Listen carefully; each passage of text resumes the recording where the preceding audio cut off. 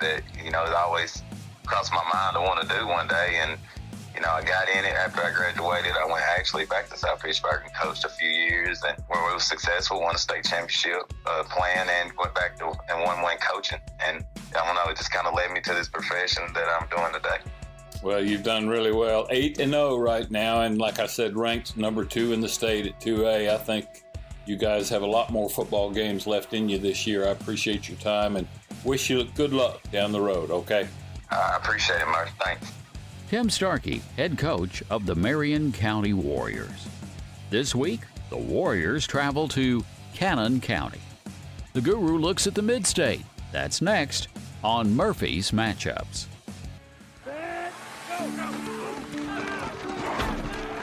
Huff and Puff Trucking is a proud supporter of Tennessee high school football. There is a special bond that Friday nights in the fall bring to a small town. We wish the best of luck to every team this season. Huff and Puff is a company that connects with its employees in the same way a football team connects with its own town. If you're a Class A CDL driver or a maintenance technician and want to learn more about our advantages of working at Huff and Puff Trucking, call us at 800-965-5033. The Cyclones have this week off, so we're headed to Hampton. It's Unaka and Hampton on WBEJ Radio Sports. Fall is here with its cooler temperatures, so get the tires your car needs for both fall and winter cold now at Hayward Tire Center, Highway 19E, Valley Forge. Hayward Tire is a family-owned business supporting local high school sports teams and also offering tire buyers more than just name-brand quality tires. Also obtain the new brakes, front-end alignment, shocks, and other automotive needs you might have. Plus, get lifetime computer balancing and lifetime tire rotation with every tire purchase you make from Hayward Tire, Highway 19E, Valley Forge. Open weekdays 8 to 5, Saturdays 8 to 1. Elizabethan Electric, serving the community with the customer in mind. With online bill pay, it's just a few clicks of the mouse. Visit the City of Elizabethan webpage and click Online Payments for one-time pay or paperless bill online pay. For iPhone and iPad users, check out the Elizabethan Electric System app. You can still mail in your payment, pay in person, or for automated pay by phone, call 1-844-718-0065. Take advantage of steel promotions going on now through Halloween at Big John's Closeouts Elizabethton. Save $50 on the MS250 chainsaw with 18-inch bar, now only $349.99. Also save $90 on the HT105 pole pruner with a cutting height of up to 16 feet, on sale for $599.99. And take care of small projects around the house with the battery-operated GTA 26 pruner set for $149.99. A savings of $30. Big John's Closeouts, 238 East Elk Avenue, your Elizabethton steel dealer for sales, parts, and service. You're listening to Murphy's Matchups. Give us 30 minutes each week. We'll keep you up to date with the state of prep football in the Volunteer State. And now, here's Murphy Fair. Thanks, Doug. Let's take a look at action here in Middle Tennessee at the 6A level. Smyrna goes on the road to Antioch. It's a short drive, but nonetheless an away game for the Bulldogs, and I think the Bulldogs come away with a win there. Green Hill should win at Cookeville. Blackman may be the most improved team in the region. The Blaze should have no problem in dealing with Rockvale this week on the road. I think Coffee County gets a win against Ottawa. Look for Wilson Central to win at Warren County. Gallatin visits Springfield. It's one of the Mid-State's longest rivalries and should be a great game again this year. I'm picking the Green Wave to emerge as the winner in that one and possibly earn another berth into the playoffs. Oakland travels to Ravenwood. I think Oakland gets the win there. And Riverdale plays at Siegel. The Patriots and Warriors should both win games this week, only if they don't look ahead to the Battle of the Borough next week. If they look ahead, the Borough battle will be somewhat anticlimactic. Stewart's Creek should win at Laverne. Kirkwood should win at Kenwood. Rossview visits Clarksville. Both are tied for the Region 7 6A lead at 5-0. This one should be a war. I'm picking the Wildcats to end the evening as regional champs. Dixon County should win at West Creek. I think Clarksville Northeast wins at Clarksville Northwest. I'm picking Nashville Overton to get a win against Stratford. Look for Cane Ridge to top McGavock. Mount Juliet should win at Franklin. And I think Brentwood wins at home against Independence. In 5A, I don't think Beach has any problems winning at Hunter's Lane. Ridgeway, a likely loser in Paris at Henry County. I'm picking Page to win at home against Centennial. Look for James Lawson to get a win at Columbia. I think Franklin County wins at Lawrence County. Lincoln County, probably a loser at Shelbyville. Shelbyville is the only team in Region 5-5A without a league loss. I figure the Eagles stay that way with a win at home against the Falcons. Hillsboro should win at Glencliff. I think Nolensville gets a win at home against Summit. Tullahoma should pick up a win at Spring Hill. Look for Hendersonville to top Lebanon, and I think Portland gets a win at Westmoreland. In 4A action, I'm picking Livingston Academy to win at Cumberland County. Macon County should have no trouble with Watertown. DeKalb County visits White County. A win this week probably puts one of these teams into the postseason. I figure that honor goes to DeKalb County. Stone Memorial visits Upperman. A week ago, neither one of these teams had a loss in regional action. Should be a good game, but I think Upperman comes away the winner. Creekwood should win at home against Greenbrier. I'm picking Pearl Cone with an easy win over White House. Marshall County should get an easy win at Whites Creek.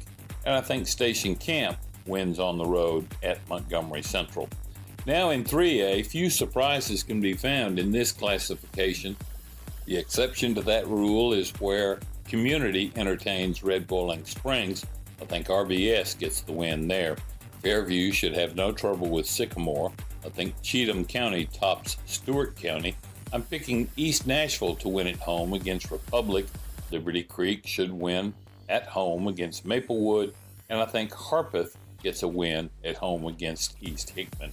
In 2A, I'm picking Fayetteville to win at home against Cascade.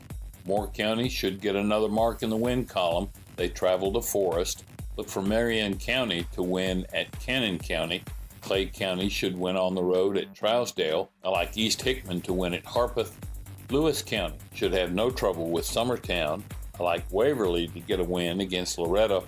I'm picking East Robertson to win over White House Heritage. Mount Pleasant to win at home against Hickman County.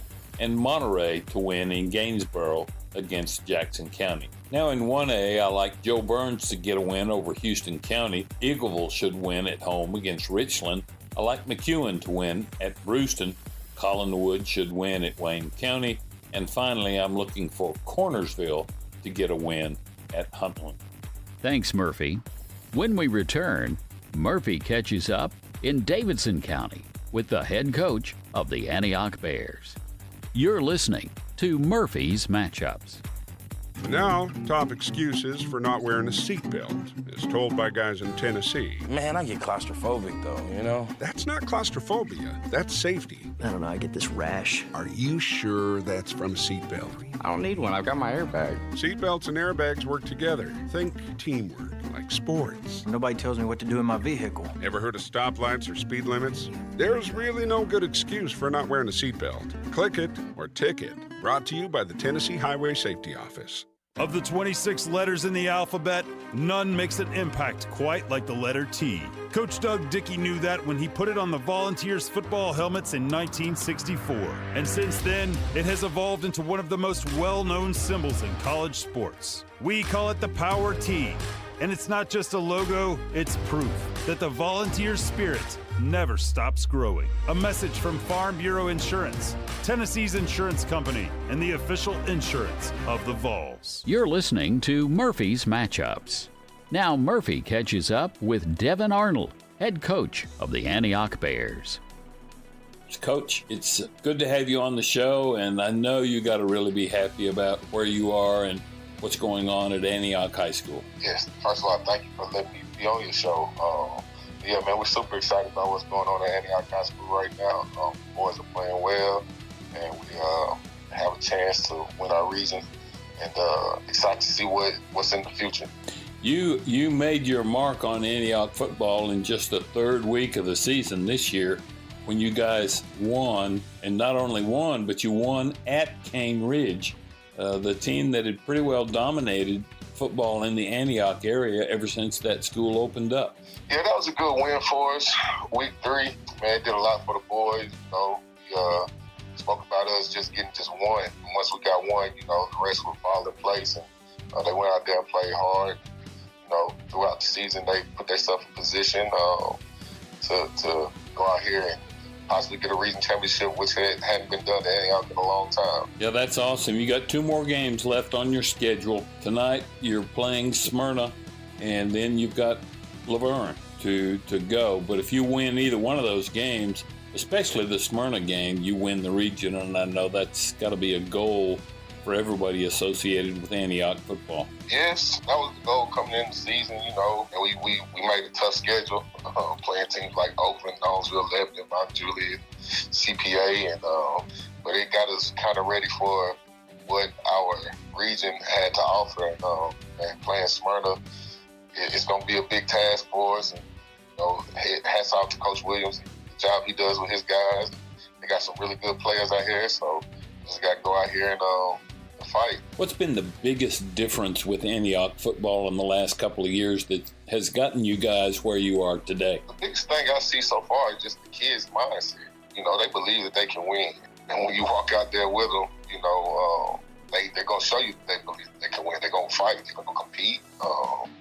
And they're going to play as hard as they possibly can for each other. You know, they always talk about it's a brotherhood over there. So, you know, they're a close-knit group. So they just bind into what we have, the offense coaches. We're just pouring life into them and just getting better every day.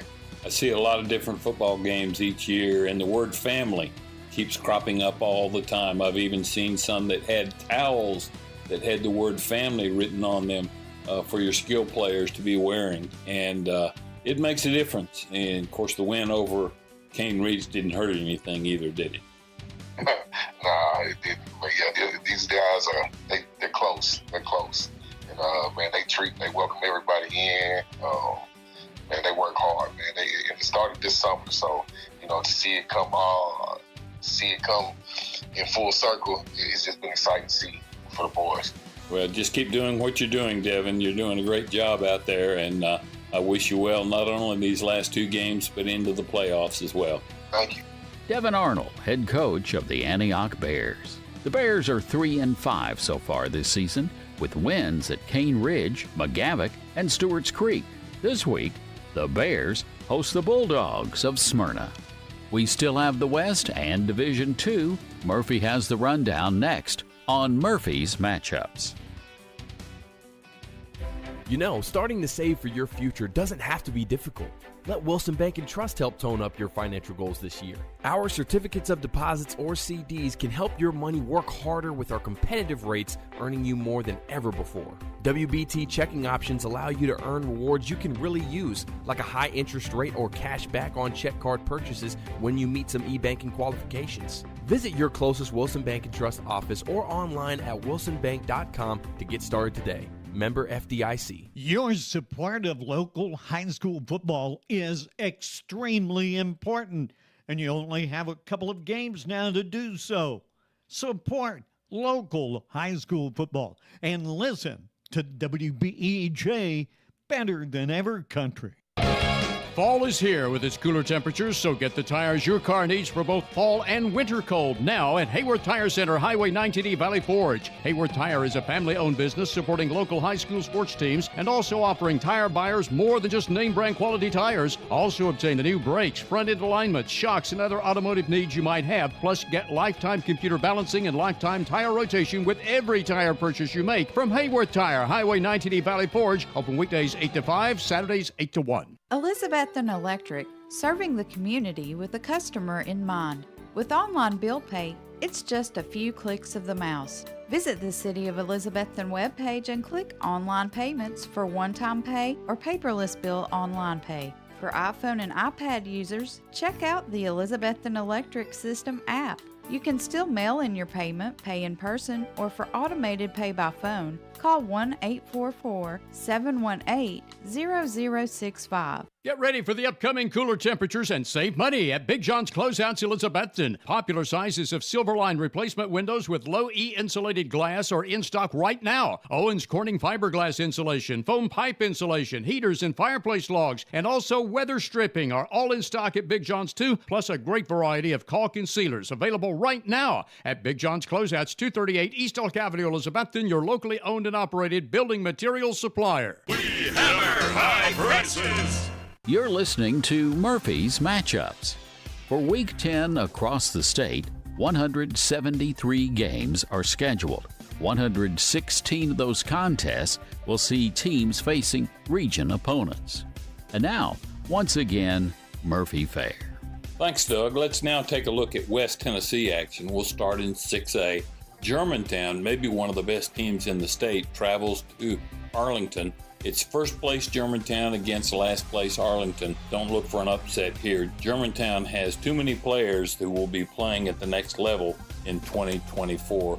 I'm going with the Red Devils. Bartlett should win at home against Cordova. I like Houston to get a road win at White Station, and Collierville should win against Whitehaven. In 5A, only 3 games to list. Southwind hasn't lost a game yet this year. I don't think they'll lose this week either. They play at Kirby and should win easily. I like Millington over Brighton and Fairleigh to win at Memphis Overton. 4A, Lexington should get a win at Chester County. Haywood entertains Crockett County. I'm picking Haywood in that one. Dyer County should squeak by Obion Central. Hardin County visits Jackson Southside, another big game where the playoffs are concerned. I think Hardin County gets the win and also a regional championship with that game. Jackson Northside should win at home against South Gibson. I think Melrose wins at Craigmont. Mitchell should defeat Fayette Ware, and I think Sheffield wins at home against Lakeland Prep. 3A action on Thursday night finds Douglas visiting Hamilton. I'm going with Hamilton in that one. Scotts Hill should win at Bolivar on Friday. Other Friday action finds Scotts Hill at Bolivar. I'm going with Scotts Hill there. Bolton should win at home against Raleigh, Egypt. I like Covington to get a win at home against Ripley. I'm picking Westview to top McNary Central. Dyersburg, playing at home, should have no trouble with Liberty Magnet. Sheffield entertains Lakeland Prep. Sheffield appears to have won the Region 8 3A title. This game and next week's battle at Kirby against Wooddale should serve as momentum for Coach Edward Kirkendall's Knights. And I think Memphis East defeats Wooddale. In 2A, a Thursday game there finds MASC at Manassas. I'm going with MASC. Huntington should have no trouble at Camden. I'm picking Milan to win at Peabody and Trenton. West Carroll should win at home against Kip. I look for Adamsville to get a road win at Gibson County. I like Riverside to get a win at JCM. And Perry County should top Middleton. Other 2A action finds MLK Prep, a team that has played 8 games this year, taking on Kingsbury. MLK Prep has been shut out 7 times in those 8 games, but Kingsbury has been shut out in all 8 games. Got to go with MLK Prep in this one. I like Tresvant to win at home against Hillcrest and BTW to win at home against Memphis Business. Now in 1A, McEwen visits Brewston. I've got to go with McEwen there. Union City should win at Humboldt. I like Dresden to win at home against Gleason. I'm picking South Fulton to get a road win at Halls. Look for Lake County to win at home against Greenfield. McKenzie should have no trouble with Freedom Prep of Memphis. And I think Middle College wins at home against Westwood. In Division II AAA, I'm picking Baylor to top MBA at the AAA level. Macaulay should win at Knoxville Catholic. And I think Lipscomb Academy wins at home against Brentwood Academy. In Division II AA, I'm looking for Boyd Buchanan to beat Knoxville Webb. CAK should top Notre Dame. I think Pope John Paul II wins at home against Chattanooga Christian. And Silverdale Baptist should win at home against Knoxville Grace. In the Mid-State, CPA entertains FRA. Should be a great game. They're battling for a regional championship, and I think CPA, playing at home, gets the win.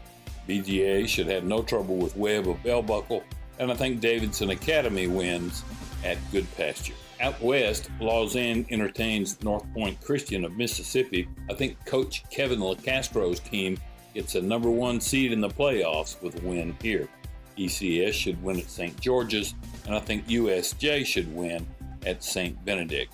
In Division II Single A, 2 games there. I think Oneida beats Kings Academy at Oneida, and Friendship Christian should win at home against Ezell Harding.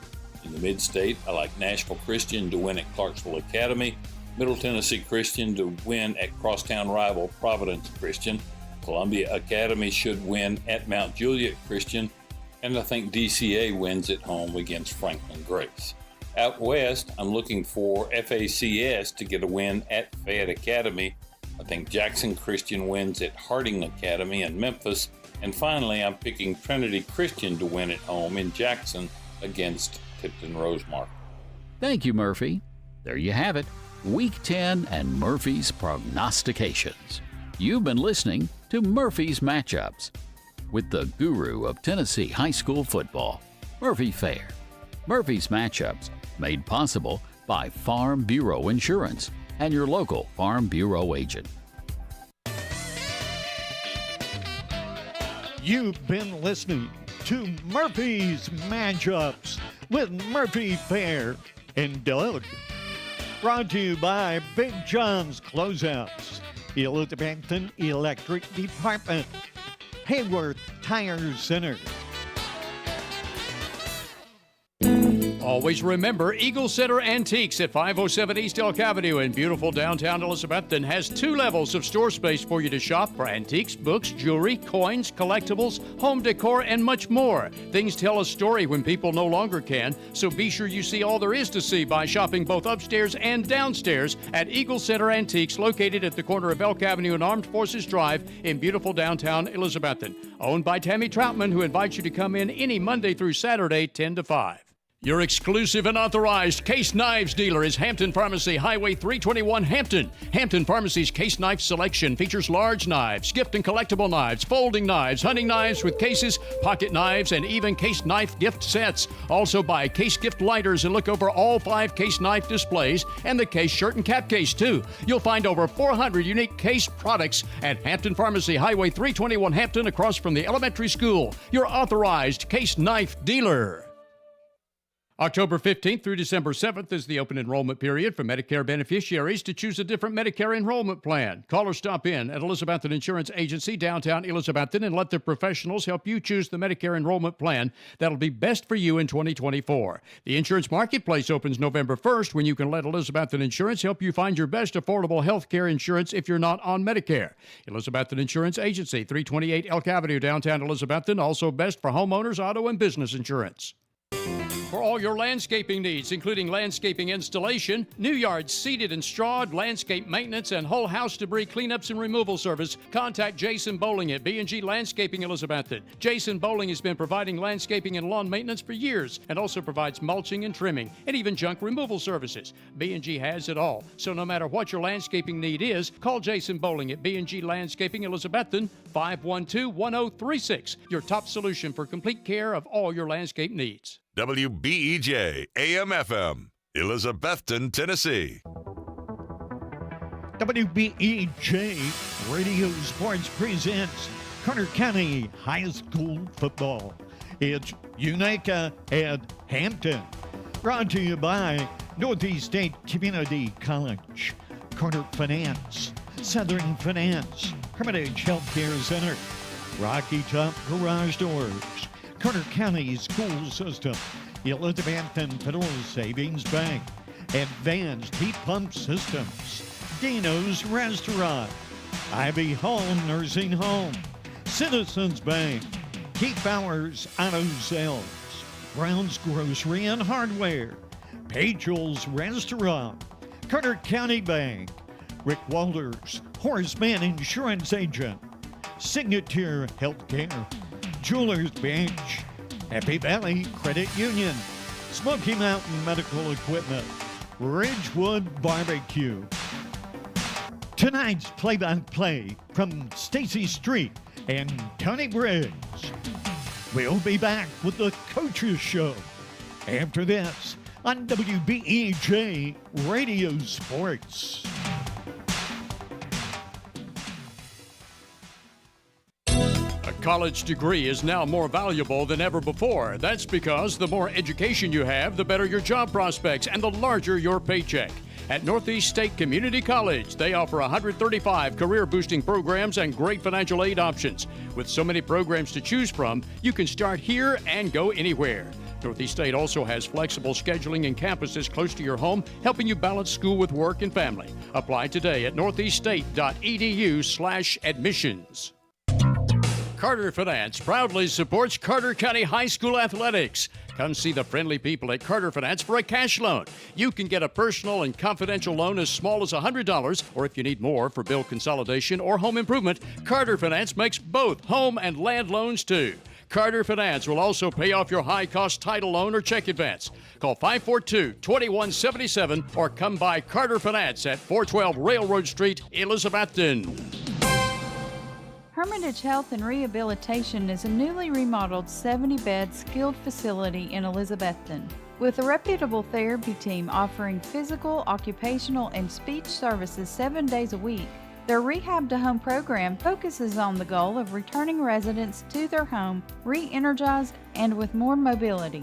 Schedule your tour today at Hermitage Health Center, 1633 Hillview Drive, Elizabethton, 543-2571. The Rocky Top Garage Door Showroom is located at 401 Hatcher Lane, Elizabethton. Owner Mitch Parlier has provided sales, service, and installation of garage doors for over 30 years, and Rocky Top Garage Doors is Elizabethton's Amar Lincoln door and linear and liftmaster door opener dealer. Tell them what to do if the garage door breaks, girls. Call Papa. Rocky Top Garage Doors, 518-1560. That's Rocky Top Garage Doors, your automatic garage door dealer. Learn more online at rockytopgaragedoor.com. Carter County School Board members Dylan Hill, Kelly Crane, Terry Hubbard, Gary Oakes, Danny Ward, Tony Garland, Jeremiah Tully, and Keith Bowers Sr., plus Director of Schools Dr. Brandon Carpenter, support academics and athletics. They know they go hand in hand in building character and strengthening our community. It's a reminder from the Carter County School Board members and the Director of Schools, Dr. Brandon Carpenter. For the best carpets, hardwood floors, vinyl, ceramic tile, laminates, and waterproof flooring, see Winchester Quality Flooring, 110 West Elk Avenue, Elizabethton. Better than ever, WBEJ. Welcome to the Coaches Show on WBEJ Radio. Tonight, it's Unaka at Hampton, and we'll be talking with both head coaches. Head coach O'Brien Bennett from Unaka and head coach Michael Lunsford from Hampton. We start with Coach Bennett. And once again, it's been one of those up and down seasons for Unaka, but in the region, you're 2-2, overall 2-6. How do you describe the season? Well, like you said, it's been up and down. We've had to deal with some adversity this year. You know, a lot of that came in the form of injuries. We lost some key players in the preseason. You know, guys that we had really built our offense and defense around in terms of planning. And to have those guys go down in the preseason and are going to miss pretty much the whole season. We're hoping to maybe get them back, possibly for at least one of them, maybe for the playoffs. But when you lose some of your best ball players early on, you know, you got to ask other guys to step up and play different positions. Right. And we've had some guys do that. A.J. Greenless has moved over from wide receiver to running back, and he's done a really good job at that position. We lost Brennan Repass, who was our starting quarterback coming into the year, to a shoulder injury, and we asked Connor McKinney to move over from wide receiver to quarterback. And so those guys are playing new positions, and anytime you play new positions, there's going to be a certain level of growing pains. Sure. As you learn, you know, new roles, new responsibilities. But those guys have really stepped up. They've been playmakers for us offensively. We lost a number of guys on our offensive and defensive lines to injury this year, and so we've had a lot of young guys step up. Our offensive line, you know, returning Marcus Showmaker as a senior leader and Tyler Smith and Aiden Peterson. Having three senior leaders there has really helped with that as we broke in some new younger guys like Chris Good and Nathan Bailey. Jake Taylor, he had a tremendous offseason, and he really stepped up offensively and defensively for us. So, you know, when you lose as a small school, when you lose guys to injury, you know, you're already thin as it is. Right. But when you lose guys to injury, you're starting to ask guys to know and to be able to play multiple positions. And they become kind of jacks of all trades, masters of none. And sometimes that bites you with mistakes, mental mistakes. And, you know, that's part of it. You know, that's part of being a small school football coach is teaching those guys and teaching them better than I guess what we've been able to do this year, so that they don't make those kinds of mistakes. Well, you've had some pretty good work. You mentioned McKinney there a moment ago. He started to come on. It's unfortunate that some of the newer players at different positions, you only have 10 games, so you don't have a lot of time to work on that skill, right?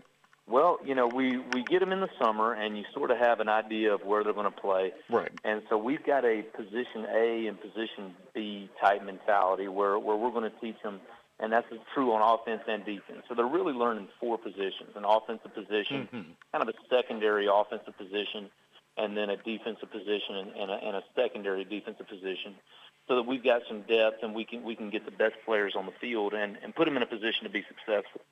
And so when you've got new starters in general, we graduated a lot of talented football this year. So when you've got new starters in general, there's going to be growing pains early on in the season. Sure. And so when you've got new starters and then you roll in new starters after that at their secondary position, you get more growing pains than what you hope for. But our kids have really fought through it. Their effort, their attitudes have been tremendous. They're coming out. They've been willing to do everything we've asked of them. Whether it be, putting an ineligible number on a wide receiver so that he can play on the line, which is not a transition that many receivers are willing to make, right? Or moving a guy to quarterback or to running back from his more natural position, asking a guy who's your starting corner to play Mike linebacker for you at 150 pounds, and they're all willing to do it and they're willing to learn, and that's a great thing about these kids. They're we came into this season pretty inexperienced. We came in without, a lot of depth. But, they're learning a lot of positions. They're playing a lot of football.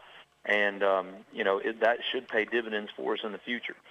Numbers-wise, how did you come into the season? We had about 26 come out. We've got, I think, 20 healthy right now at last count. We're pretty thin, as it is, and then you throw in some injuries. And so now, we're asking guys to play 120 snaps in a night. We've got some kids like Marcus Showmaker and Micah Gray. There's Isaiah White. We don't get to talk to them all night. They're on the football field. We're screaming and yelling, trying to communicate with them, but they're not going to end up on the sideline for anything because they're going to be on offense, they're going to be on defense, they're going to be on every special team, and fatigue sets in, mental fatigue as much as physical, because those kids, they're all banged up because they're on the field the whole game, and their hearts are huge. I can't brag about these kids enough because they're going out there, and for people who don't know, when you're out there on the football field for 120 snaps, hitting people for 120 snaps, not coming off the field at all. I mean, not setting foot on the sideline except for halftime. That takes a lot of character. Yeah. That takes a lot of heart to do. Yeah, it's insane, and to do that all almost. Season. Well, yeah. I mean, but that's the nature of small school ball, and especially small school ball in a season where you've had a lot of injuries. Let me ask you about your feeder program there at Unaka. Do you have a feeder program at all, or are you looking maybe toward the future when the new school is built in the Hunter community? Will that help to maybe get a better feeder program? Well, the feeder program is the lifeblood of the high school program. You look at Hampton, you look at Elizabeth, and you look at Cloudland, you look at Happy Valley. All of those schools have a lot of success because they're taking kids who come in well developed by their feeder programs. And you look at those feeder programs; they've all got excellent feeder programs there, from the Watauga Junior League to the middle school and on up. Right. And then you're taking those kids who are well prepared, and you're developing them very well with a good coaching staff and a good program. And that's what we're building to here. We rejoined the Watauga Junior League this year with our youth club. We finally got enough resources, and Hampton and Elizabeth and Happy Valley and the other schools in the community really stepped up helping to make sure that we had the necessary resources so that our kids, from grass cutters to junior peewee, we can get our 7- and 8-year-olds playing ball, and we've got our 5- and 6-year-olds playing flag football down in the Elizabethan League. And so our kids are playing ball at a young age, but that takes time to filter up. True. And we're starting there basically from scratch, and trying to get that feeder program developed so that can feed into the middle school, and then the middle school can feed into the high school. But it's kind of like planting a fruit tree, you know. Absolutely. The day you decide you want a fruit tree, you know, you needed to plant it 10 years ago. So, and that's the way that it works for your feeder program. You know, the best time to plant it was 10 years ago, and the second best time's right now. So that's the approach we took. Our high school staff helps out with those teams. They coach there. All of our assistant coaches are coaching teams on Saturday mornings, and after we have high school practice, we're having, you know, junior peewee and grass cutter practice. So our coaching staff has stepped up. They're working their tails off. Our kids come out and help. They hold the chains on Saturdays when we have home ball games. And so we've had, you know, our kids and our staff are working very hard for the future of the program. Right. And like I said, man, we've got some great kids here who've got a lot of heart and who are laying it on the line week in, week out. I just wish I could prepare them better as a teacher of the game myself to put them in position to have had more success this year. Let's talk about your coaching staff. Who are you relying on to help make this team better? Well, we've got John Costco. He's our defensive coordinator. He's an analyst for Pro Football Focus, and so he spends his weekends working on the NFL and his evenings working on college football, and then in between he finds some time to help us out. So he's a very knowledgeable guy. He coaches two of our youth club teams. We've got Joey Parlier. He's been a real big asset. And you know, he's a local guy who knows the game. You know, he's a Stony Creek guy through and through, and so he bleeds maroon.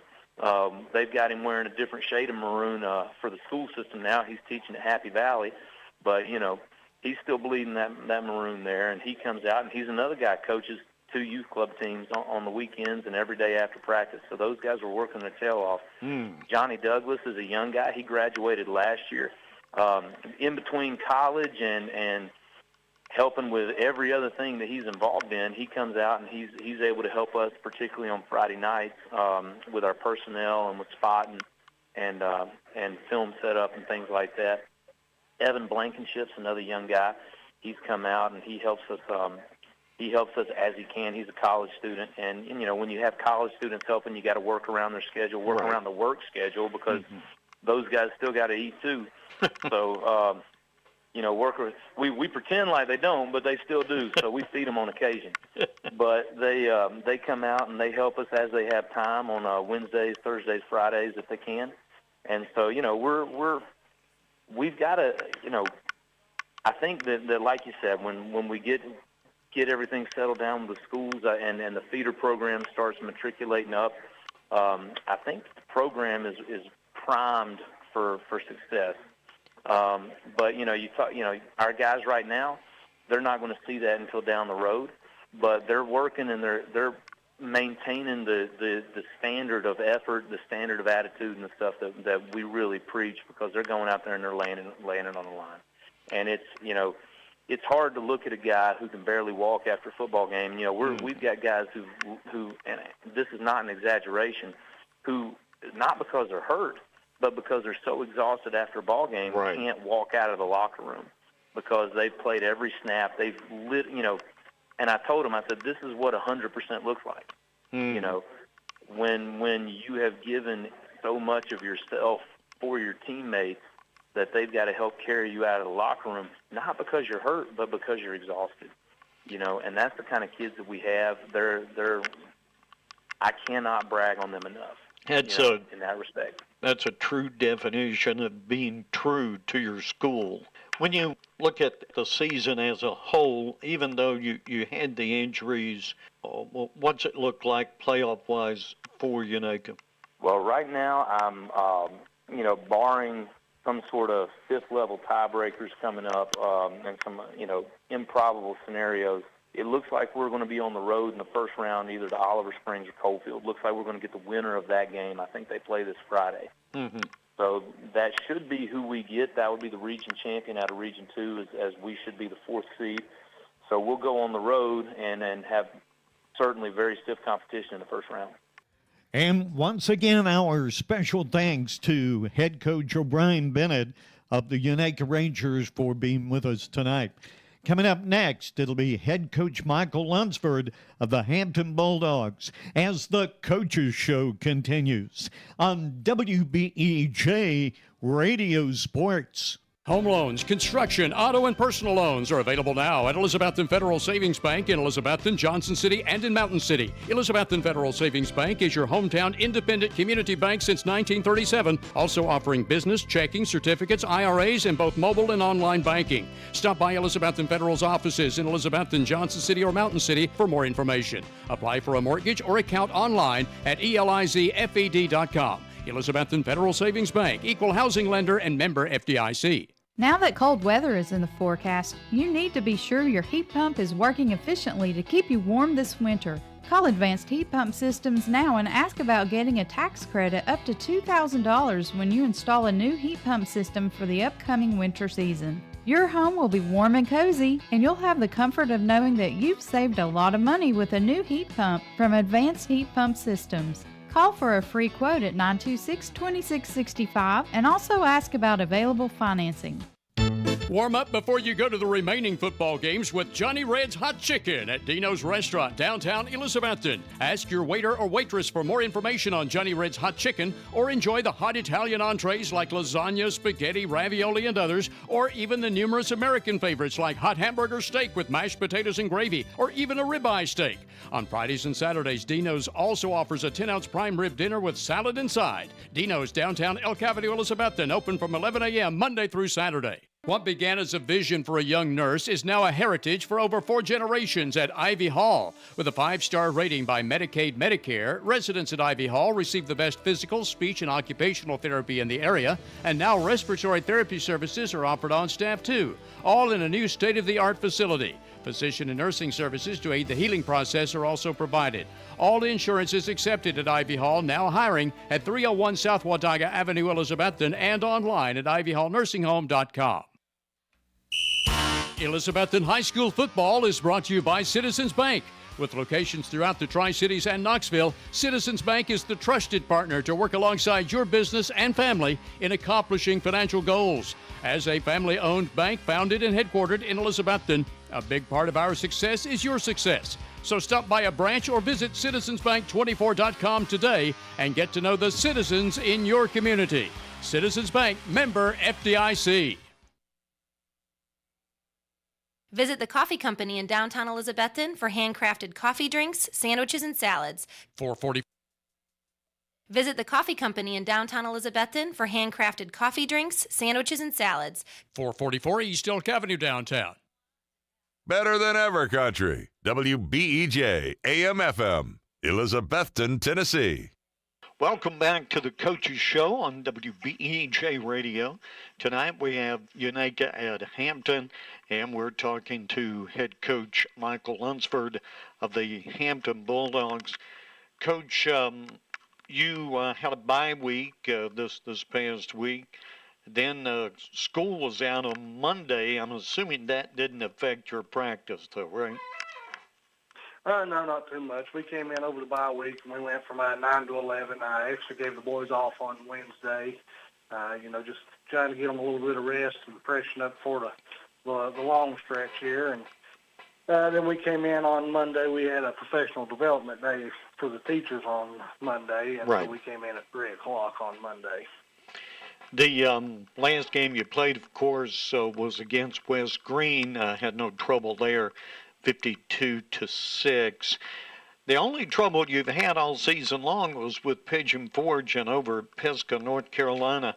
What did you learn from those 2 games that put you in a position to have 5 wins in a row? Well, part of it, we had a lot of young kids playing, and had a lot of some growing pains there at the first of the year, and kind of just getting a chance to work with these kids several weeks in a row and getting them all in position where they belonged meant a lot to us.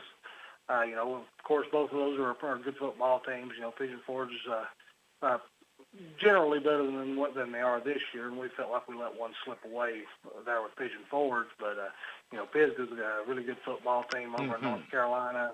And they've got, probably 1,100 kids. They're only 3A over in North Carolina, but there actually would be like a 5A school in Tennessee. Right. Fact of the matter is that playing up is not a bad thing because you can learn an awful lot about your football team and work on problems that you won't see maybe in your own conference. Yeah, absolutely. It gets you ready for playoff time. I wish we'd have played that game just a little bit later in the season. Just felt like we'd been a little better prepared for it. But it's good as long as you can come out healthy. The problem with playing, a 2A school playing a 5A school or something similar is, there's so many more players going to play for the 5A school, for the bigger school, and it's a war of attrition, and you just got to come out of there healthy. Let's talk about injuries and being healthy at Hampton. How does that stand up right now? We're in pretty good shape right now. We actually just got Bryson Markland back. He's not played for us all year. He broke his collarbone in a scrimmage before the season started, and we're actually going to get him back this week. So we're excited about having him back. We've got a couple of kids. Chance Point probably would have been our leading receiver all year this year. Been a 3-year starter, and he got hurt in the Pigeon Forge game, and he's been out all year. So we hate that we lost him. He would have made a difference for us, but we lost him and for the year. And then we've got Greg Tolley, who's been out since the Cloudland game, but it looks like he'll be back next Monday, but he won't be available for this Friday night. Are you a big advocate of one sport, or would you rather the guys play multiple sports if indeed they have the ability to do so? Oh, I think it's definitely a good thing for them to play every sport they can play. We just had a professional development yesterday, and one of the things they were talking about was when you specialize in a certain sport, so that's when you work the same muscles over and over and over and over, seems like they see more injuries with those that specialize than they do in actually that ones that play multiple sports and use different muscles and different body parts as basketball and football and baseball. They all have kind of different movements to them. Right. And at small schools, you have to have all your best kids play multiple sports to be competitive.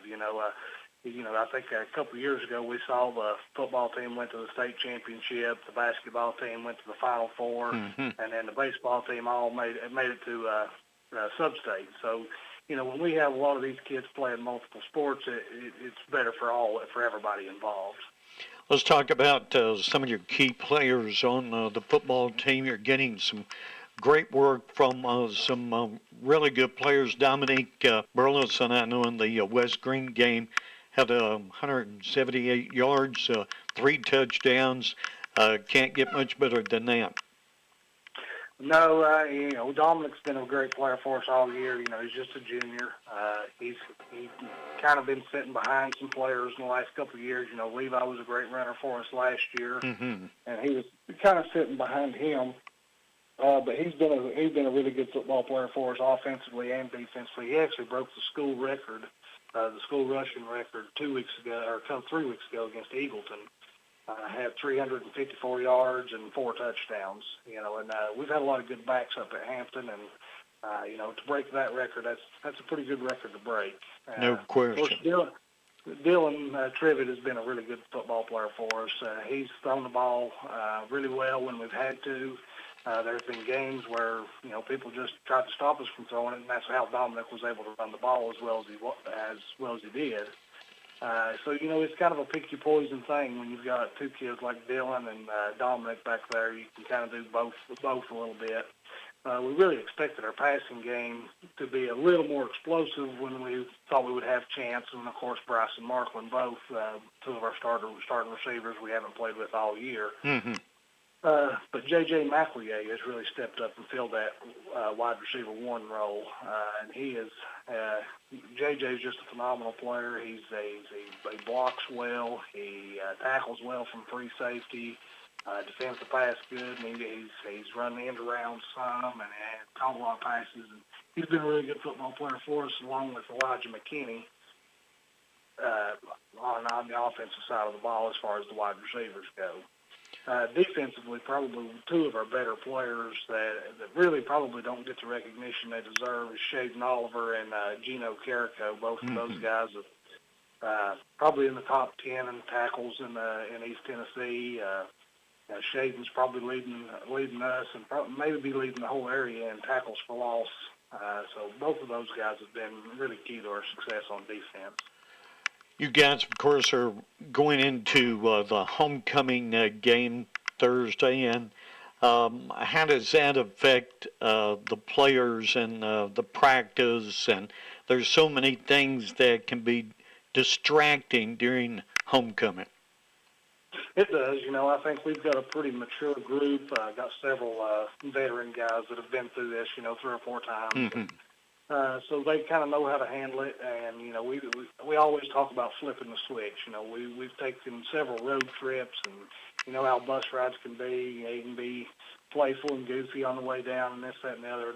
We just talked before the game about being able to flip that switch and turn it on, and put all the other distractions outside of you, and focus on one thing and what your job is, and just focus on football when it comes game time. I know you don't look too far down the line, but who are some of the people that would be a potential rival as you get into the playoffs?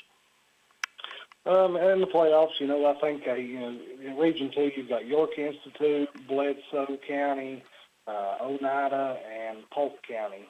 It's a little bit different, Region 2, than what it's been in the last several years. Some of the teams got moved from Region 2 to Region 3, and some of the teams moved up to 3A with the new classifications. And so it's a little bit different to some of those teams that we're not really very familiar with, like York and Bledsoe and Polk County. Right. We've played Oneida several times, but those teams like that, we've not seen them since I've been here. So it'll be a little bit different. I know York's got a really good football team. I think they're ranked number 1 in the state right now in 2A. So we know that's a tough region. Bledsoe County played them well. We know that Region 2 is always a tough region. We're trying to focus one game at a time, and we've got a big game coming up next week against South Green, which was it's kind of for the conference championships. Right. We're trying not to look past Unaka, and then we'll focus in on South Green when it comes Monday.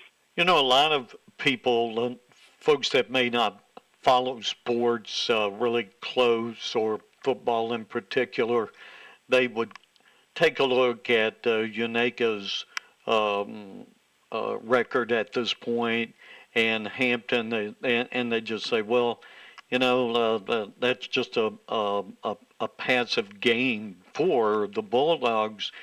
But you brought it up. You cannot overlook a team that has nothing to lose, right? Absolutely. And football's a funny game. You can lose a game that you really probably shouldn't have lost just by the bounce of the ball. There's a lot of things that can affect a team's record, and we try not to pay no attention to that. And we try to just focus in on what they do well and what we need to get better at and what we need to do well in order to beat them.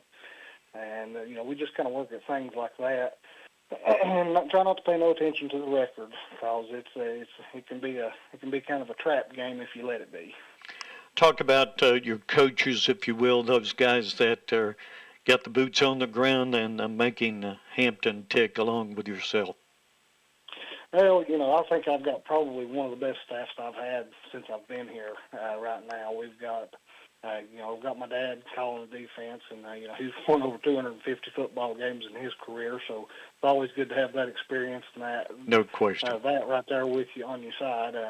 He's been phenomenal, and I think right now he does it more for me and the kids than he does for himself. Mm-hmm. He does a really good job with it, and I love having him around.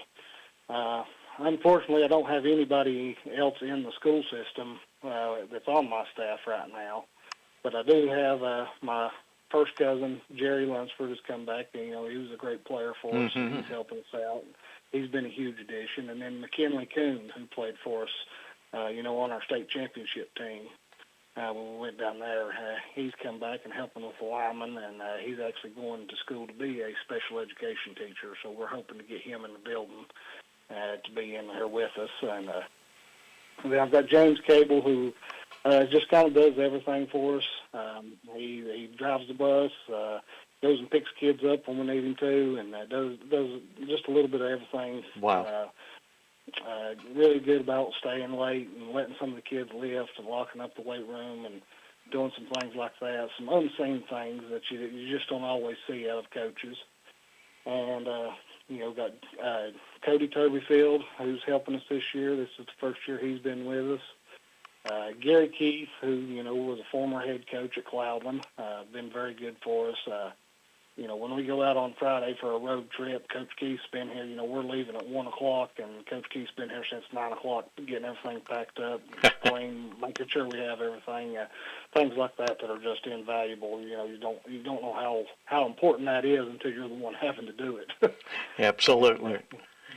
He means a great deal to us. Coach Hyder he's actually battling cancer right now. So he's not been with us this season, but we keep him in our thoughts and our prayers, and I think he's starting to turn the corner and do a little better with things. So we look forward to getting him back as it goes along.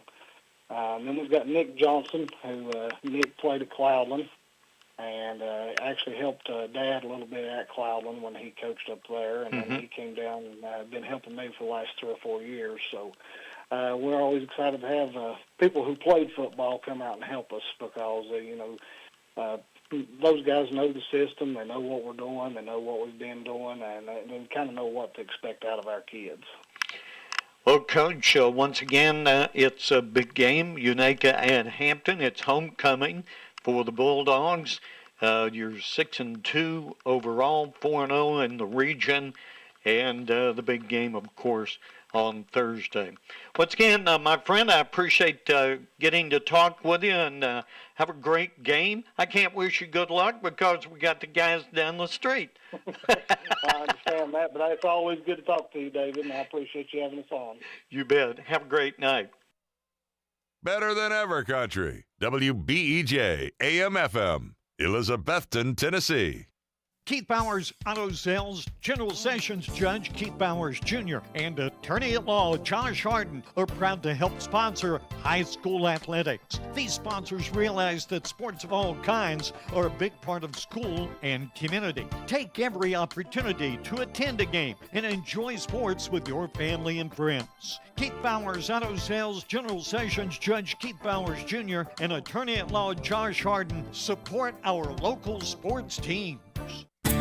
Brown's Hardware and Grocery, Highway 321 in Hampton, is now in its 4th generation as a family business and still supplying consumers from Hampton and beyond with all the hardware items you'd need for any season of the year, and is also still specializing in supplying hard-to-find items. Shop Brown's now for all the groceries you need any day of the week, and with cold weather approaching, remember Brown's has furnace filters, oil and gas fittings, kerosene heaters and parts, and much more. Brown's Hardware and Grocery, still the most unique store in Carter County on Highway 321 on your way to Watauga Lake. Come in and try the all-new Pagel's Restaurant, Highway 321 in Hampton, for a menu full of your favorites. In addition to all your favorite hamburgers, look at the menu to see Pagel's Honey Pepper Hawaiian Burger and the Fire in the Hole Burger. There's hot dogs and other sandwiches too, plus chicken stuff, a full breakfast menu starting at 6 a.m., and there's a fresh salad bar on Saturdays. You gotta come try the all-new Pagel's for the best home cooking in Carter County, Highway 321 in Hampton, across from the elementary school, also featuring a drive-through pickup window. Open Monday through Saturday till 8 p.m. At Carter County Bank, it's our job to help you create happy moments. From buying your first home together to renovating an empty nest. From your first car loan to your first small business loan. We're here to help along the way so you can focus on the happy moments. Carter County Bank, in the business of happiness. Learn more at www.cartercountybank.com. Carter County Bank is locally managed to support our first priority, Carter County, and the people who live here. A division of Bank of Tennessee, equal housing lender, NMLS number 430203.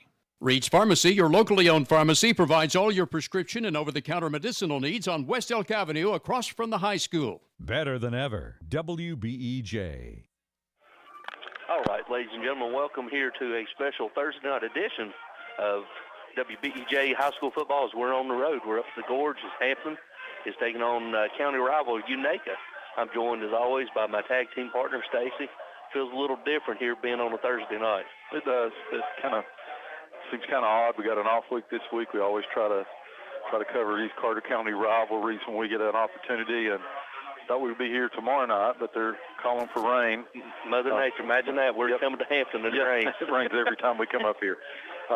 Hopefully we can get this one in before the heavy stuff comes anyway, but moved the ball game up, and we're happy to be up here tonight for a big game here tonight, homecoming for Hampton 2023 tonight. So a lot of people here on Hampton's side, a lot of people coming up from Stony Creek, so looking forward to a good ball game tonight. It should be a good game. Hampton comes in on the year 6-2.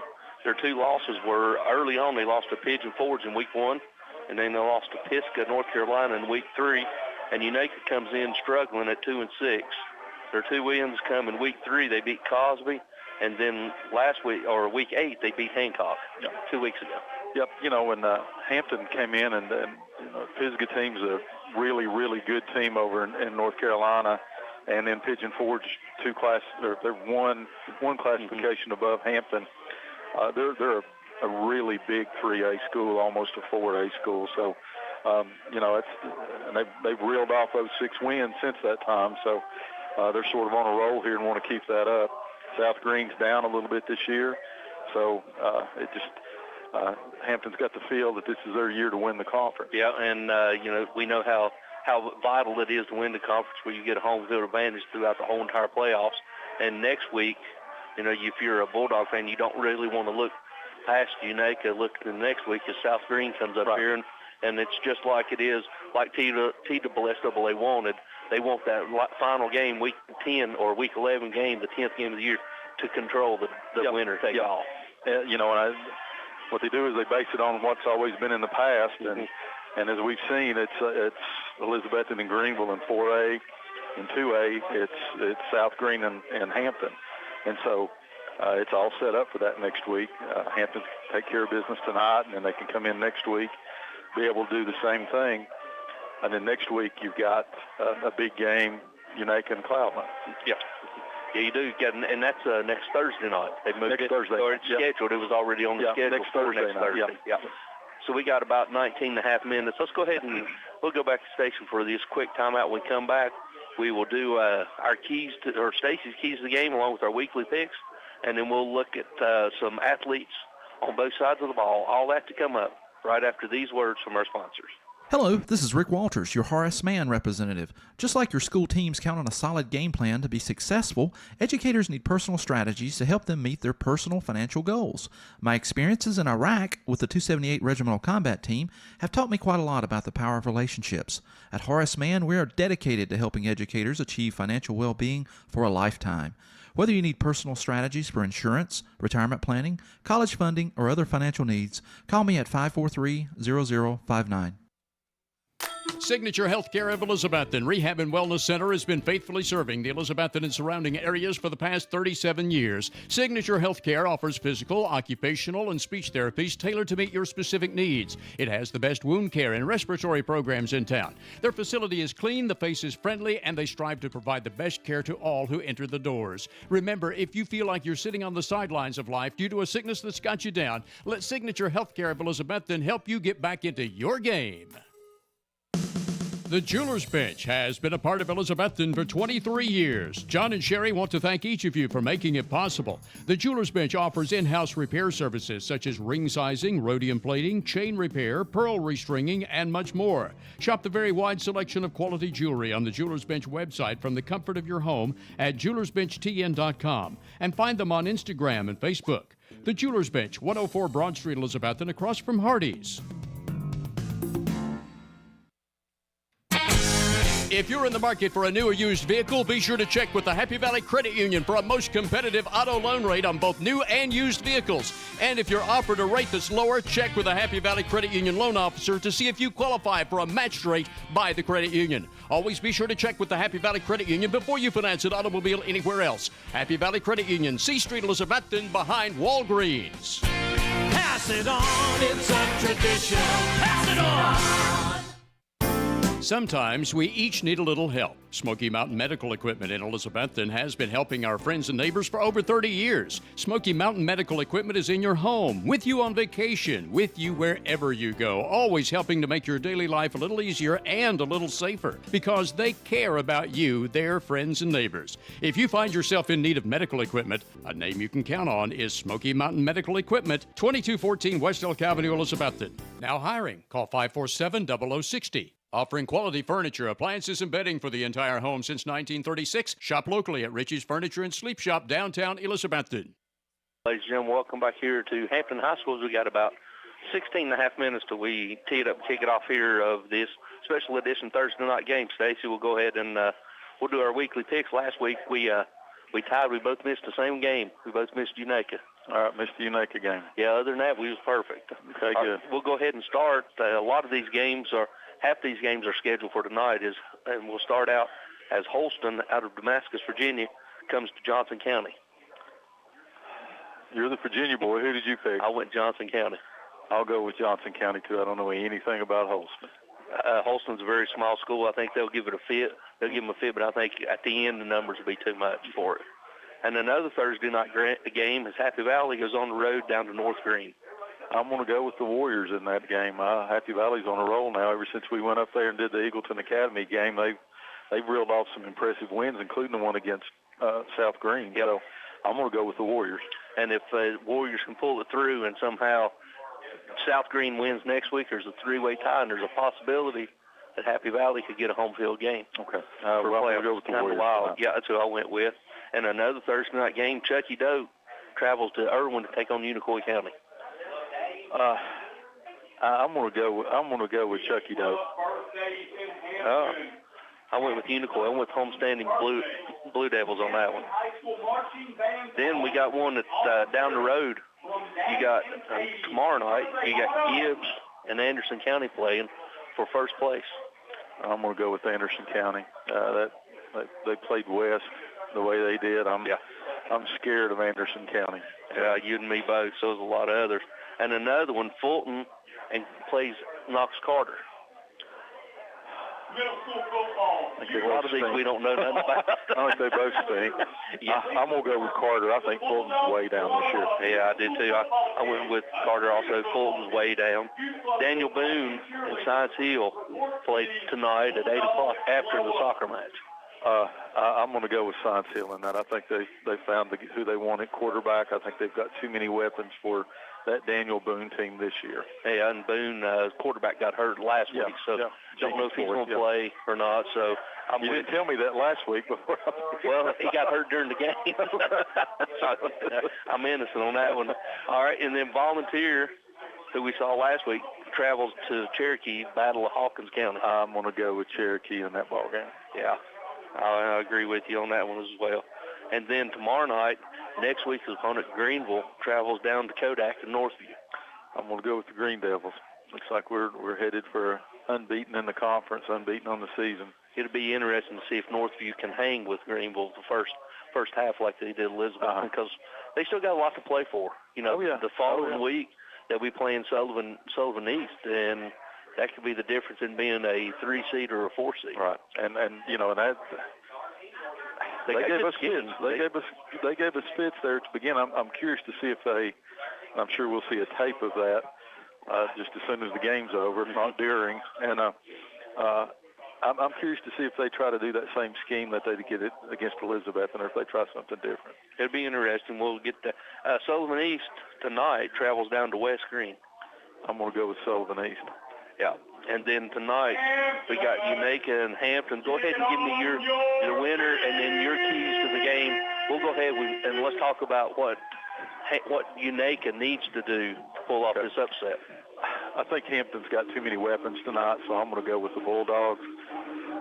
Unaka's only chance tonight is to keep Hampton's offense off the field. We talk about how important it is for long, sustained drives. Hampton's got, Robbie Fritz up here's rolled out the red carpet for us tonight. We greatly appreciate Hampton and the high school and everybody up here so good to us every time we come up here.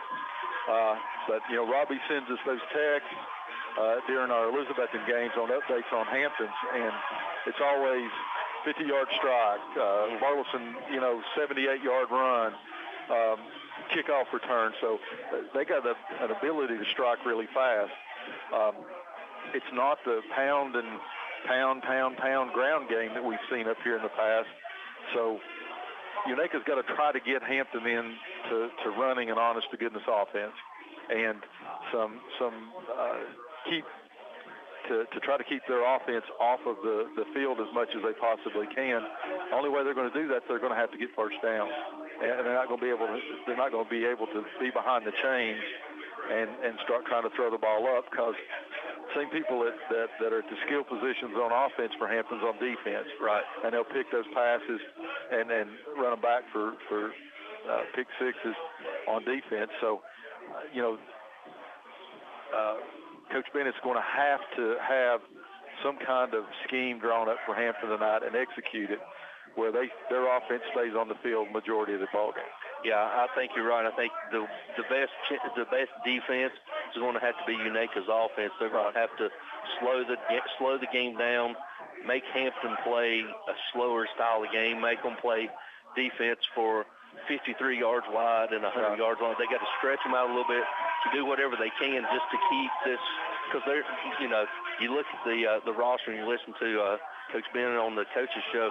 They've got some devastating injuries. They've lost 6 players. They're down to about 22 or 24 dressing. That means you got a lot of two-way players that never come off the field. Yeah, and I mean you got no way to sub either. Right. So, and if somebody else gets hurt, you're in trouble there, and they don't need to be running up and down the field. So. On long plays or anything like that. So it's just really important that they do that. So I think that is the key for Unaika tonight. If Hampton's offense is on the field a lot tonight, it could get ugly. It could. As we're getting ready to honor our nation with playing the national anthem, so we'll go back to the station for this break while we take a minute and honor our country. We'll be back after these words.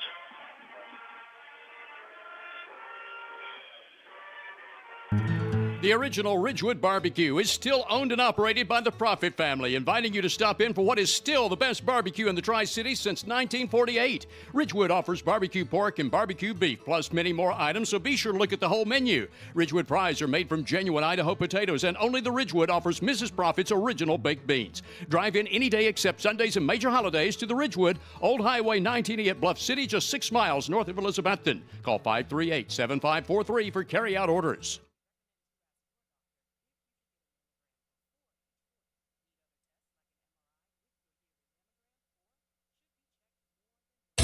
A college degree is now more valuable than ever before. That's because the more education you have, the better your job prospects and the larger your paycheck. At Northeast State Community College, they offer 135 career-boosting programs and great financial aid options. With so many programs to choose from, you can start here and go anywhere. Northeast State also has flexible scheduling and campuses close to your home, helping you balance school with work and family. Apply today at northeaststate.edu/admissions. Integrity, trust, respect, and family. That's how Southern Finance has survived since 1959 in an ever-changing economy. Southern Finance specializes in small personal loans, auto loans, home and land loans, and more. Hometown lending for honest, hard-working people like you. Southern Finance welcomes less than perfect credit at the office across from the Bonnie Kate in downtown Elizabethton. To find the loan you need, call Southern Finance at 542-2165. Hermitage Health and Rehabilitation is a newly remodeled 70-bed skilled facility in Elizabethton. With a reputable therapy team offering physical, occupational, and speech services 7 days a week, their Rehab to Home program focuses on the goal of returning residents to their home re-energized and with more mobility. Schedule your tour today at Hermitage Health Center, 1633 Hillview Drive, Elizabethton, 543-2571. The Rocky Top Garage Door Showroom is located at 401 Hatcher Lane, Elizabethton. Owner Mitch Parlier has provided sales, service, and installation of garage doors for over 30 years, and Rocky Top Garage Doors is Elizabethton's Amar Lincoln door and linear and liftmaster door opener dealer. Tell them what to do if the garage door breaks, girls. Call our Papa. Rocky Top Garage Doors, 518-1560. That's Rocky Top Garage Doors, your automatic garage door dealer. Learn more online at rockytopgaragedoor.com.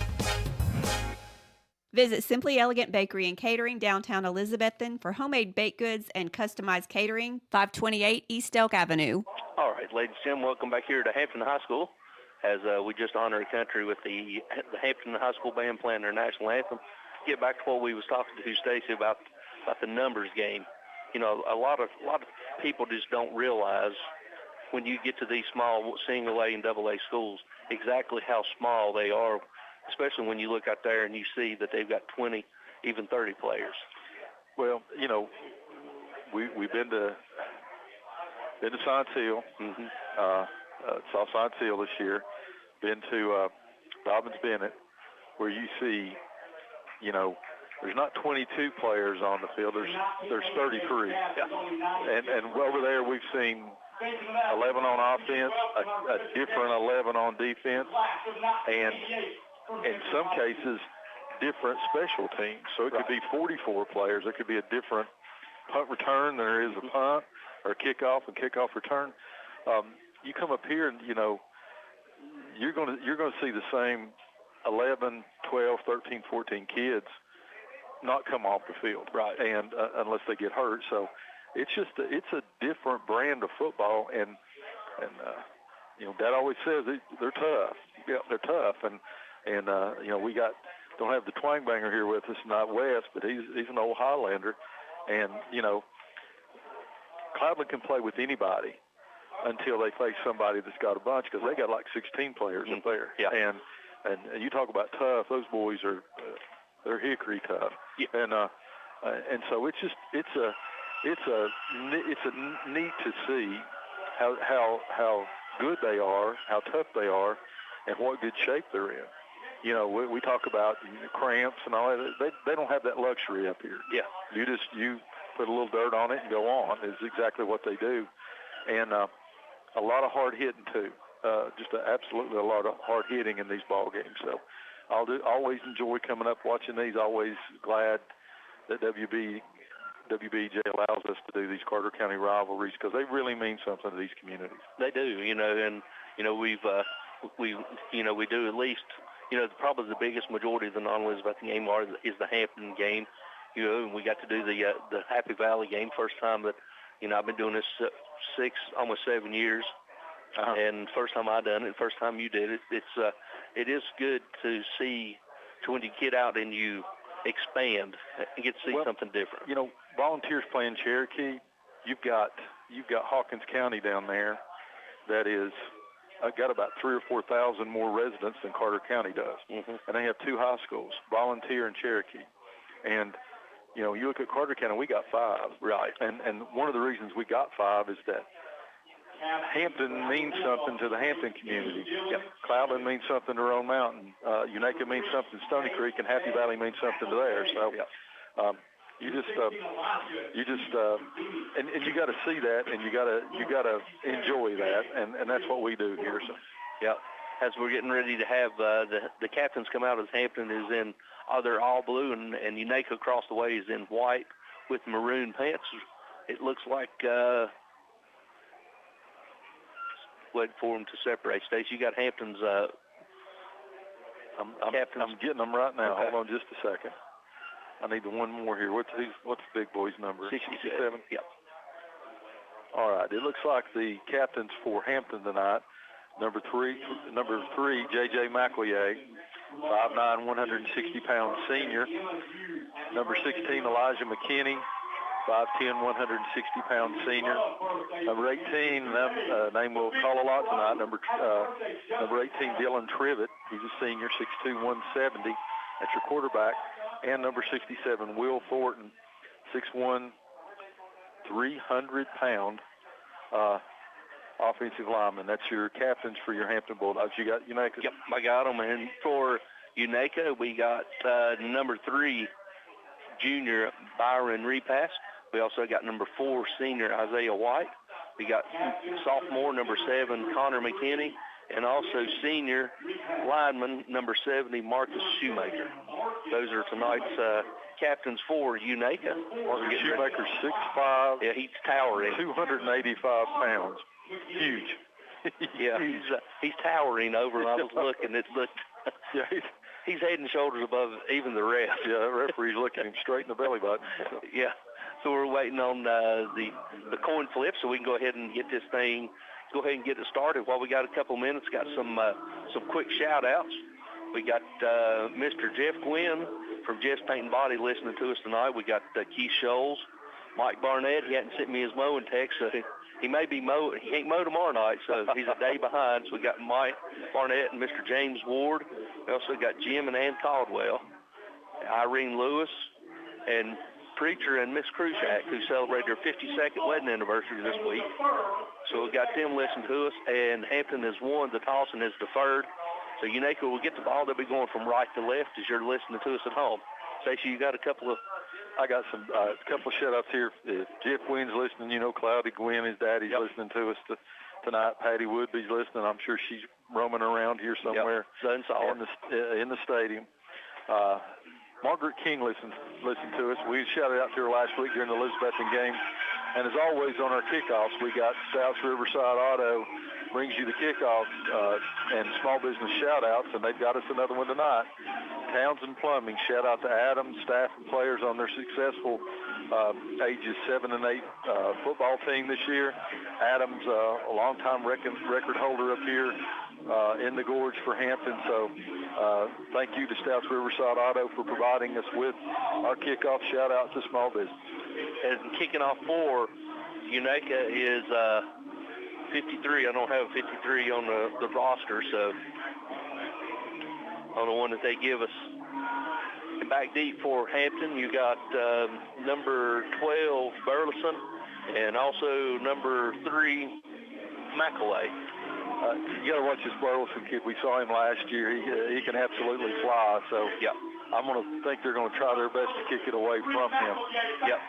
We're waiting on the kickoff to get this thing started. Waiting on the referee to finally blow it in.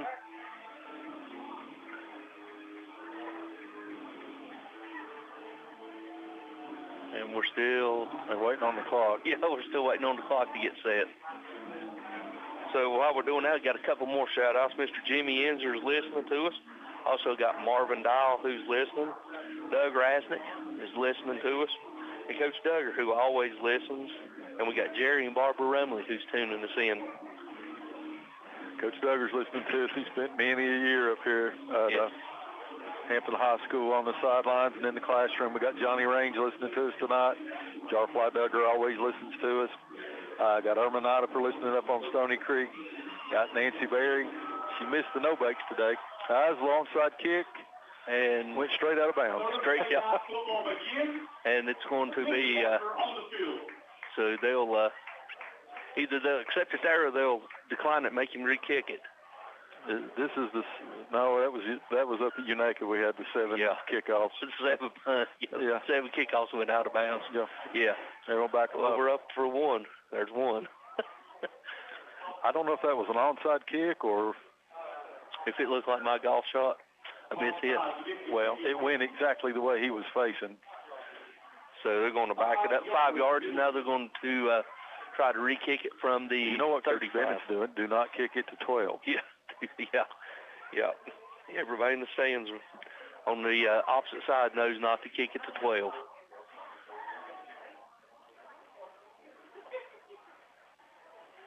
Just waiting on the referee to blow it back in. Unaka huddled up on the kickoff. They got something's coming here. Yeah. And the ball is teed up dead center, right down the center at the 35-yard line. And it's number 63, Luis Menendez. He's the kicker. And he approaches and he kicks it, and it's going to be an onside kick that's going to travel 5 yards, 10 yards. And they just sat there and waited on it and waited, and they jumped on it. So Unaka got the ball. Yeah. They got it at the 45-yard line of the Hampton Bulldogs. The Hampton player kept looking at it to say, well, it's not going to go 10, but as soon as it went to 10, Unaka player jumped on it. And we talk about it so many times. Those kickoffs are live balls. Punts aren't. Kickoffs are. And as long as it goes 10 yards, you can get it. So Unaka strikes first on the trick play, and they come out first on offense. They'll have number 7, Connor McKinney, at quarterback for the Rangers. You got split backs, twins to the left, and it's going to be handoff to tailback. Tailback's going to be hitting the backfield and drug down for about a 4-yard loss. Carrico comes in. Got a little blocking down the field here. Let's see. He's got a penalty flag. 23 is going to see what. There was a lot of extracurricular blocking. McElroy on the tackle there. It wasn't a horse collar. He got him from the bottom of the back of the jersey and bring him down. It's going to be a loss of about 3 on the carry, but a little extra after the whistle blew here, right in front of the back judge or the side judge. Let's see what they're going to do here. Yeah, because they've only got a 5-man crew working. And he sent that player off. Yeah, he sent number 23, Grayson Young, off. So we're going to see. He threw him out. Oh, that was quick. Yeah, quick trigger. 23's been tossed from the game, and it looks to see if there's any.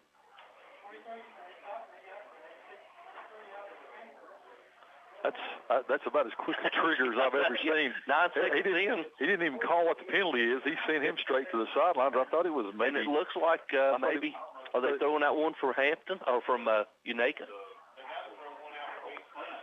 If they throw out 70, that's the big boy. Yeah, as we're waiting to see if we can get any kind of clarification. Shoemaker for the Rangers. I'm not certain they threw. See what? Is there still? No, they didn't throw 70 out. No, he's coming back. He must have been. He's going over to get the play. Okay. Run behind him. As the referee's coming over to go discuss it with Coach Lunsford while we got some time. Stacy, get some more shout-outs. We got Cody Meadows, who is listening to us. We also got Mike Ward. We got Judy Deloach, who is tuning us in. We also got Mark Garrison, who's listening. Also, Mr. Wayne Kelly. Got Terry Lee Lovelace listening up in Sam. Got Scotty Austin, David and Dean and Wally Bass are listening to us. Larry Treadway listening. Tony and Kathy Nave. John Walton. I guess Adam's listening to us tonight. I don't know. And Armetta Woodby, Lee's wife. Yep, Lee better be listening. And Ted Fields. Got John Burrow listening up there. Tim Chambers, another famous name in Hampton Bulldog history, listening to us tonight. Steve Burrow listening up. Preacher Yance. Jerry Jenkins better be listening to us tonight, too. And Jennifer didn't get any coconut cream pie, and she sent me a picture of some cake she made this week. Hopefully she'll make us one of those. We got Dennis Pierce, Bobby and Bonnie McKeon listening, Alan Goodwin in Austin, and maybe Dr. Bob Sam's listening to us tonight, too. And we also got Richie Burrow listening to us, and Taz and the Elizabeth Fire Department's listening to us. We appreciate it. If that cake's anything like the one she described to us last Friday, yeah. You got Taz. He's a Bulldog tonight. Yep, he is. He's a Bulldog tonight. As the referee is still trying to work it out. They're still trying to figure it out. They're going to take all half here. I don't know. This side judge, he threw the guy out immediately. He threw him out immediately. Yeah, it was. And he's talking to the referee now, and I don't know if they're going to give him an explanation or not, but before they even called the penalty, he sent him straight to the sideline. That's why I thought it was an equipment violation, but that's a quick trigger. Yeah, as the referee went to talk to the head referee. Now he come back and he's talking to Coach Lunsford again, trying to get explanations. Sorry about that, Barton. You could have done a half's worth of commercials while we sit here trying to figure out personal foul. Personal foul, unsportsmanlike conduct against both teams. So it's offsetting, so.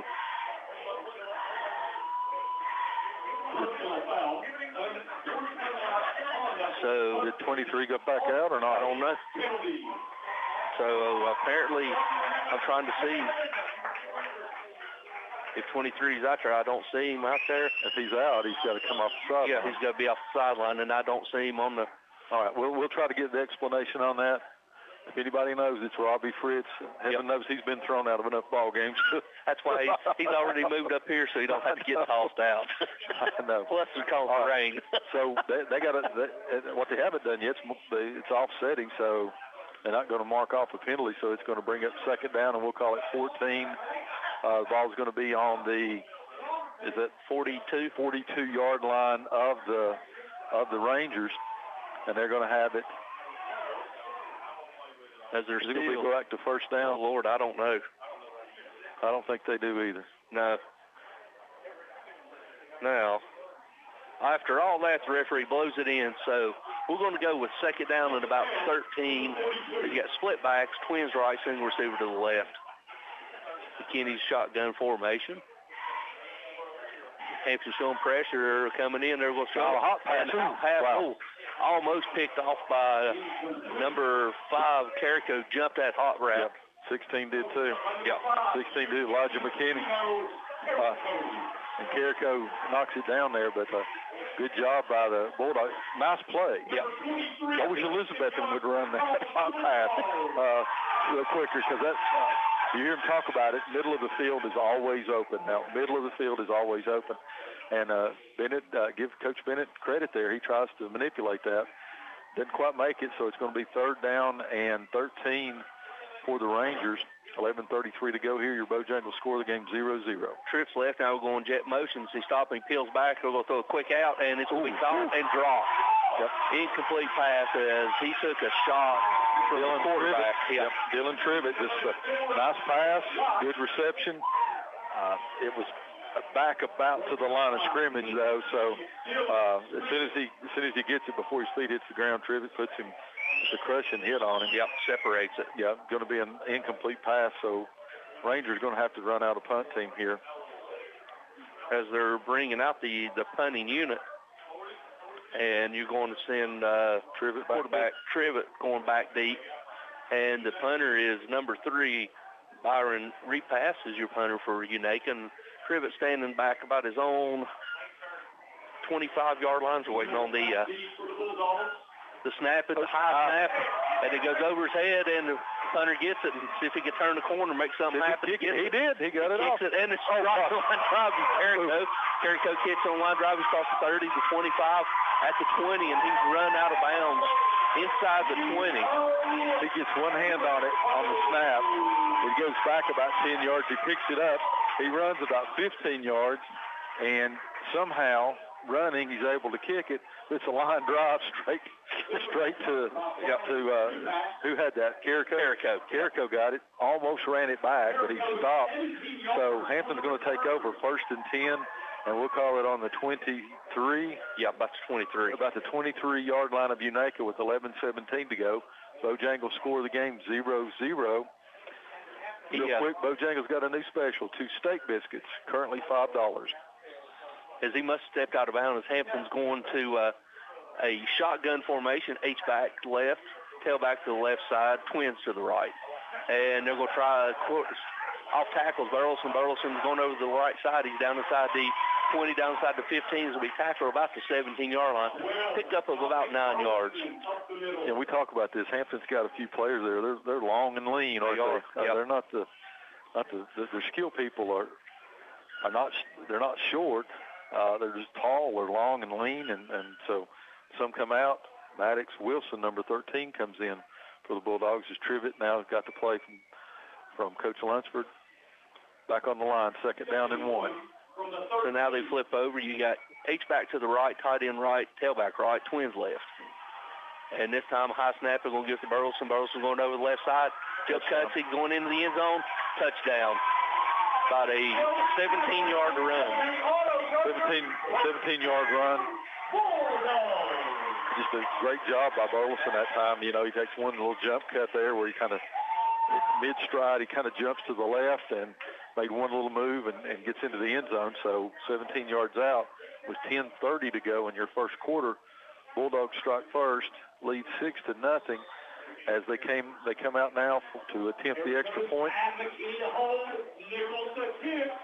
47, Nichols kick. Nichols tried to kick, and it's Kick is up, and we got another flag.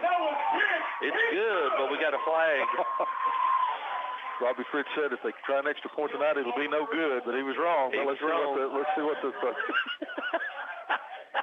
and let's see as the referees are getting together as Robbie's saying something to him. And I'm not listening to him. I ain't either. It's going to be personal foul against Unaka. So do that on the kickoff holder. Yep. So we'll go ahead and take a timeout. We'll take a 60-second break. Before we do, we'll tell you your score of the ball game. Hampton 7, Unaka 0. We'll be back after this 60-second word from our sponsors. Carter County School Board members: Dylan Hill, Kelly Crane, Terry Hubbard, Gary Oakes, Danny Ward, Tony Garland, Jeremiah Tully, and Keith Bowers Sr., plus Director of Schools, Dr. Brandon Carpenter. Support academics and athletics. They know they go hand in hand in building character and strengthening our community. It's a reminder from the Carter County School Board members and the Director of Schools, Dr. Brandon Carpenter. Home loans, construction, auto, and personal loans are available now at Elizabethton Federal Savings Bank in Elizabethton, Johnson City, and in Mountain City. Elizabethton Federal Savings Bank is your hometown independent community bank since 1937, also offering business, checking, certificates, IRAs, and both mobile and online banking. Stop by Elizabethton Federal's offices in Elizabethton, Johnson City, or Mountain City for more information. Apply for a mortgage or account online at elizfed.com. Elizabethton Federal Savings Bank, equal housing lender and member FDIC. Depend on Valley Forge Wholesale Cherokee Drive behind Tractor Supply to be fully stocked with all the essential items, toys, and gifts you'll want this holiday season. WBEJ. All right, ladies and gentlemen, welcome back here to Hampton High School as we've had a sideline side. Yeah, Sideline Brown's here, and it's actually his birthday today. That's what he says. He's the he's the Domino's Pizza winner from WBJ. So it's either really his birthday or he tricked David Miller out of it this morning. We got Stouts Riverside Auto got a shout out here. He's going to the other side, right up the creek, grab a burger and a shake up at Parker's Drive-Thru. Thank you to Rob Stout, Stouts Riverside Auto, for your small business shout out on our kickoffs this year. As the ball falls off of the tee, so they're going to have to replace, and it's going to be kicked off from the Unaka's 45-yard line after the 15-yard penalty, and it had to be due to something with the holder. It was thrown by the umpires approaching the kick, and he misses. He That's gets a penalty. That's offsides. He didn't kick the ball. Yeah. He whiffed. I've never seen that, ladies and gentlemen. He kicked and missed the ball completely. Yeah, and it wasn't a Charlie Brown. Yeah, no. There's nobody that pulled it. The ball didn't move. He just missed it. Yep. I think you got to keep your head down. I think Lord have mercy. They move the ball back 5 yards now. It'll be kicked off from midfield. Yep. So we'll try it again. Of course, with him missing the ball, everybody else is across the line. Yeah. So offsides for the Bulldogs. 10:30 to go here. Bojangles will score the game. Bulldogs lead 7-0. We'll see if we can do a better job of approaching. This time he gets it, and it's going to be a spin. Low line drive kick. It's going to be picked up by the quarterback. He's across the 25, 30, 35, and he's going to be tackled right at the 35-yard line. And that's number 7, Connor McKinney, the quarterback. Got a little speed there, Tony. And that goes to show you, just like the quarterback's leading, both ways. Here it is, though. He, kick off from Unaka's 45-yard line, get a 5-yard penalty kick off from midfield, and Unaka gets it 1st and 10 from the 35. So they have to be happy with that. Yep, as Unaka's looking to answer the scoring strike from Hampton. They're trailing in this game 7-0. As they break the huddle from the sideline, they're going to come out. And it appears they're going to have tight bunch to the left, single receiver to the right, tailback to the left side of the quarterback. Hampton showing pressure as they come. They're sitting in the house as they got a blitz screen called, and they had it. Yep. And just barely put a little bit too much air under that time. Yep. He's not going to have much time tonight. That pass rush for the Bulldogs really getting through there fast. They were meant to that time. But he had to kind of lob it a little bit more than he wanted to. Probably a good thing he didn't catch it because there's a lineman way downfield about where he was. I thought he was throwing it to the lineman. Yeah. But incomplete pass going to bring up 2nd down and 10 for the Rangers. 10-17 to go here in the first quarter. Yeah, they're bringing 7. They're bringing 6 and 7. They're bringing them. They got 5 blocking, and they're bringing 6 or 7. So Stacy 23 is back out there, so apparently he wasn't ejected. Probably because of the offsetting, they brought him back out. So 23 for the Bulldogs. Grayson Young was not thrown out, so he's back in there for the Bulldogs. We'll hand off to the tailback. Tailback's going to try to go off tackle to the right side. He's going up across the 35 up near the 30, we'll call it 37-yard line, a gain of 2. And tailback on, waiting for a number. Is it 6? Yeah, number 6, A.J. Greenless, Jr., running back. So it's going to be a pickup of, we're going to say one's closer to 2, so we'll call it 3rd down and 8 as we're at 9:45 left to go here in the first quarter. Hampton's up a score of 7-0. 55 for the Bulldogs, Jaden Kuhn on the stop for Hampton. 9:30 to go here in the first half. Hampton trying to hold them here on the 3rd down and 9 to get the ball back. Got split backs, single receiver to the wide side of the field, twins to the left. And play fake back to pass is McKinney. He's going to be rushed. Wow. And he's going to be hit, and there's a late flag because he has a late hit on the quarterback. It was. Yeah. Good play fake that time. You just don't have enough time. They're just crashing on the side, but the one guy got him down. The second guy that hit him was going to do that, so I think it's going to be a late hit, or it may be a targeting. I don't know. I seen him kind of hitting on his head. Let's see here. Targeting. Yep. Helmet to helmet. Yeah. He was laying down, so. Let's see who's he going to send out. Targeting, they send the guy out? No, not in high school. Just helmet to helmet? Yep, just helmet to helmet, so it's 15-yard. So it will be enough, should be enough for a first down, as it's going to take it across the 45, and it's going to be, good Lord. Lord. That ain't no 15-yarder. That's 20 yards. That's about 25. Because they got him at the 30, and it was across the 50 into the 48-yard line. I mean, even if they went from the original line of scrimmage, that's, that's all right. United will take it. They'll take it. So first down for the Rangers. Yeah, bad snap, and this time quarterback falls on it as snap was low and to the inside, as it would look like he was going to try some run and play the wide side of the field. So he's going to jump on. It'll be a loss of 3. So we'll call it 2nd down and 13 from the Unaka 49. I still don't understand how they get that either. Anyway, it's going to bring up, what did you say, 14? Yeah. We'll call it 2nd down and 14 for the Rangers. 8:35 to go here in the first quarter. Bulldogs lead in your Bojangles score of the game 7-0.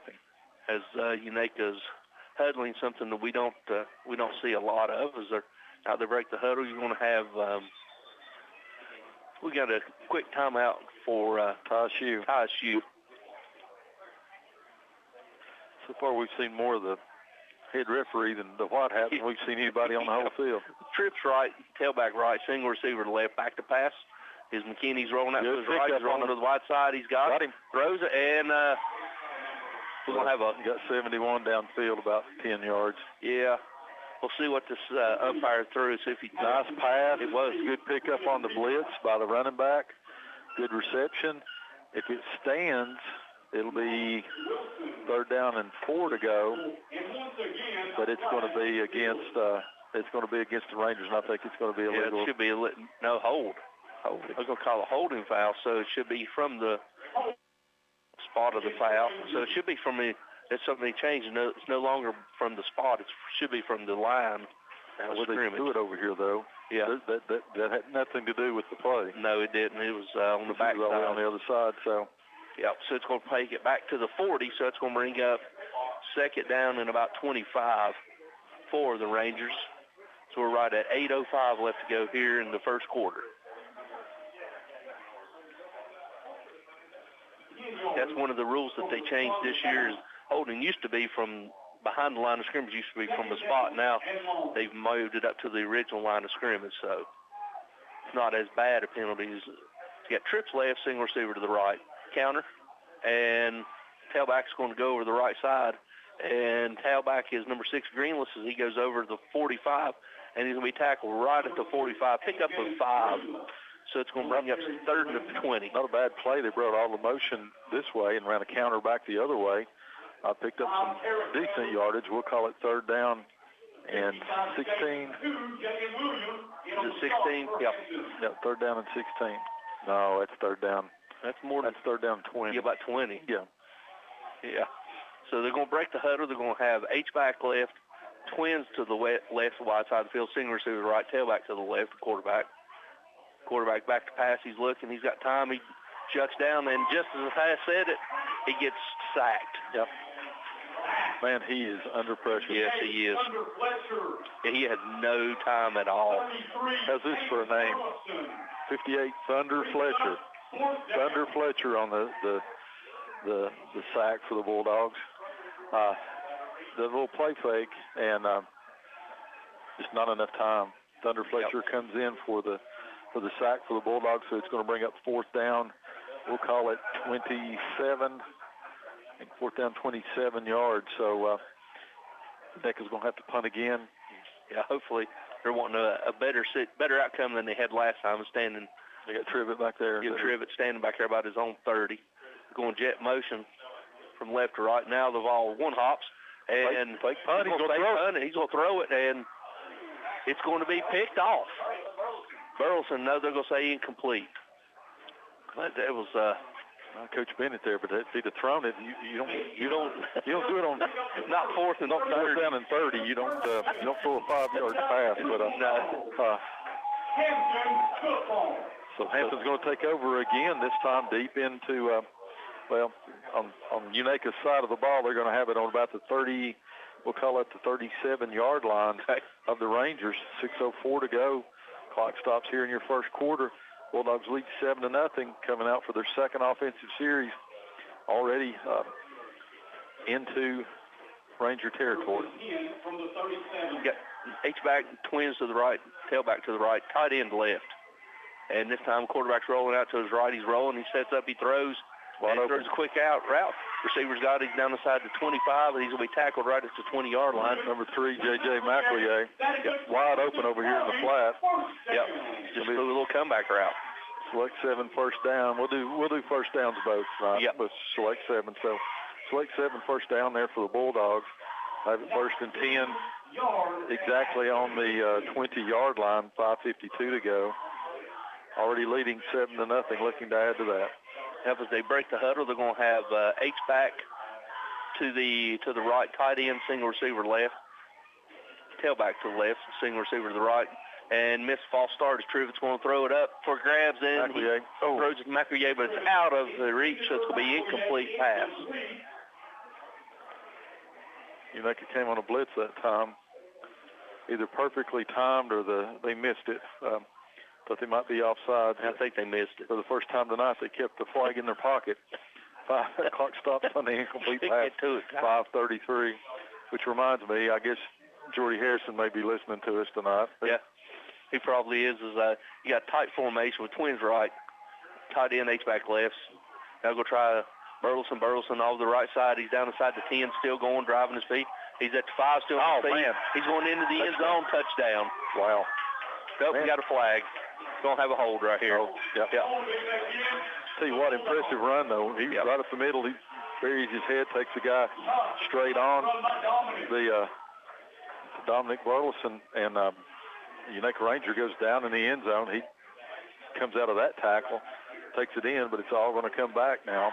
As a hold right in front of the referees, he threw it, and so it's going to be from the original line, so it should be back to about the 30-yard line, and indeed it is. We'll say the 29, so it's going to bring up second down in about 19, close to 20. Yep. So all that for Nautilus here. Now we're right at 5:15 left to go. So you got tight end, H-back left to the wide side, tailback to the left. Showing pressure now. Trivet's he's going to keep it. He's going to fake pitch it. He's going to ride in the option. He's crossed the 30, 25, and he sails to 20, cuts back, and he's going to be tackled right at the 18-yard line. So that's going to be a gain of about 12. So we'll bring up a manageable third down, and we'll call it about 8. Trivet's one of the members of the state championship basketball team up here, just a really good athlete. You could see it right there. Good option he carries out there. They went with the back. He kept it, turned it upfield. Picks up good yards, but it still brings up third down and 9 because of that holding penalty. They've got it 3rd and 9 from the 18-yard line. Tight end, H-back left, twins left, tailback to the left side of the quarterback. And quarterback will throw a little flare out to the Burleson. Burleson gets it, caught it in the run on the dead sprint, and he's across the 10, and he's going to be tackled inside the 10 down to about the 8-yard line, but not before he picks up another select 7 first down. Ranger had a hand on him there, but ran through that arm. Yeah, he ran through that arm, able to keep his feet, get enough for the first down. So it's going to be 1st and goal for Bulldogs, right at just inside the 10-yard line. It looks like it now. Yeah, about the 8-yard line. Okay. As they're going to break the huddle, they're going to have a tight end, H-back to the boundary side or the left, twins out here to the right. New tailback lined up to the left side of the quarterback. Quarterback high snap, he gets it. He's going to hand it back to tailback. Tailback's going to be inside the 5. He's going to be tackled down about the 4. And that's number 2, Peyton Townsend, in on the carry. Pickup of about, we'll call it about 6. So it's going to bring up 2nd down and goal from about the 2-yard line. 3:30 to go here in the first quarter.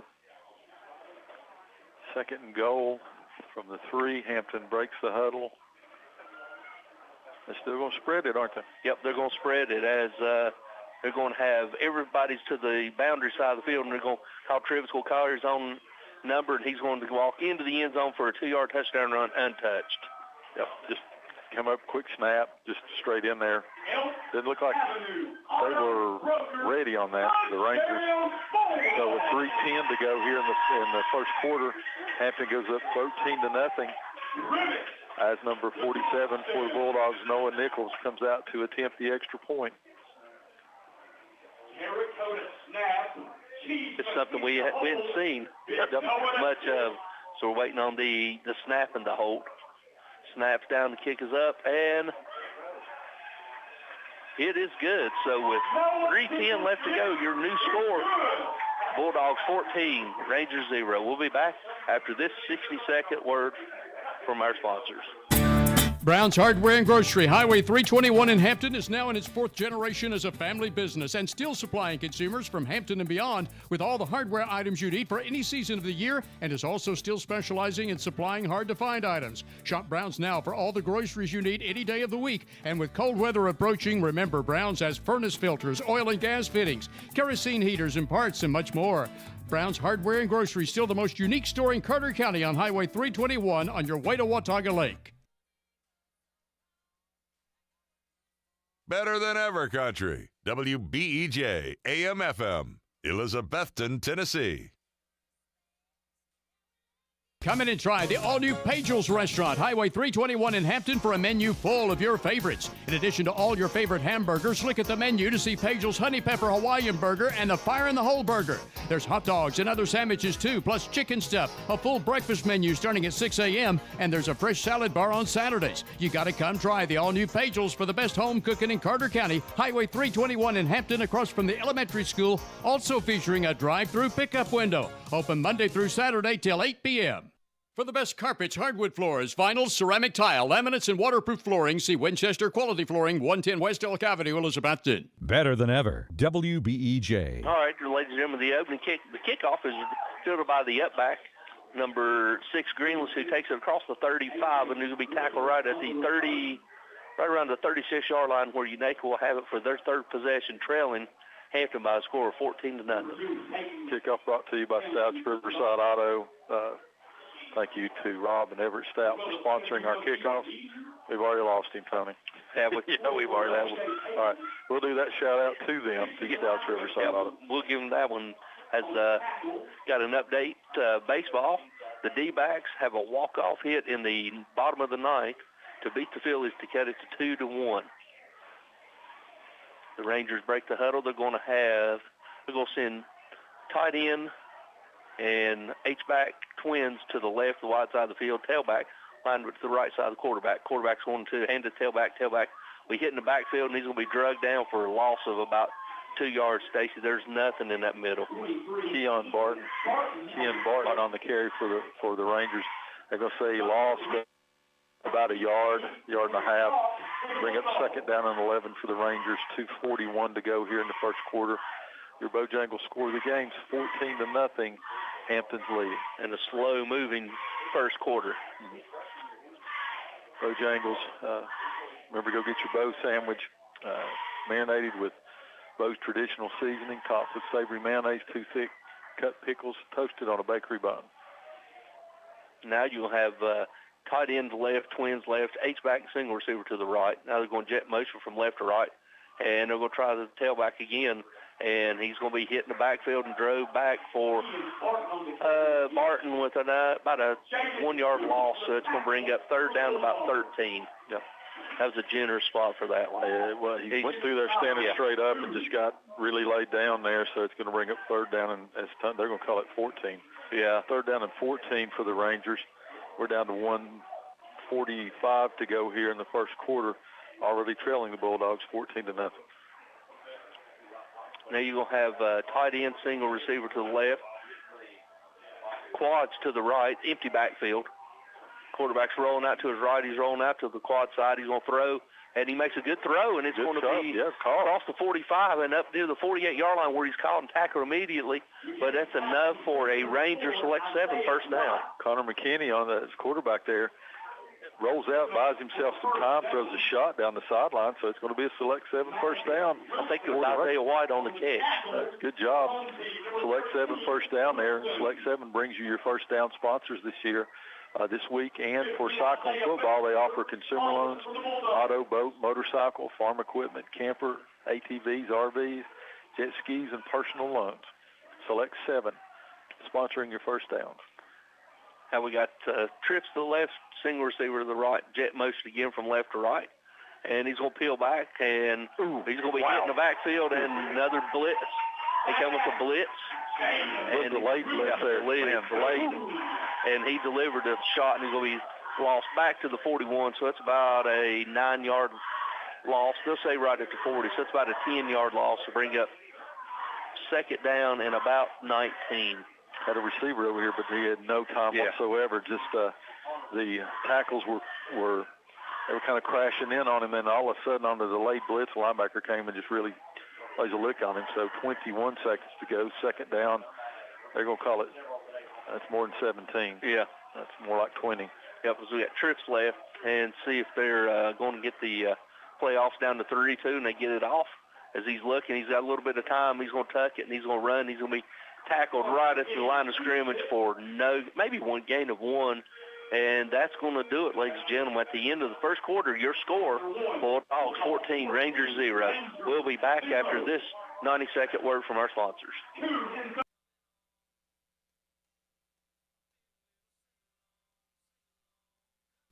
Warm up before you go to the remaining football games with Johnny Red's Hot Chicken at Dino's Restaurant, downtown Elizabethton. Ask your waiter or waitress for more information on Johnny Red's Hot Chicken, or enjoy the hot Italian entrees like lasagna, spaghetti, ravioli, and others, or even the numerous American favorites like hot hamburger steak with mashed potatoes and gravy, or even a ribeye steak. On Fridays and Saturdays, Dino's also offers a 10-ounce prime rib dinner with salad and side. Dino's, downtown Elk Avenue, Elizabethton, open from 11 a.m. Monday through Saturday. What began as a vision for a young nurse is now a heritage for over 4 generations at Ivy Hall. With a 5-star rating by Medicaid Medicare, residents at Ivy Hall receive the best physical, speech, and occupational therapy in the area, and now respiratory therapy services are offered on staff too, all in a new state-of-the-art facility. Physician and nursing services to aid the healing process are also provided. All insurance is accepted at Ivy Hall, now hiring at 301 South Watauga Avenue, Elizabethton, and online at ivyhallnursinghome.com.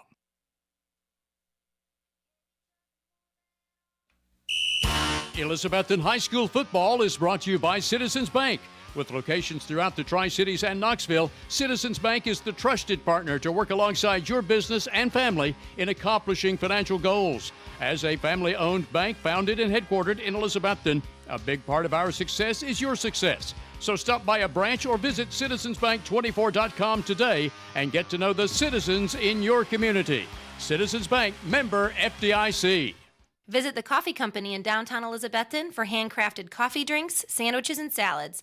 444 East Elk Avenue, downtown. Better than ever country. WBEJ. All right, ladies and gentlemen, welcome back here to Hampton High School, where just coming off a timeout, change of the quarter, And then Stacy, you got a timeout.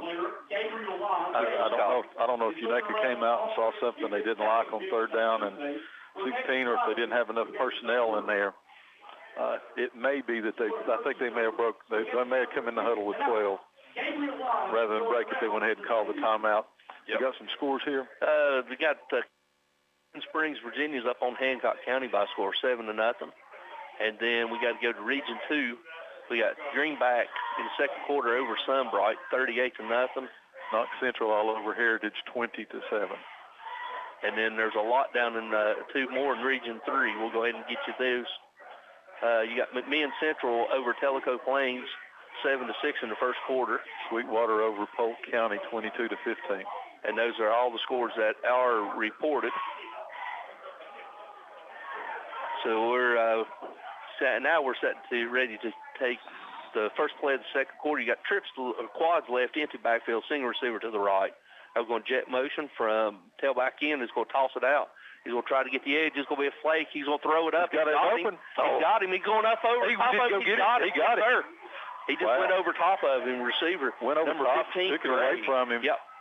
And the Ranger fans are going crazy over there in the visiting stand. That's a good play. The ball was underthrown. Receiver goes over top of the defender and just jerks it away from him. So good play. Halfback. Who had the halfback pass? Yep.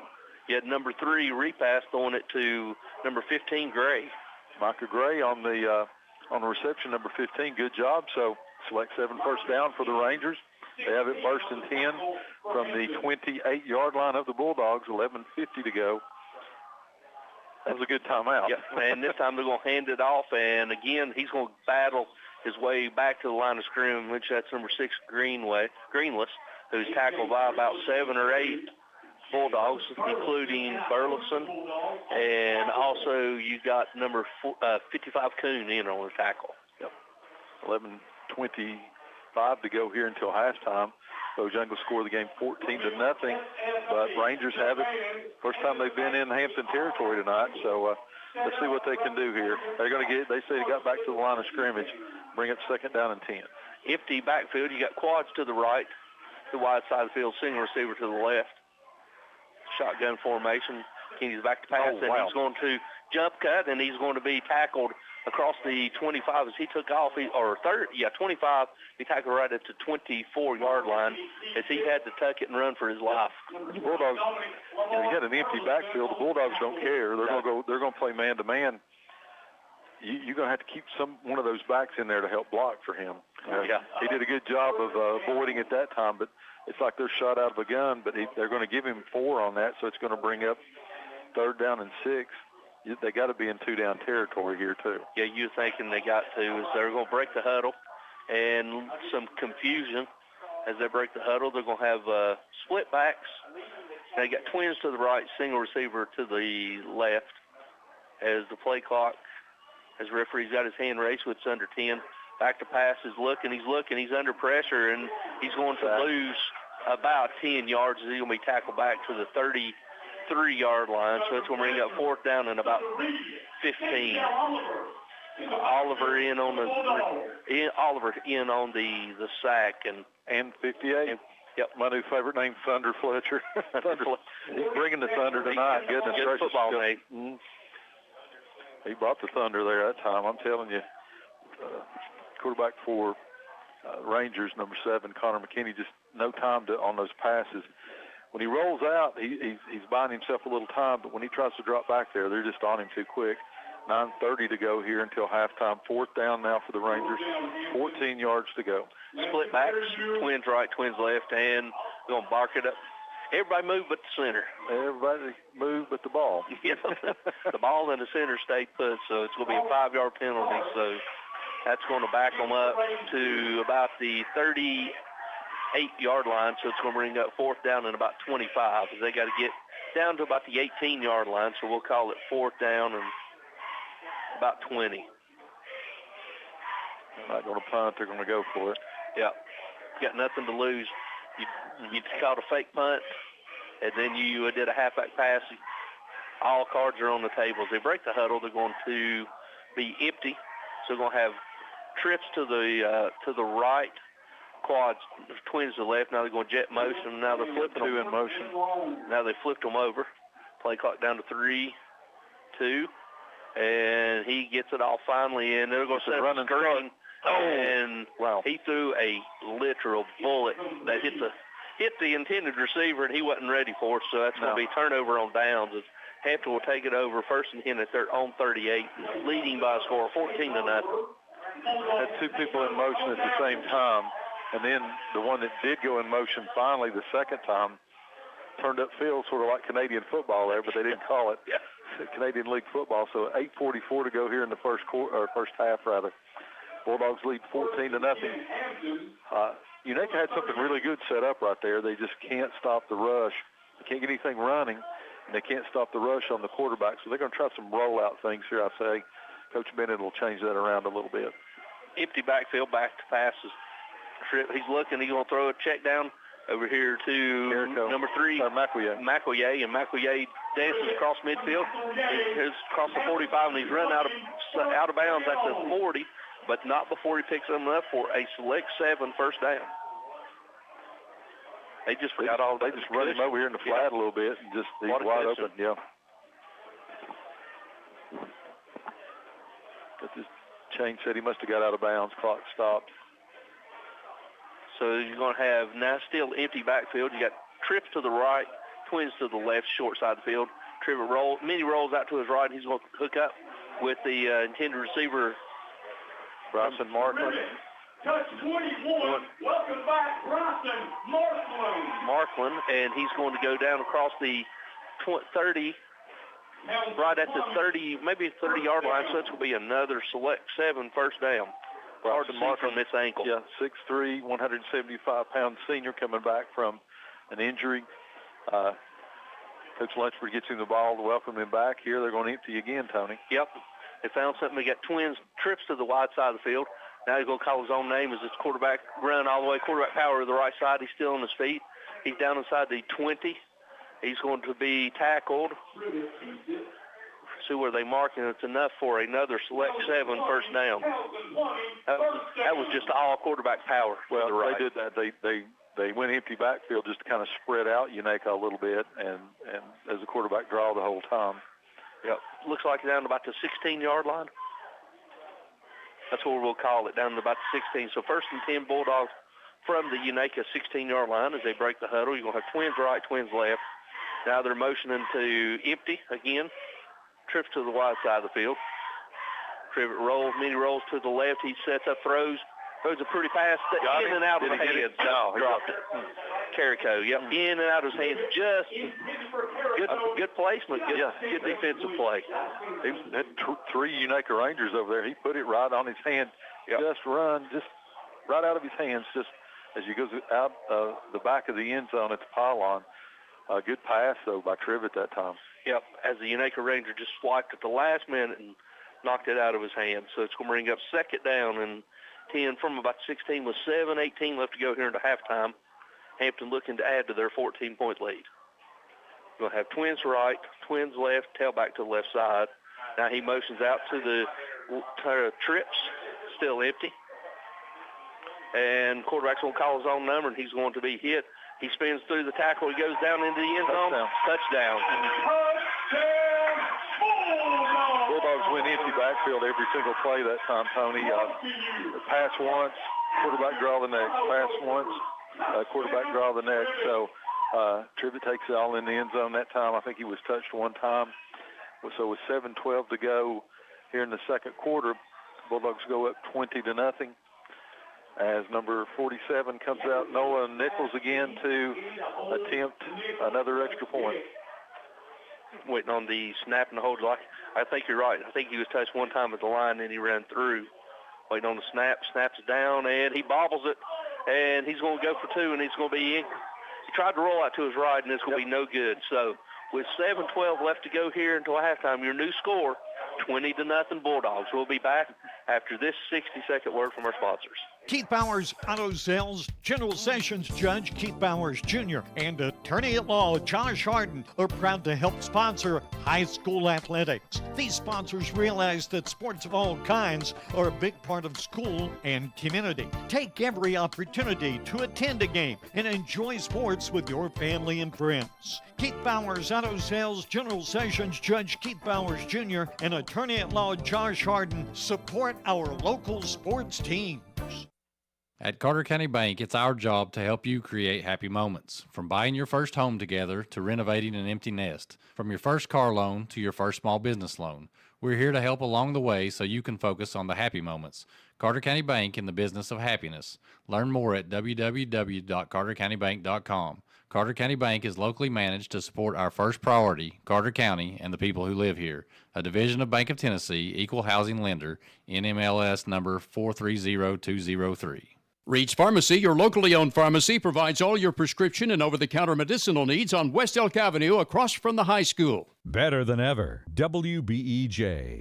All right, ladies and gentlemen, welcome back here to Hampton High School, where Hampton leads 20-0 with 7:12 left to go into halftime. South Riverside Auto bringing you the kickoffs this year. Shout out. We'll go ahead and give this one out to Steve Burr. I guess he's wrecking leaves now. He's not going to be mowing yards now as the ball blows off the tee again. Thank you to Stouts Riverside Auto. Steve, you owe Rob one this week, I guess. Yep, as we're waiting on the approach, and the kick is a high kick that's going to be fielded about the 15. He's crossed the 20, 25, still on his feet. He runs through one tackle, and he'll be tackled up near the 30-yard line. Isaiah White with a decent return. So Unaka will take over 1st and 10 from about their own 31-yard line. Still 7:04 to go here before halftime. Bulldogs lead 20-0. You kind of got the feeling the Rangers have got to try to score on this series. Yep, they do. They need to try to get some points. Well, they're going to go in the huddle. Let's hit a couple of scores right here. We've got Daniel Boone trailing Science Hill 14-0 in the first quarter. Chucky Doak 13, Unicoi County 12, Sullivan East 18, West Green 6. And they're going to try a handoff this time over to the left side. He goes across the 34, right up near the 35-yard line. They're going to mark him right about the 35. Pickup of about 3, so we'll call it second down to 6. 6:50 to go here before halftime. Rangers going to have it second down, as Tony said. They're going to say about 8. I think they didn't give him as much on that one. Second down and 8. That's a long 2 yards over there. It looks more like 7 to me. So we're going to have H-back, single receiver left, twins right, tailback to the left side of the quarterback. Quarterback, high snap. He gets it down, and they're going to try to stretch it out, and Greenless is going to be tackled back at the line of scrimmage for no gain, so we'll call it 3rd down and about 7. Number 64, Oliver in on the tackle, Shaden Oliver. At least Unaka tried to go outside that time a little bit. I think they realized the inside just absolutely clogged up by the Bulldog front line and the linebackers. We're down to 5:55 to go until halftime. Call it 3rd down and 6. As they're going trips to the wide side of the field or to the left, single receiver to right, tailback to the left side of the quarterback. Showing blitz, and they're bringing the house, and he sets up a screen. This time he gets it. Screen, but read good by Burleson. Wow. Who made a huge stop, and it's going to be a gain of about 1. So it's going to bring up 4th down. The quarterback back here got a flag down. Yep, personal foul, roughing the quarterback. Yep. So it's going to be enough for an automatic select 7 first down. That was a nice setup on the play right there. Burleson does a good job to keep it from being a big gain, but they didn't pull up a little bit there when they had the free rein to the quarterback on the screen pass. That's about 3 times he took a good shot. 3 or 4 times. Yep. 5:37 to go here until halftime. Tony gets up putting that coat on now, aren't you? Yeah, it's getting a little cool. Chilly up here in the gorge. Yeah. It takes these referees longer to call a penalty and mark it off. I don't know what they're conversing about. As they're going to mark it off, it's going up near the 45. And they're going to put it at the 40. Well, They do about 20 each time. Yeah, it's about, it's 50. So it's going to be right at midfield. So it's going to be 1st and 10 Rangers from midfield. I think Coach Lynchford's finally figured out there. I think they're measuring from the wrong yardstick. I think you're right. So you got Twins right, showing more pressure, and he's going to be nice move. Got out. He's got him. He's got him. He's going to underthrow it, and it's going to be picked. Intercepted. Yeah, way underthrown. He had him. He threw it about 5 yards short. He had him beat. Yes. Of course, the quarterback's running for his life when he peeled back to his left and had to turn around. He's a right-handed quarterback. Had to try to turn his body and throw it. Didn't get enough on it, so it's intercepted. Who got it? Trivet. Yeah. Yeah, the 18 and quarterback Trivet is hit. He had him, but like you said, it was about 5 yards short. Yeah. So Hampton takes over on the interception. They'll have it 1st and 10 from their own 30-yard line. Bojangles score the game. Hampton leads 20-0. This is their 4th possession. 5:29 till halftime. I'm sorry, Tom. Oh, you're fine. They scored on all 3 others. You got balance formation, Twins left, Twins right.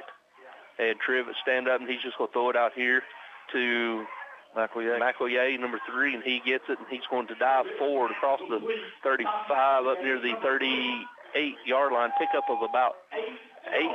So bring up 2nd down and 2.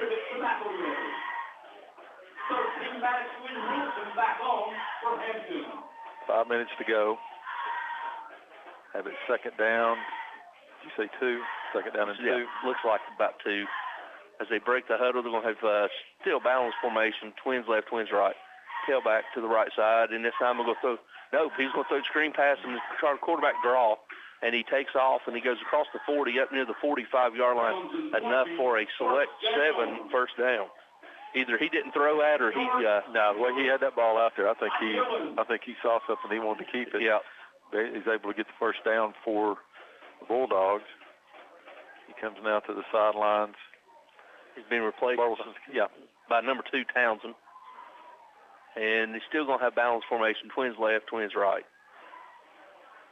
High snap, he gets it down to Townsend. Townsend jump cuts in the middle. He's wow, 45. what speed. Look at this. 50, 45, 40, he's gone. 35. He's gone. Nope, it's coming back. Oh, man. You got a block in the back here that happened 20 yards away from the ball.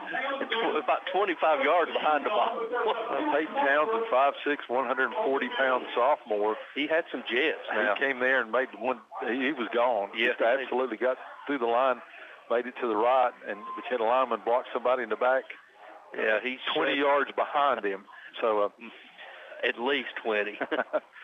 And that may be on the generous side. Coach says, get back in there and do it again. So they're going to leave number 2 in there. Oh, they're calling targeting. They called that as targeting or a blindside block. I didn't see a blindside block. That's what they called. Blindside block called against the Bulldogs. I didn't see that. I seen a shove in the back, but not a blindside. So they're going to mark it from the spot. So it'll go back to close to midfield. And they're going to go back into about the 46-yard line. So it's going to be a 15-yard penalty. So it's bring up 1st down and about 9.5. Yeah, about 8. Yeah, okay. Somewhere around that. So Townsend back in there. So he's still got Twins left, Twins right. As the referee finally blows it in. Still a high snap, and this time Trivet fakes. He gets it. He goes over left side midfield. He got some wheels. He crossed 35, 30. Jump cuts. He's crossed back in the middle, 25, 20, 15, 10, 5. Touchdown. No flags. Nope. He goes left. Had one Ranger there. He cuts it all the way back across the field and runs it into the right side of the end zone, back toward town. With 4:01 to go here, Bulldogs go up 26-0. Let's see if they try an extra point, if they're going to go for 2. Looks like they're going to go for 2, Tony. Try to get that. Nope. They're going to try to kick it again. Had a bad snap the last time. Let's see what they do here on the extra point.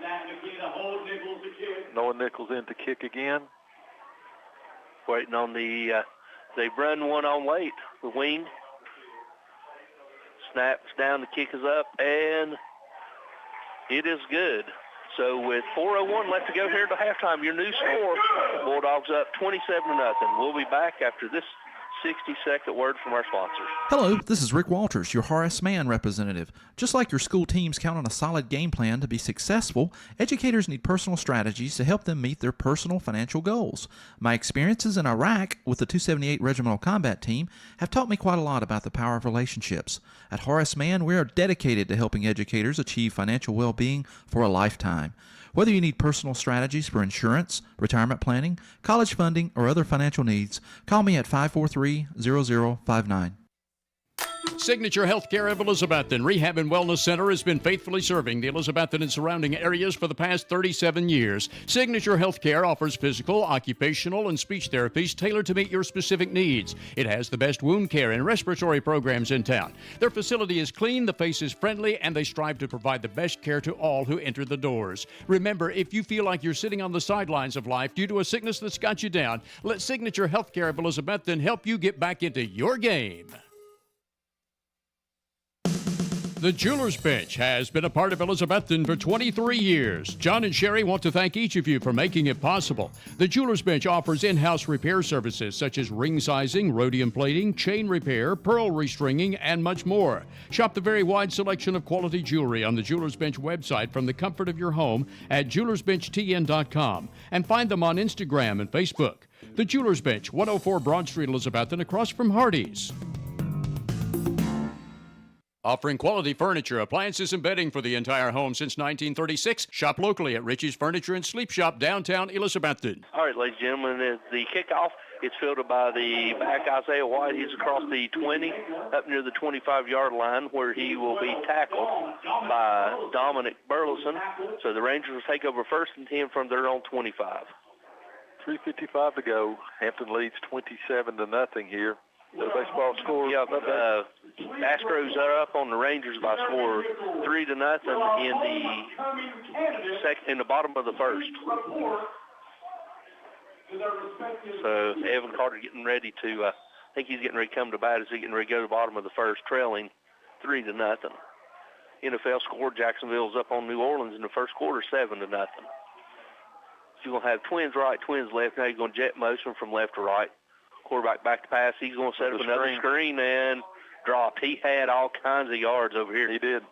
Just didn't quite get it to him. Of course, he's under pressure bad. Yeah, one way you need to slow down that line is throw screens and draws. And that's what he's trying to do. That's what they're trying to do. Yep. So pass ball's incomplete at 3:50 left to go here to halftime. Brings up second down and 10 for the Rangers. Clock stops on the incomplete pass. 3:50 to go until halftime. Hampton up big 27-0 as they start getting ready now for the halftime homecoming festivities here at Hampton. They break the huddle. They're going to have single receiver to the left, split backs, twins to the right, wide side of the field. Now they're going motion. Now they're going jet motion the other way, and they're going to run a double option as quarterback hands it off the tailback. Tailback flips it back to the option pitch man, and he goes across the 35 up near the 36. Gain of about 3 yards. Coach Bennett, he's pulling out everything out of the playbook, isn't he? Yep. He's leaving no stone unturned. They're going to mark it at 37, so it's going to bring up third down and about 8. Yeah, we'll call it. We'll give them 7. Only because that's what they got on the scoreboard. Okay. That's what we'll go with. Is they're going to break the huddle. Trips left, single receiver right, tailback to the left side of the quarterback. Quarterback back to pass. He's looking. He's like hot right, and it's going to be tipped. If he hadn't got his hand up, Stacy Burleson tips it again. He had to look like right at the first. Repass would have caught that for a first down. Almost to the line of game, but it's going to go incomplete, so it's going to bring up fourth down and 7 for the Rangers. You got 3:02 to go. So he's going to try to, he's going to try to punt it, isn't he? Yep. I think you can go for it right there. Maybe. Yeah, maybe. That's right, maybe. Yeah. Maybe. 3:02 to go here. Fourth down and 7 for the Rangers. And you've got the quarterback back. Repass back to punt. Number 3. Let's see. Hampton's not buying it, are they? No, they're not. They got the defense out, and their motion guy from left to right and it's a high floating snap. He gets back in. He's going to throw it. I told you. And it's going to be picked off by Carrico at the 45. He's still on his feet, and he's going to be tackled from behind. He didn't even try to fake a punt, did he? No, he didn't. He's going to be tackled and intercepted and tackled about the 41-yard line. Yeah. If I'm on, why not just line up? Maybe try to get a little bit more set. Well, he had more time that time. He had more time to pass. Maybe they should get back in punt formation each time because he had enough time, just a little short there on the pass. And, of course, Carrico just catches it and goes. It didn't help any that the ball was kind of moonballed back there on the snap either. Yeah. Back to passes. Hampton will throw a little tailback flare out here, and it's going to be caught by Elijah McKinney, who's going to be caught by number 16, Elijah McKinney.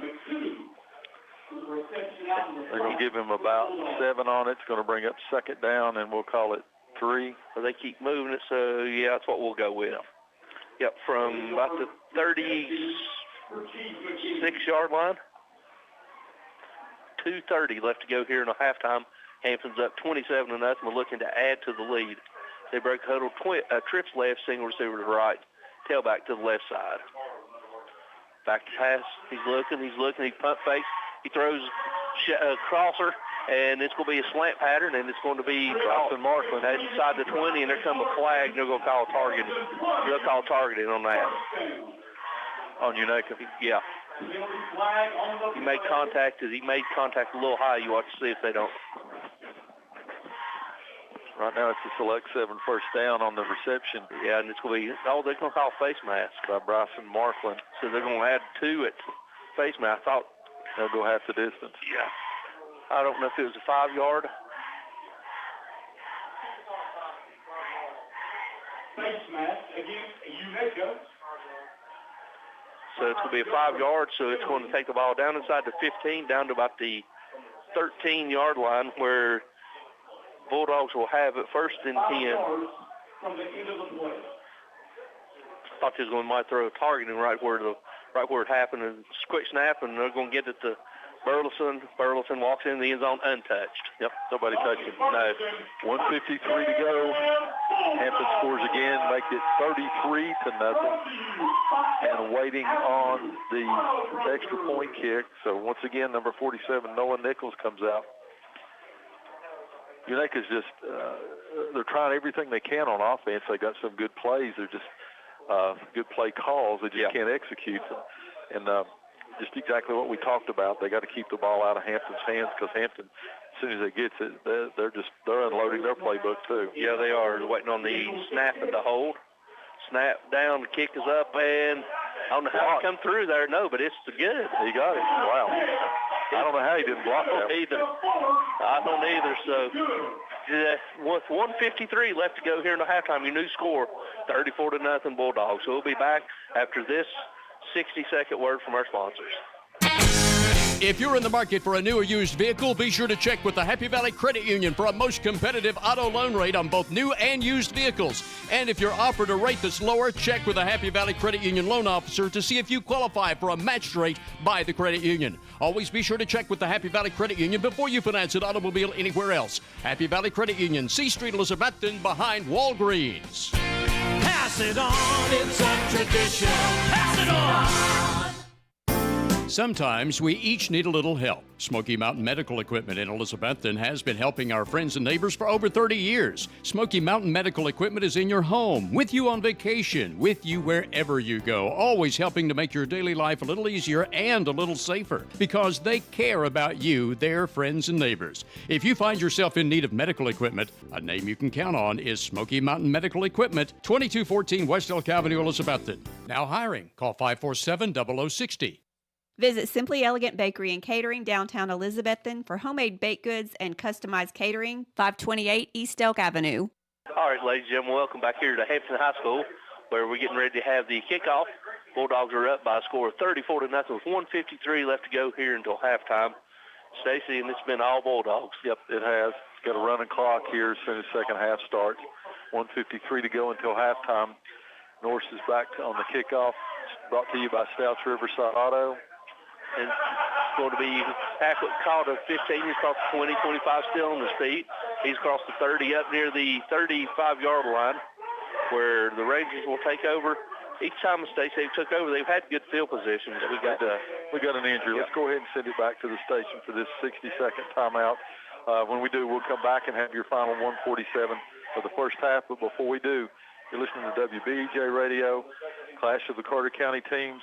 Hampton's up big, 34-0. The original Ridgewood Barbecue is still owned and operated by the Profit family, inviting you to stop in for what is still the best barbecue in the Tri-Cities since 1948. Ridgewood offers barbecue pork and barbecue beef, plus many more items, so be sure to look at the whole menu.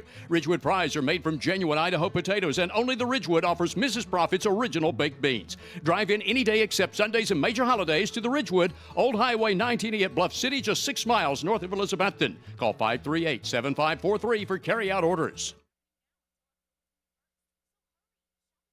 A college degree is now more valuable than ever before. That's because the more education you have, the better your job prospects and the larger your paycheck. At Northeast State Community College, they offer 135 career-boosting programs and great financial aid options. With so many programs to choose from, you can start here and go anywhere. Northeast State also has flexible scheduling and campuses close to your home, helping you balance school with work and family. Apply today at northeaststate.edu/admissions. Carter Finance proudly supports Carter County High School athletics. Come see the friendly people at Carter Finance for a cash loan. You can get a personal and confidential loan as small as $100, or if you need more for bill consolidation or home improvement, Carter Finance makes both home and land loans too.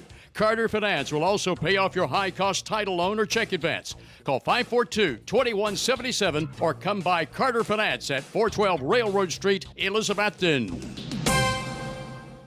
Depend on Valley Forge Wholesale Cherokee Drive behind Tractor Supply to be fully stocked with all the essential items, toys, and gifts you'll want this holiday season. WBEJ. All right, ladies and gentlemen, welcome back. As we was away, the injured Ranger got up and they ran a play and they were tackled for about a 4-yard loss and called a quick timeout. Hampton did, so it's going to bring up second down and about 16 with 1:39 left to go here until halftime. Hampton still got 2 timeouts left. You're going to have split backs, trips to the right, tailback around, and quarterback around. Pick six. Touchdown. 15-10, 5, touchdown.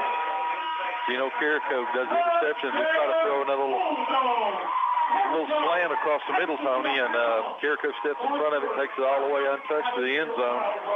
With 1:29 to go. I think it took a little longer than 1 second, but that's all he ran off the clock. 1 second off the clock. Bulldogs up now 40-0 as they come on to attempt the extra point. Good play call, Tommy. Yeah, Carrico just jumped it. It looks almost like he read. He was in the huddle, I think. Yep. He must have been in the huddle because he jumped that route. He ran it better than the receiver did. Yeah. He just jumped back and was waiting on the extra point. Nichols is out again. And here they come to get it. Nope. Thought to come off the edge, and it's going to be up, and it's good. So with 1:29 left to go, your new score, 41-0, Bulldogs. We'll be back after this 60-second word from our sponsors. Hermitage Health and Rehabilitation is a newly remodeled 70-bed skilled facility in Elizabethton. With a reputable therapy team offering physical, occupational, and speech services 7 days a week, their Rehab to Home program focuses on the goal of returning residents to their home, re-energized and with more mobility.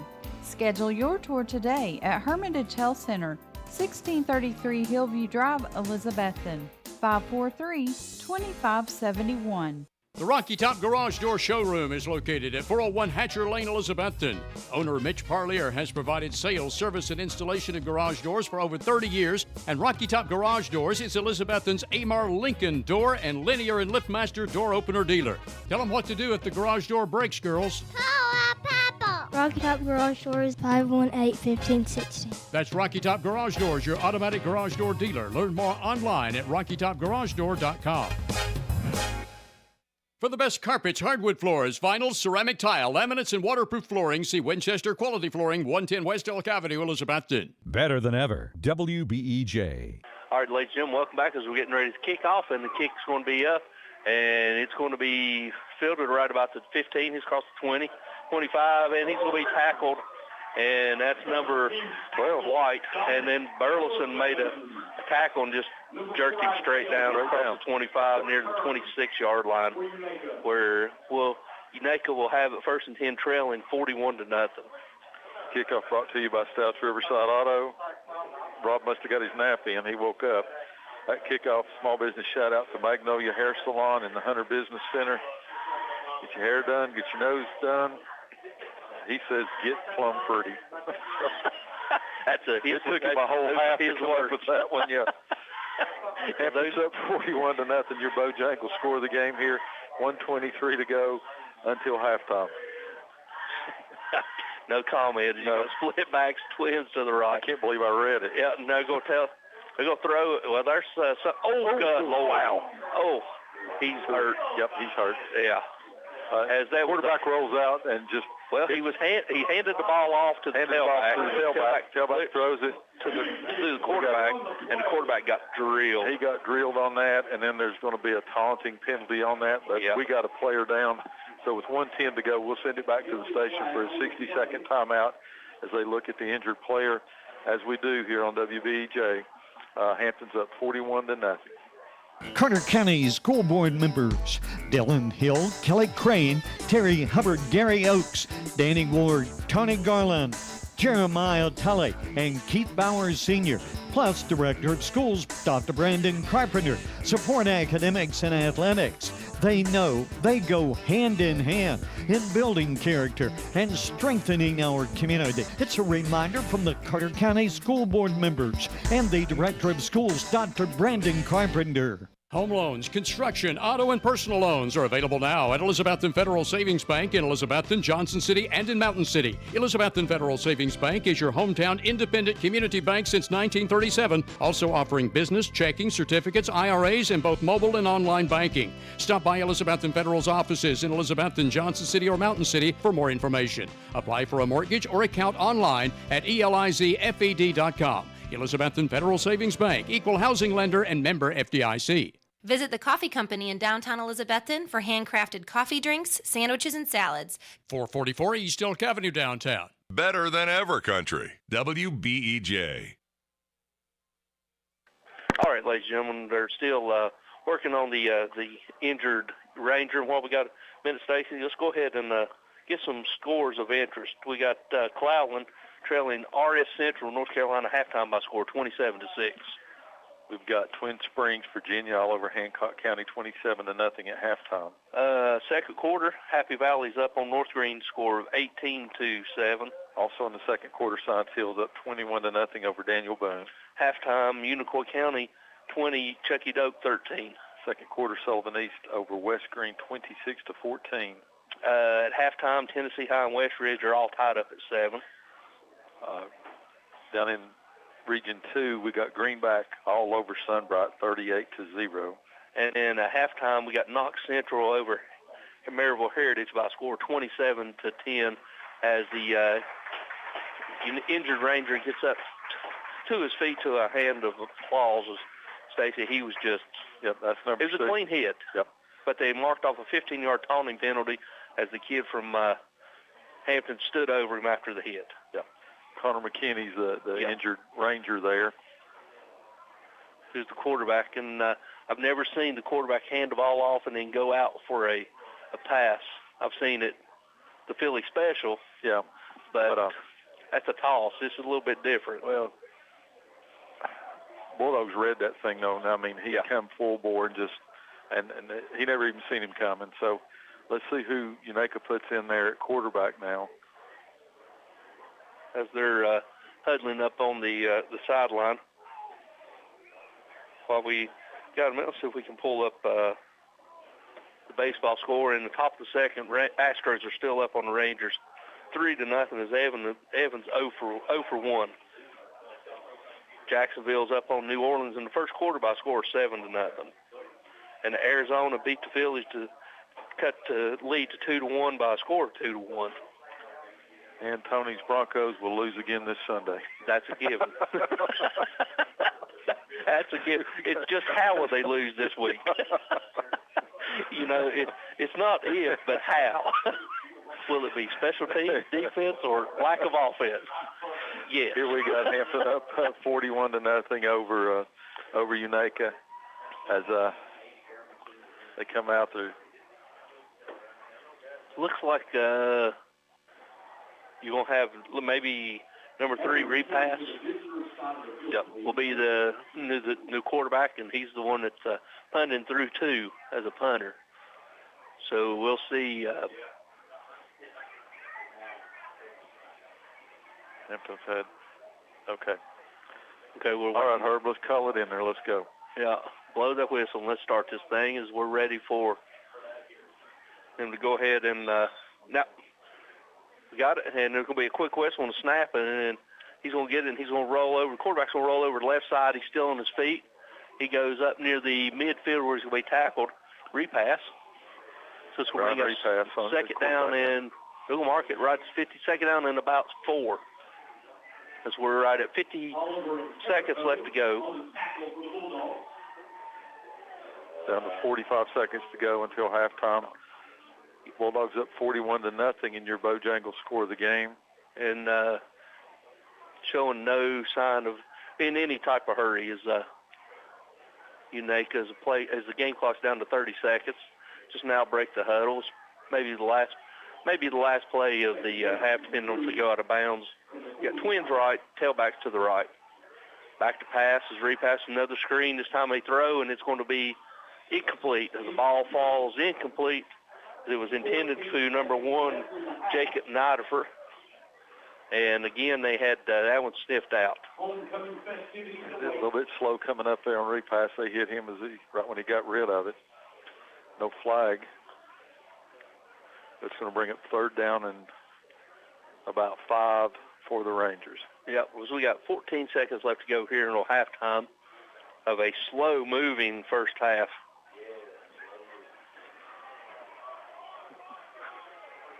As they're going to empty the backfield, so you got quads to the right, single receiver to the left. Here comes the blitz. Repass rolling to his right. He rolls, he throws, and there you go. He hits the receiver on the run. It's number 4, White, who catches it in Bulldog territory down to the 45-yard line as he's slow to get up. He gets up. Got any timeouts left?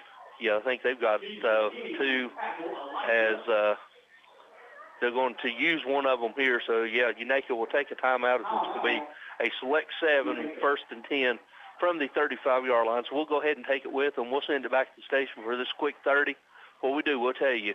41-0 Bulldogs. We'll be back after this 30-second. Now that cold weather is in the forecast, you need to be sure your heat pump is working efficiently to keep you warm this winter. Call Advanced Heat Pump Systems now and ask about getting a tax credit up to $2,000 when you install a new heat pump system for the upcoming winter season. Your home will be warm and cozy, and you'll have the comfort of knowing that you've saved a lot of money with a new heat pump from Advanced Heat Pump Systems. Call for a free quote at 926-2665 and also ask about available financing.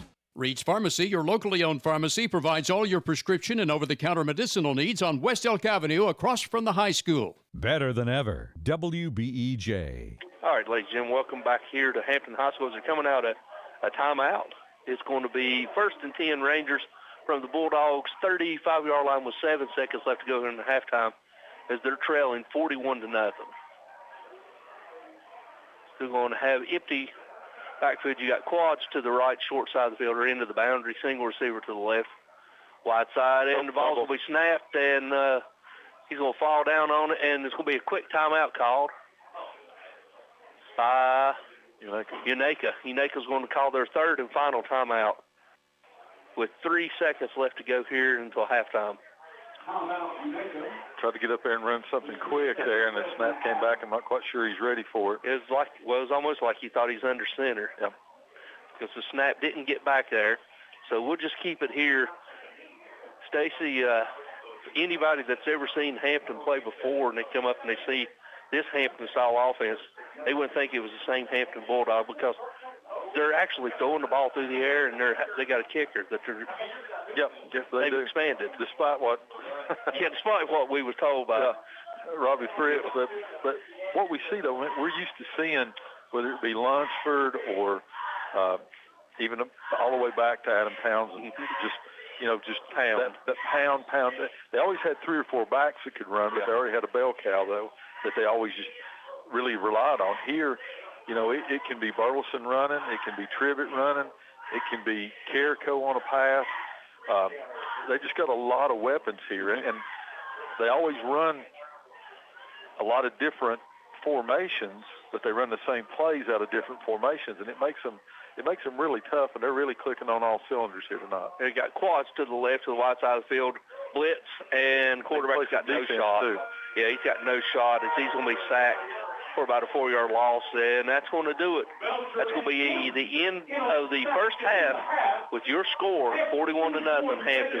We'll go back to the station for this 2.5-minute break. We come back, we'll see if we can get Mr. Bulldog himself, Robbie Fritz, on the air to talk a little bit. So all that comes up after this 2.5-minute word from our sponsor. Warm up before you go to the remaining football games with Johnny Red's Hot Chicken at Dino's Restaurant, downtown Elizabethton. Ask your waiter or waitress for more information on Johnny Red's Hot Chicken, or enjoy the hot Italian entrees like lasagna, spaghetti, ravioli, and others, or even the numerous American favorites like hot hamburger steak with mashed potatoes and gravy, or even a ribeye steak. On Fridays and Saturdays, Dino's also offers a 10-ounce prime rib dinner with salad and side. Dino's, downtown El Capitan, Elizabethton, open from 11 a.m. Monday through Saturday. What began as a vision for a young nurse is now a heritage for over 4 generations at Ivy Hall. With a 5-star rating by Medicaid Medicare, residents at Ivy Hall receive the best physical, speech, and occupational therapy in the area, and now respiratory therapy services are offered on staff too, all in a new state-of-the-art facility. Physician and nursing services to aid the healing process are also provided. All insurance is accepted at Ivy Hall, now hiring at 301 South Watauga Avenue, Elizabethton, and online at ivyhallnursinghome.com. Elizabethton High School football is brought to you by Citizens Bank. With locations throughout the Tri-Cities and Knoxville, Citizens Bank is the trusted partner to work alongside your business and family in accomplishing financial goals. As a family-owned bank founded and headquartered in Elizabethton, a big part of our success is your success. So stop by a branch or visit citizensbank24.com today and get to know the citizens in your community. Citizens Bank, member FDIC. Keith Bowers Auto Sales General Sessions Judge Keith Bowers Jr. and Attorney at Law Josh Harden are proud to help sponsor high school athletics. These sponsors realize that sports of all kinds are a big part of school and community. Take every opportunity to attend a game and enjoy sports with your family and friends. Keith Bowers Auto Sales General Sessions Judge Keith Bowers Jr. and Attorney at Law Josh Harden support our local sports teams. Brown's Hardware and Grocery, Highway 321 in Hampton, is now in its 4th generation as a family business and still supplying consumers from Hampton and beyond with all the hardware items you need for any season of the year, and is also still specializing in supplying hard-to-find items. Shop Brown's now for all the groceries you need any day of the week, and with cold weather approaching, remember Brown's has furnace filters, oil and gas fittings, kerosene heaters and parts, and much more. Brown's Hardware and Grocery, still the most unique store in Carter County on Highway 321 on your way to Watauga Lake. Offering quality furniture, appliances, and bedding for the entire home since 1936. Shop locally at Richie's Furniture and Sleep Shop, downtown Elizabethton. You're listening to UNACA at Hampton Homecoming Football here on FM 107.9, AM 1240, WBEJ, Elizabethton, Tennessee. All right, ladies and gentlemen, welcome back here to halftime at Hampton High School Homecoming as Bulldogs are up 41-0. And speaking of Bulldogs, as we're joined by, as Stacy refers to, Mr. Bulldog himself, Mr. Robbie Fritz. Rob, appreciate you taking a minute out of your busy time to come over and talk to us a little bit.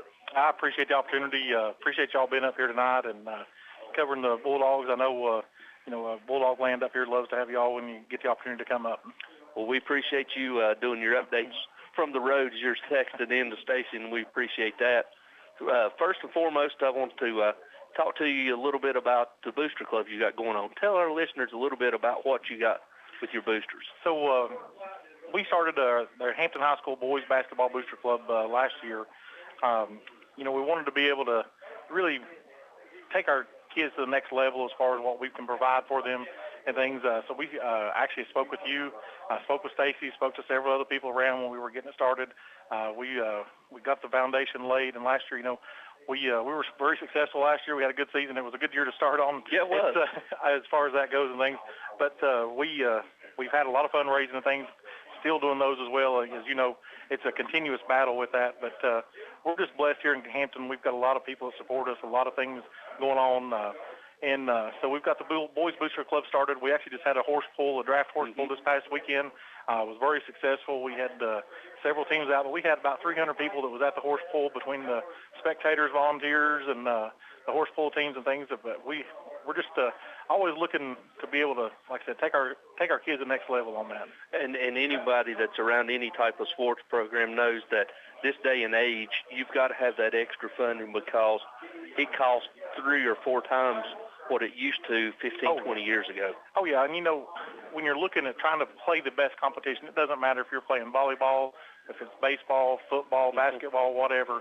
You want your kids to be able to play the best competition. Well, it's not always in your back door is the best competition. So you've got the travel and expenses, you've got hotels, you've got food, those things that come about. And, our kids, you don't want the parents footing that bill. So, it's the fundraising that goes on. Last year, we did a travel. We went to Orlando, played in a big tournament down there. Kids were very successful down there. We went 1 and 2. But we got to take the kids to Disney. Some kids that would have never got the opportunity and things through the fundraising efforts and stuff there. Then as we went through the year, we went to Maryville. Then when we went to state tournament this year, we were actually there for a week. Yeah. And it gets expensive. It does. When you're having to go down, we went down a day early. We had Caden Buckles was up for Mr. Basketball, so it was a day early that we went down.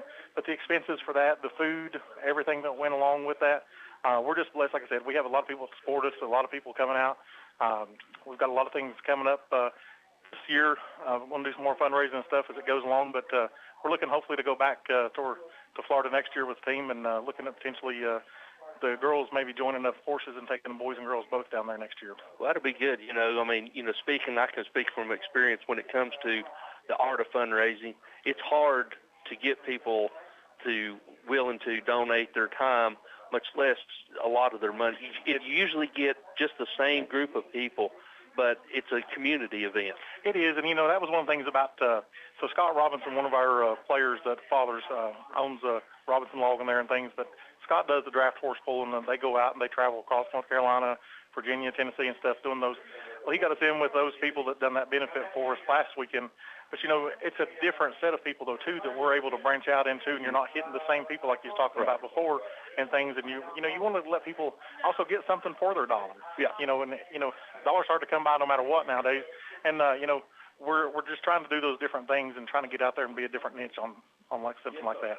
Yeah, and I'm assuming, because we talked several times about when you would start. Our goal, and I'm sure your goal was that when they see these kids out, they don't recognize them by just their number. They recognize their face. They recognize their name. They know just a little bit about them. And that's what it's about, is getting these kids in the community to come together as one. Oh, wholeheartedly. And it's like, like up here this past Saturday, those horses, they were amazing, magnificent animals, things. But our boys were over there. They were helping load the sled down with weights as far as it goes. And you're talking, the final weight was 13,000 pounds on the sled that these horses were pulling. Well, some of our players aren't nearly as tall, but we had big Hayden Campbell and his brother Dylan Campbell plays football here, number 78. But those boys, 6'5", 6'6", 6'7", they're able to stack it up on them pretty good. We had some other kids, little Talon Creed, and had Caden Davis and some of those. It's kind of hard for them to get it all up on top of the sled as having to hunt up there to those taller players and things. But it was good to see them out there in the community and at the event and stuff. And, people just talk about it was like a family reunion type thing. And that's what you want to do, though. And you want to get these boys interacting in the community because we want them to be those men and women that when they become adults, we want them to be vested in the community. We want them being good stewards about things and stuff here in Hampton and wherever they go to live their life at. Yeah, and if you're like me, it's all worth it at the end of the day when those kids come up to you and tell you that they appreciate it. That makes it all worth it. Oh, 100%. And, it all starts at the top, though, with Coach Ned Smith. It does. Coach Smith is a fantastic Christian man, and, he was named the 2022-2023 TSSAA Boys Coach of the Year. But, Coach Smith, on a game that's on a Friday or Saturday, he's always telling the boys, come to church with me on Sunday morning. If you don't have a church to go to, please come with me, or I'll come pick you up, take you to your church. If you need a ride, whatever. Those are the things just the extra things, though, too, that Coach does. And he does a really good job about those things just throughout the school and the community here. Yep, and it's a good thing, and hats off to him, and I appreciate him. And from one booster president to the other, I appreciate what you're doing. I know that a lot of what you do goes unnoticed, but the ones that behind the scenes we see, we know what you do, and I just appreciate everything that you're doing. Well, I appreciate you saying that, and I appreciate you too. You've been anybody I've needed to ask anything to. You've been there, text message, calling and things. Especially when it was first getting started, you emailed me everything that you had, and just that way we could get our good baseline when we got started and things. We're not trying to reinvent the wheel, so to speak, on things. No. You all, it's like we talked about. You were able to help me do things, know what not to do, just as much as what to do. And I know not what to do. Well, I mean, that was the things that you'd went over, the things that you'd struggle with, this, yep. that, and the way that went. And that was just such a help for us when we were first starting, especially because we were just kind of clueless. And we were lucky, though, too, when we first got started. He's moved off the board, but Roger Norris was big on helping us when we first got started. And Roger's just a fantastic guy, was able to help us out there when we got going. But like I say, you all do a great job down in Elizabeth. And like I said, not reinventing the wheel, just trying to mirror what y'all do. And we do appreciate this. Well, I appreciate it. And as always, if you need anything, just let us know. We appreciate it. Robbie, we appreciate you taking some time and promoting the Booster Club. And just tell before we go, tell our listeners how they can keep up with what's going on. So if you find us on Facebook, it's under Hampton Booster Club. We're there.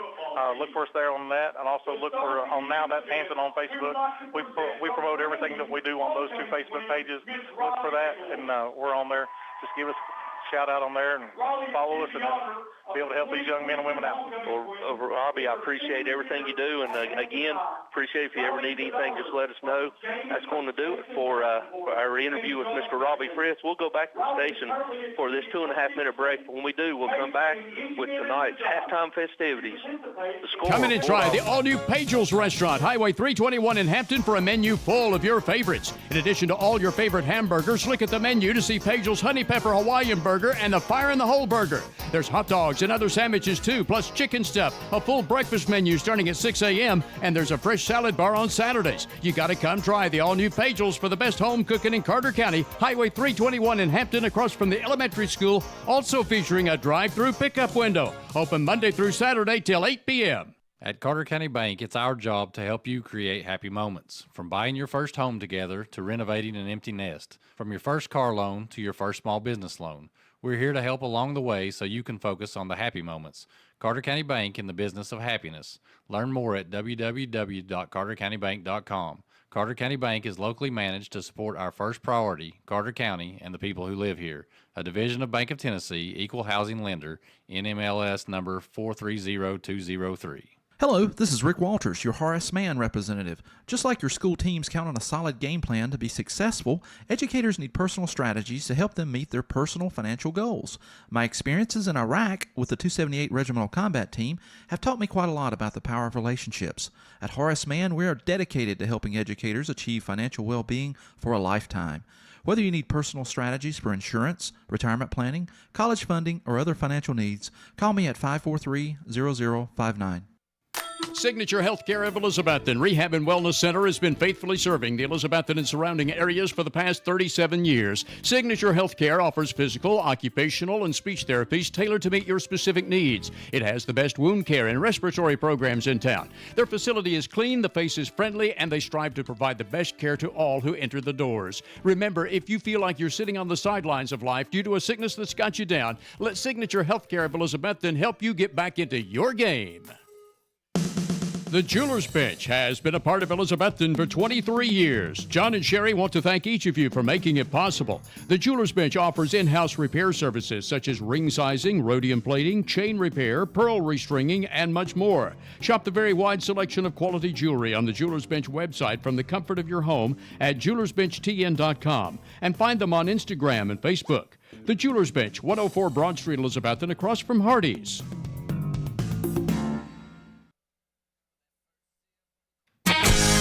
If you're in the market for a new or used vehicle, be sure to check with the Happy Valley Credit Union for a most competitive auto loan rate on both new and used vehicles. And if you're offered a rate that's lower, check with the Happy Valley Credit Union loan officer to see if you qualify for a matched rate by the credit union. Always be sure to check with the Happy Valley Credit Union before you finance an automobile anywhere else. Happy Valley Credit Union, C Street, Elizabethton, behind Walgreens. Pass it on, it's a tradition. Pass it on. Visit Simply Elegant Bakery and Catering, downtown Elizabethton, for homemade baked goods and customized catering, 528 East Elk Avenue. All right, ladies and gentlemen, welcome back here to J.C. Campbell Stadium on the campus of Hampton High School, where Hampton High School's observing homecoming tonight. So far on the field, a big night for the Bulldogs, as they're leading Unaka by a score of 41-0. We got about 7 minutes to go here at halftime. They're announcing the homecoming candidates. Kind of neat up here in Hampton the way they do it. They have these nice cars and looks like an 18-wheeler, a tractor on a tractor trailer, pulling up with the candidates as they go out on the field. Spread out. It looks like we've got a lot of candidates out tonight for homecoming queen, and we're going to announce it here on the air as soon as they announce it here in the stadium. Riley Nichols, the 2022 homecoming queen, will do the honors tonight when it is chosen. Everybody in the stands waiting on the candidates to be called, and we'll have the call for you just as soon as they announce it. We got 6:22 to go in this halftime. We're going to send it back to the station for a few more words from our sponsors, especially since we have a running clock coming up here in the second half. But before we do, you're listening to WBEJ Radio, where we have the Carter County Clash tonight as the Hampton Bulldogs are leading the Unaka Rangers by the score of 41-0. Sometimes we each need a little help. Smoky Mountain Medical Equipment in Elizabethton has been helping our friends and neighbors for over 30 years. Smoky Mountain Medical Equipment is in your home, with you on vacation, with you wherever you go, always helping to make your daily life a little easier and a little safer, because they care about you, their friends and neighbors. If you find yourself in need of medical equipment, a name you can count on is Smoky Mountain Medical Equipment, 2214 West Elk Avenue, Elizabethton. Now hiring. Call 547-0060. The original Ridgewood Barbecue is still owned and operated by the Profit family, inviting you to stop in for what is still the best barbecue in the Tri-Cities since 1948. Ridgewood offers barbecue pork and barbecue beef, plus many more items, so be sure to look at the whole menu. Ridgewood fries are made from genuine Idaho potatoes, and only the Ridgewood offers Mrs. Profit's original baked beans. Drive in any day except Sundays and major holidays to the Ridgewood, Old Highway 19E at Bluff City, just 6 miles north of Elizabethton. Call 538-7543 for carry-out orders. Depend on Valley Forge Wholesale Cherokee Drive behind Tractor Supply to be fully stocked with all the essential items, toys, and gifts you'll want this holiday season. WBEJ. All right, ladies and gentlemen, welcome back here to halftime of tonight's contest, where it's all Hampton. We got all the candidates coming in. We're got one more coming in on an 18-wheel. It's on a tractor, on a tractor trailer here. That's pretty impressive as they drive around the track. And I'll tell you what, Hampton's got more homecoming candidates than Unaka's got players. All right, Robbie Fritz, right when you left, made an interesting observation. Against the three county opponents this year, Hampton's outscored them 132-6. Wow. Against the other county opponents, which would be Cloudland, Unaka, and Happy Valley. So, and still got a half to go here. Wow. That is impressive. So let's go ahead and go over the scoring as best as I can. I'm not nearly as good as Wes, so if you can rake up my chicken scratch. It started out in the first quarter on a 17-yard run by Burleson with 10:30 left to go in the first quarter, putting Hampton up by a score of 7-0. 3:10 to go in the first quarter. Hampton gets the ball back, has a 2-yard run by number 18, Dylan Trivet, the quarterback, to put them up 14-0 on the extra point by Nichols. And then 7:02 left to go in the second half. Trivet again scores, this time on a 16-yard run. The extra point attempt failed, which puts the score 20-0. 4:01 to go in the second. Trivet strikes again, a 56-yard run this time to put the Bulldogs up 27-0. And then Burleson comes back and answers with 1:53 left to go until halftime on a 16-yard run, put us up to 34-0. a little less than 50 seconds later, 1:09 to go until halftime. You had number 5, Gino Carrico, on the interception, takes it back 40 yards to make your score 41-0 on the Nichols extra point here at halftime. And going on, as best I can figure, Hampton had 6, select 7 first downs, and Unaka ended up with 4 first downs, as we've got homecoming candidate on top of the ladder on top of the fire truck, so I don't know how she's going to get down. Well, that's new to me. We've had one come in on a semi-tractor and trailer, and now one that's coming in on the fire truck. Yep. And they're going to help her down off the back of the fire truck here. And we apologize for us trying to fill space here. Not too good. No, they're going to have to bump this up a little bit here on halftime because they're down to 2 minutes, and they don't have all the candidates out there on the field yet. As we had the delay waiting on the rescue squad and the stretcher to take off the injured Unaka player.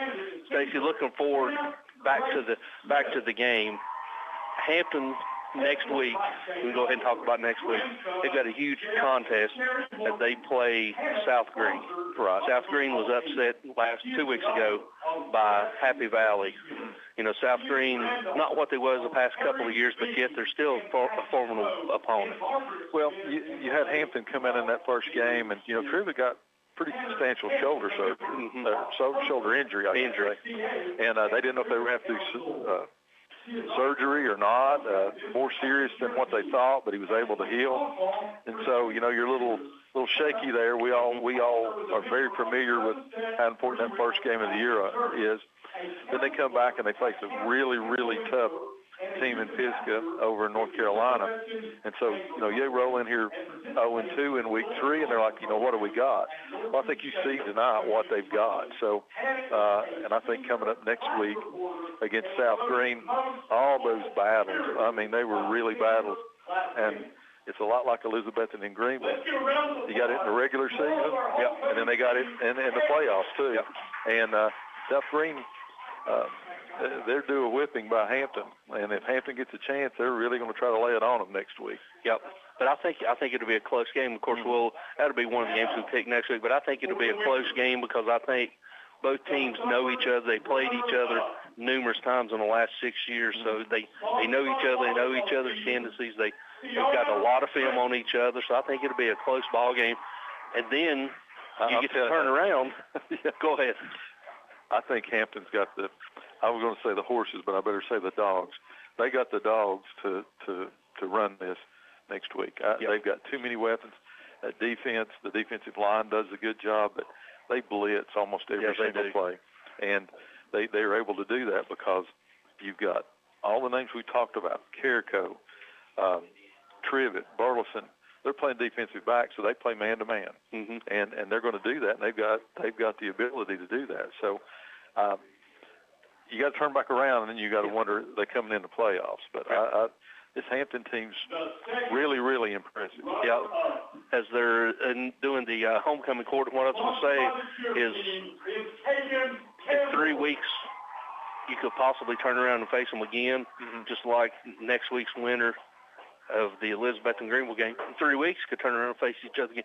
How hard is that to know that you play one and then 3 weeks later you're going to play them again? Well, it's hard to win two. Mm-hmm. So, and what it does is if you lose, all hope's not lost because you think, okay, we get another shot at them. But if you win, I sometimes I think the pressure is even more if you beat them during the regular season, and we've seen that. The path to Chattanooga again is going to come through Hampton, but the key to winning next week is that you get it here, right? You get it at home. Yeah. So that regular season that regular season win is so much important in these odd years. As we talk about it with Elizabethton and how big that game is next week. Hampton wants to play them right here. Yeah. At this home field and make those teams make the long drive, whether it be from down in the south of Greene County or wherever. It's a long ride up here to Hampton. It is. And it's cold here in the gorge. It's cold here tonight. 3 weeks from now, it's going to be really cold. Or 4 weeks from tonight, it's going to be really cold up here. So, and it may be raining. Yeah. Sideline Brown woke up over here for a minute to throw something in. Birthday boy woke up as they're getting ready to announce the homecoming queen, and we'll tell you when we hear it. As they're getting ready to, as the suspense is building. And it looks like Macy Henry is your 2023 homecoming queen at Hampton High School. We'll have your whole court here for us and for you in just a minute and announce the runners-up. But Macy Henry appears to be your homecoming queen for 2023 at Hampton High School, as she will be crowned by Miss Riley Nichols, homecoming queen from 2022. We'll send it back to the station for a 2-minute timeout. When we come back, we'll have the full court for you for the homecoming festivities here at Hampton High School. And then we'll have your second half kickoff here on WBEJ. A college degree is now more valuable than ever before. That's because the more education you have, the better your job prospects and the larger your paycheck. At Northeast State Community College, they offer 135 career-boosting programs and great financial aid options. With so many programs to choose from, you can start here and go anywhere. Northeast State also has flexible scheduling and campuses close to your home, helping you balance school with work and family. Apply today at northeaststate.edu/admissions. Integrity, trust, respect, and family. That's how Southern Finance has survived since 1959 in an ever-changing economy. Southern Finance specializes in small personal loans, auto loans, home and land loans, and more. Hometown lending for honest, hard-working people like you. Southern Finance welcomes less-than-perfect credit at the office across from the Bonnie Kate in downtown Elizabethton. To find the loan you need, call Southern Finance at 542-2165. Hermitage Health and Rehabilitation is a newly remodeled 70-bed skilled facility in Elizabethton. With a reputable therapy team offering physical, occupational, and speech services 7 days a week, their Rehab to Home program focuses on the goal of returning residents to their home re-energized and with more mobility. Schedule your tour today at Hermitage Health Center, 1633 Hillview Drive, Elizabethton. 543-2571. The Rocky Top Garage Door Showroom is located at 401 Hatcher Lane, Elizabethton.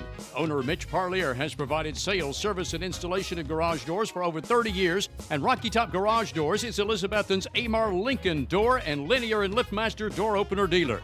Tell them what to do if the garage door breaks, girls. Call Papa. Rocky Top Garage Doors, 518-1560. That's Rocky Top Garage Doors, your automatic garage door dealer. Learn more online at rockytopgaragedoor.com.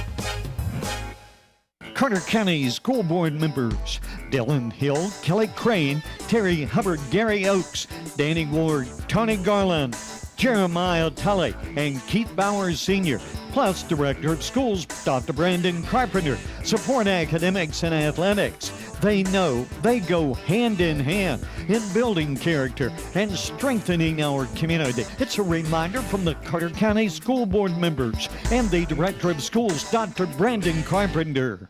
For the best carpets, hardwood floors, vinyl, ceramic tile, laminates, and waterproof flooring, see Winchester Quality Flooring, 110 West Elk Avenue, Elizabethton. Better than ever, WBEJ. All right, ladies and gentlemen, welcome back here to Hampton High School, where they just reset the clock to 3 minutes. As it's halftime of homecoming. Stacey, you got the court. Yep. Like Coach Parker's over here gave us the roundup here. This is the homecoming winners for 2023. Your third runner-up, sponsored by the volleyball team, is Sienna Britt. Second runner-up, sponsored by the cheer team, is Miss Keegan Campbell. The first runner-up, sponsored by Skills USA, was Cassandra Hatley. And as we said, the 2023 Hampton High School homecoming queen, sponsored by the Hampton High School women's basketball team, is Miss Macy Henry. A long history here at Hampton High School with the Henrys. You know, Tony, I know you and Robbie were talking about this. You know how we love state championships here in Carter County, and to think we've got those two that Elizabethton had. You go back when UNACA went down, Don Linzer's team just shocked the world in 1A when UNACA went down, and Donald's one of my oldest friends, and he had them boys on a school bus, and they would go to Chattanooga, they would go to Nashville, they'd play anybody, anywhere. It's like Jerry Jenkins says about the Cyclones. That Unaka team, when they won their state championship, they went everywhere. They didn't care who they played. They played Science Hill that year. They would scrimmage anybody, and it really got them ready. That basketball team up here at Hampton last year, that just had that phenomenal run. So many athletes, so many players.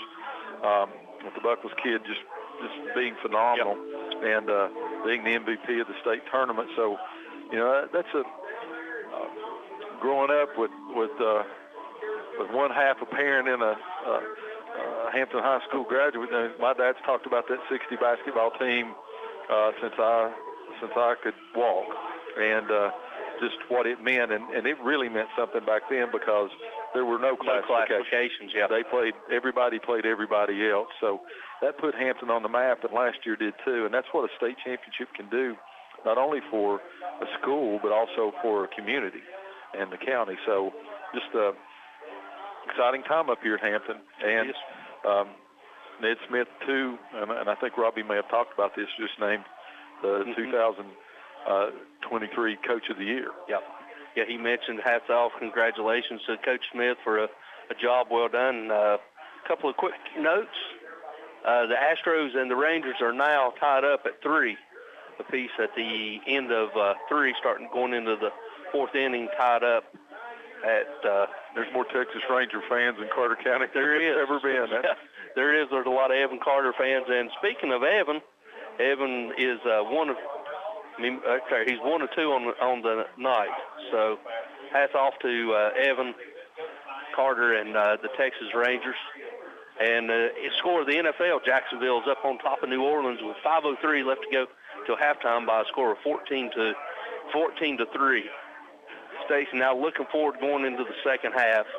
Unaka is still being kept with the injuries. That's probably, with the quarterback going out, that's like 7 or 8 of their players that they've lost to injury. What do you do if you're Coach Bennett here going forward? What do you want to try to work on? Well, he's not going to quit. No. And he's not going to let his players quit. So they're going to play hard. They're going to come in.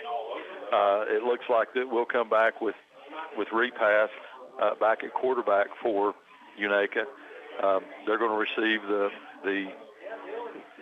they're going to receive the kickoff here to start the second half. They recovered onside. They recovered onside. Yeah, they deferred to the second half and then did the onside kick. So, we saw a lot of halfback throwback to the quarterback. We saw fake punch. We saw onside kicks. So whatever they've got in the bag, they're going to try it here, and we're going to have a running clock to start the second half, and it's going to go by quickly. So it doesn't hurt you to pass. Then you're not going to be able to stop the clock. So I look for them to try to do whatever they can, and even if they're drawing it up in the dirt over there, they're going to try to at least score some points here in the second half. Yeah, as we're getting ready to start the second half, as we're waiting on they just spotted the ball, waiting on the official to blow the ball in as he's blew it in. So we're getting ready to start the kickoff as approaching the kick, and it's a high spinning kick. That's going to be caught on the run. He fumbles it. Then he fumbles it again. He's going to still fall on. He's still fighting it, and he fumbles. And Bulldogs going to jump on it. Or no, they're going to say. Nope, they're going to say Unaka recovered. And so it's going to be recorded. Referee's going to give the ball back to Unaka, and now he's trying to tell him that Hampton's got no. Imagine this: we got another conference. Well, Herb called that from back here at the goal line. The head referee, side judge, is going to say, I think the side judge is going to try to overrule him. And he did. He did. So they overruled him. So Hampton did recover. It was number one, Damian Buckles, the junior, recovers the fumbled kickoff for Hampton. So Hampton already leading 41-0 in your Bojangles score of the game, and they're going to have it 1st and 10. It looks like it's going to be on about the, what is that? 23, yeah. Somewhere in that neighborhood. As now they went under center. They got full house backfield, single receiver wide right now. They're going to toss it out to Burleson. Burleson He's going to jump cut back across the 20, and there's a late flag, as Stacy mentioned, thrown by the back judge. So that's probably will be some type of hold or a face mask. Holding against Bulldogs, so it's going to back them up 10 yards. So it's going to bring up first down and about 20. Unless they're going to call that one from the spot. And they did. So it was past the line of scrimmage, so it's going to bring up first down and about 16 from the 27-yard line, 26-yard line. Mm-hmm. Clock, as we said, it's running even on the penalty, so we're down to 10 minutes and 10 seconds to go here in the third quarter. Same play as they toss it out to Burleson. Burleson going to the wide side of the field. He's going to be up in as he gets back to the original line of scrimmage, so a gain of about 5. So we bring up second down, and we'll call it 10.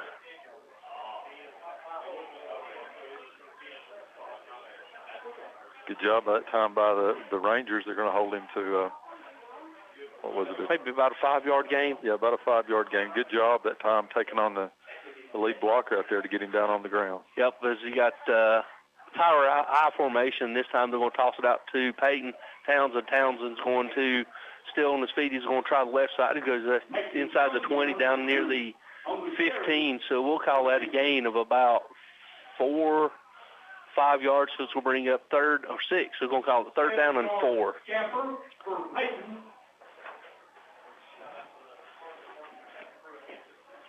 Townsend comes out.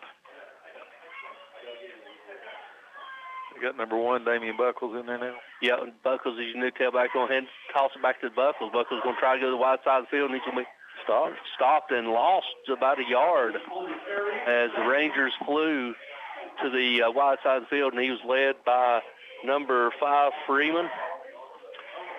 And also it looked like number 3, Repass.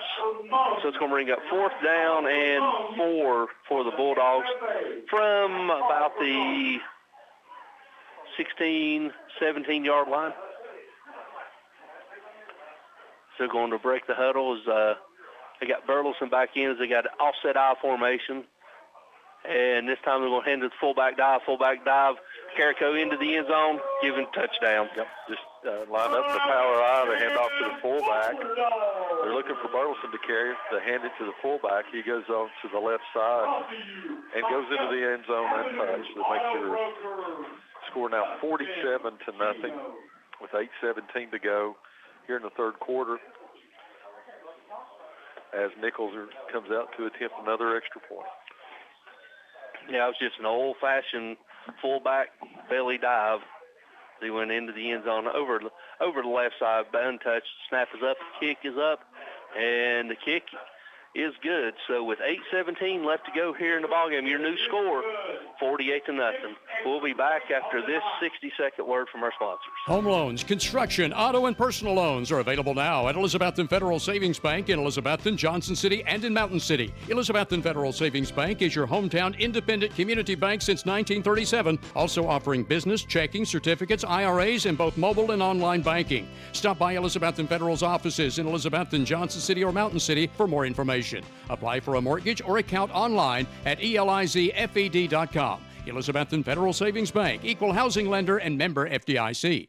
Now that cold weather is in the forecast, you need to be sure your heat pump is working efficiently to keep you warm this winter. Call Advanced Heat Pump Systems now and ask about getting a tax credit up to $2,000 when you install a new heat pump system for the upcoming winter season. Your home will be warm and cozy, and you'll have the comfort of knowing that you've saved a lot of money with a new heat pump from Advanced Heat Pump Systems. Call for a free quote at 926-2665 and also ask about available financing.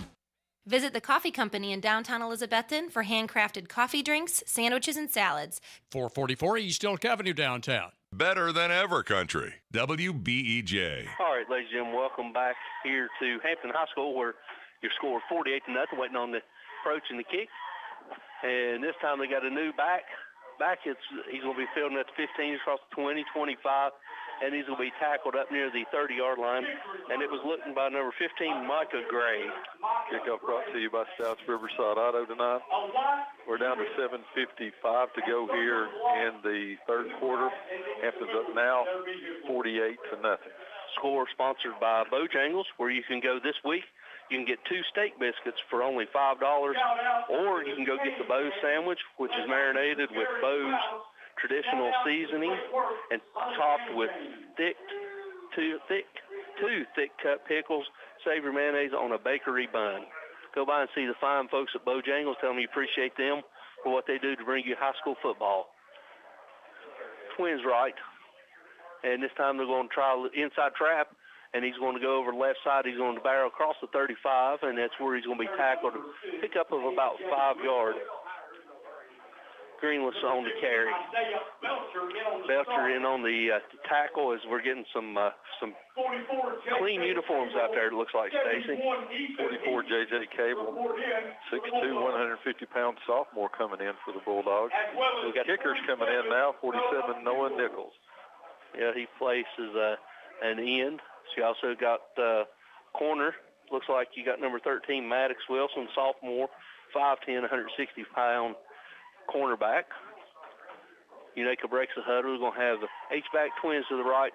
The quarterback's back to pass. He's going to throw a quick slant, and he separates it. Nope, he dropped it. Oh, did he drop it? Yep. As Wilson, as we just spoke about, he come in and made the hit. The pass was intended for Gray. Not a bad pass, not a bad attempt to catch it, but as you said, Wilson just comes in and lays wood on him. Got number 1, Damian Buckles, coming in, play outside defensive end spot. He is 5'9", 165-pound junior. Try to get you some more as we can see him. Was same formation for the Rangers. This time tailback flips over to the opposite side, and we're going to jet motion from right to left. And they're going to try an inside trap over the left side. And Greenley's got it. He jump cuts. He's across the 35, 40, 45, 50.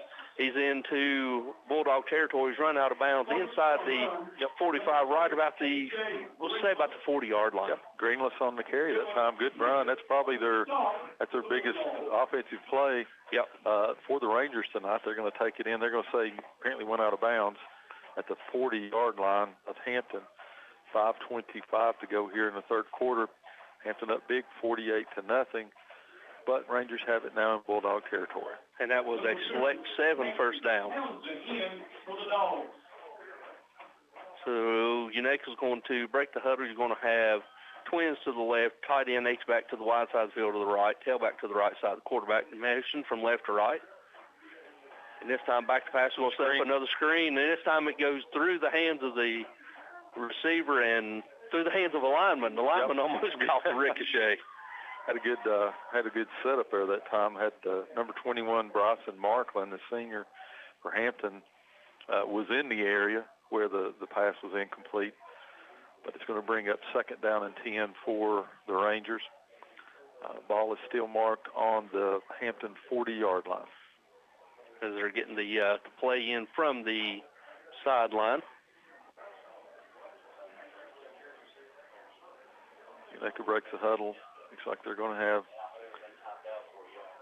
Twins right, single receiver trips right, single receiver to the left, quads right. That was going quads. Empty backfield. So the quarterback's rolling out to the wide side of the field. He's trying to buy some time. He's got him wide open, and he just barely throws. He thought he was going to bring it flatter, and he turned it up vertical. He ran a post that time. Just didn't run it quite deep enough, did he? No, he didn't. He thought he had something. He thought he was going to flatten the post out, but he went more vertical, which we're up third down and 10 with 3:45 left to go here in the third quarter. Got a final in. Twin Springs defeats Hancock by a score of 47-14. South Central North Carolina, RS Central North Carolina, 27-6 over Cloudland at halftime. We'll get some more scores after this play. You got trips to the right. They'll go try a counter. No, quarterback keeps it. He's going out the wide side of the field, and he throws it over the hands of the intended receiver as he was, again, running. He stiff-armed with his left hand and threw it with his right. So Good play by Brian Brennan, repass, quarterback for Unaka. That time he's such a rush. You don't often see a quarterback stiff arm and then throw with the other arm, but it falls incomplete, so it's going to bring up 4th down and 10 for the Rangers. Ball is still on the Hampton 40-yard line. We're down to 2:45 to go here in the third quarter with the running clock. As they're going to have trips to the right, to the wide side of the field, single receiver left, tailbacks lined up to the right side. Back to pass. He's looking. He throws it up, and miscommunication falls harmlessly incomplete. So Hampton will take over 1st and 10 from their own 40 with 2:20 left to go here in the third quarter. Trying to throw it fast. He didn't throw it far enough, and the receiver outran it. Defensive back didn't turn around and see where the ball was. As Tony said, it falls incomplete. So Hampton's going to have it 1st and 10 from their own 40-yard line. Because we got a first down here, let's go ahead and hit Select 7 for this half. Select 7 now celebrating 75 years of helping you select a brighter future. They offer mortgage loan products such as a 10, 15, or 30-year loan, first mortgages, home equity loans, unimproved property loans. They also offer CDs, money market, vacation, and Christmas club accounts. As Hampton comes out in the more traditional offset power I, and they're just going to line up and hand it to Burleson. Burleson's going up the middle. He's across the 40, up near the 43-yard line, pickup of about 3. We'll finish up here on Select 7. They offer very competitive auto and mortgage loans.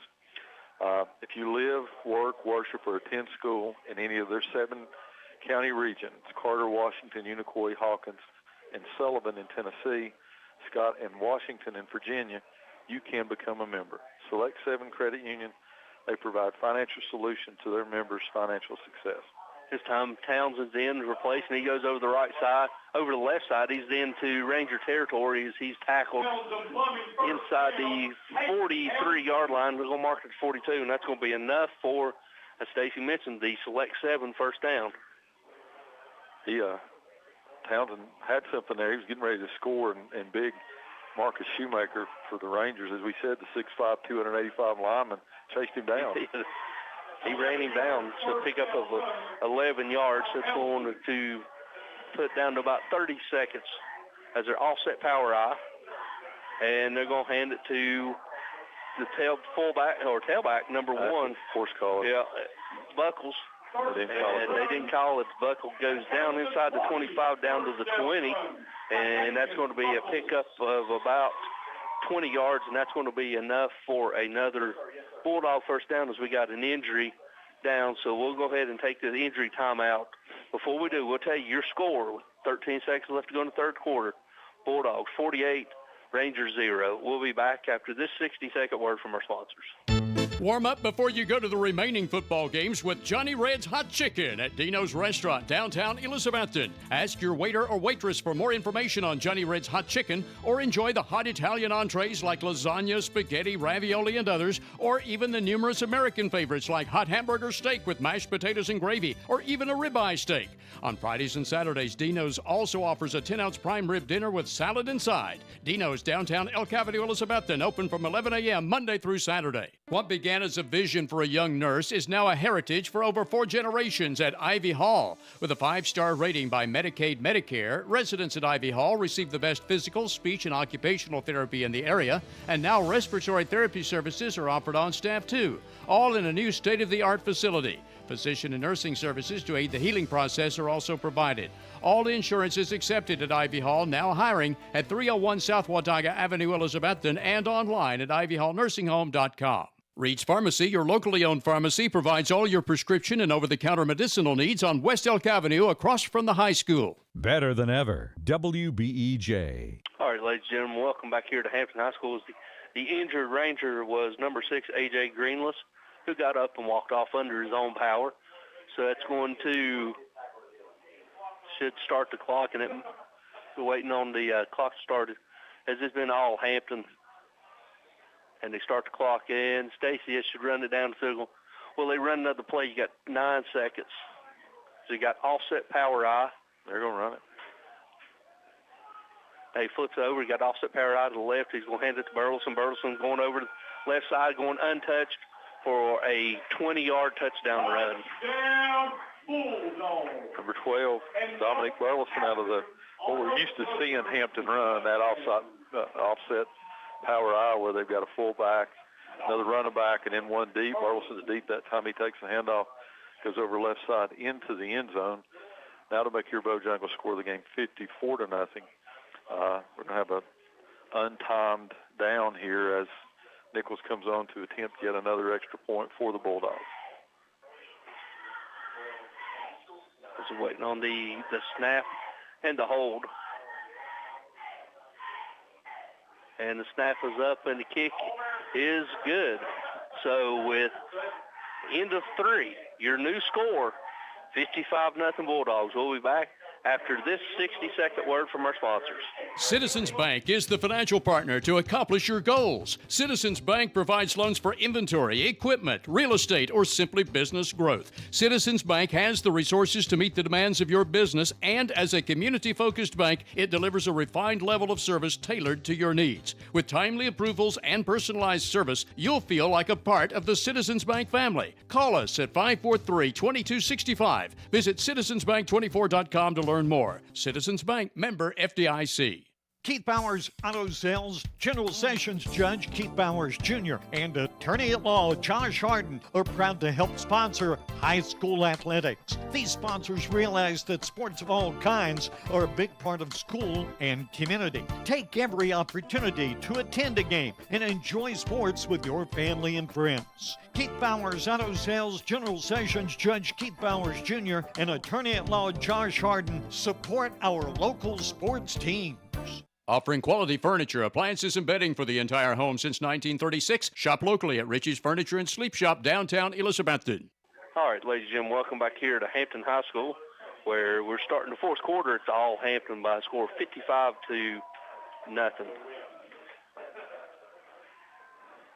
We're checking here to see what We're asking Mr. Bulldog to check his stats to see what how close he is to the extra point record at Hampton High School. After he told us he wouldn't hit any of them. So, of course, he's going to the source. He's asking Jamie Combs. Yeah, so we should have something coming back here as we're waiting on the kickoff.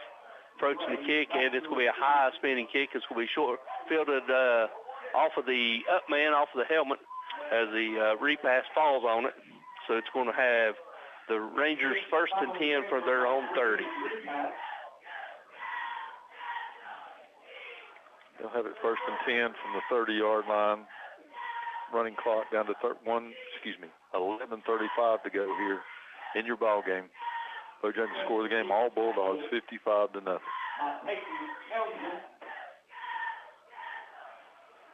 To break the huddle, they're going to come back and they're going to have you'll have trips to the right, single receiver to the left. The tailback's lined up to the right side of the quarterback. As Hampton rings one on late, as it's going to be quick snap. It's going to be handed back to the tailback and going to throw a flag from the umpire. A hold. It's going to call a hold or a horse collar. It's going to be a personal foul, face mask. Wow. I don't think it's a face mask. I pulled him down from behind. From behind, yeah. I think he missed that one, but it'll be a 15-yard penalty. And the result of that will be a Ranger select 7 first down. 15-yard penalty.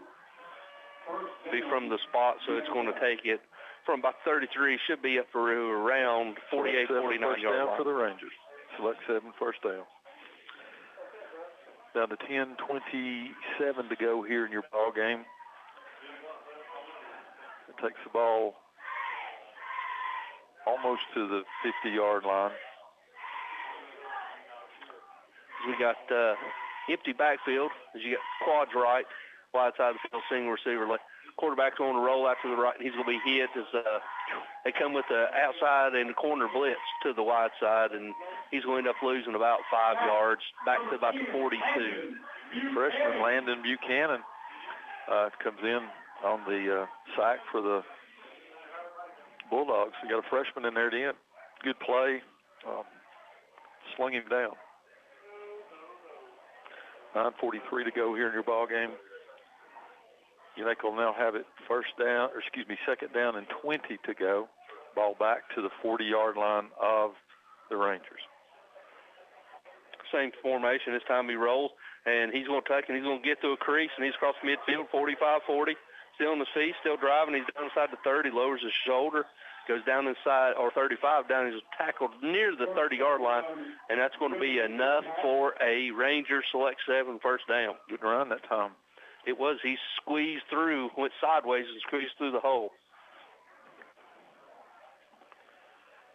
Bulldogs continue to substitute people in. 77, Aiden Leach comes on for Hampton. As you got Maiden Kamara. Camarda. As we got quads to the left to the wide side of the field, single receiver to the right. Short side. And here they come with the blitz, and they're going to throw a tunnel screen, and he had some, if he just caught the ball, it went in and out of his hands. Good, well-placed ball that time. Yep. Tried to take off before he had the ball. Who was that intended to?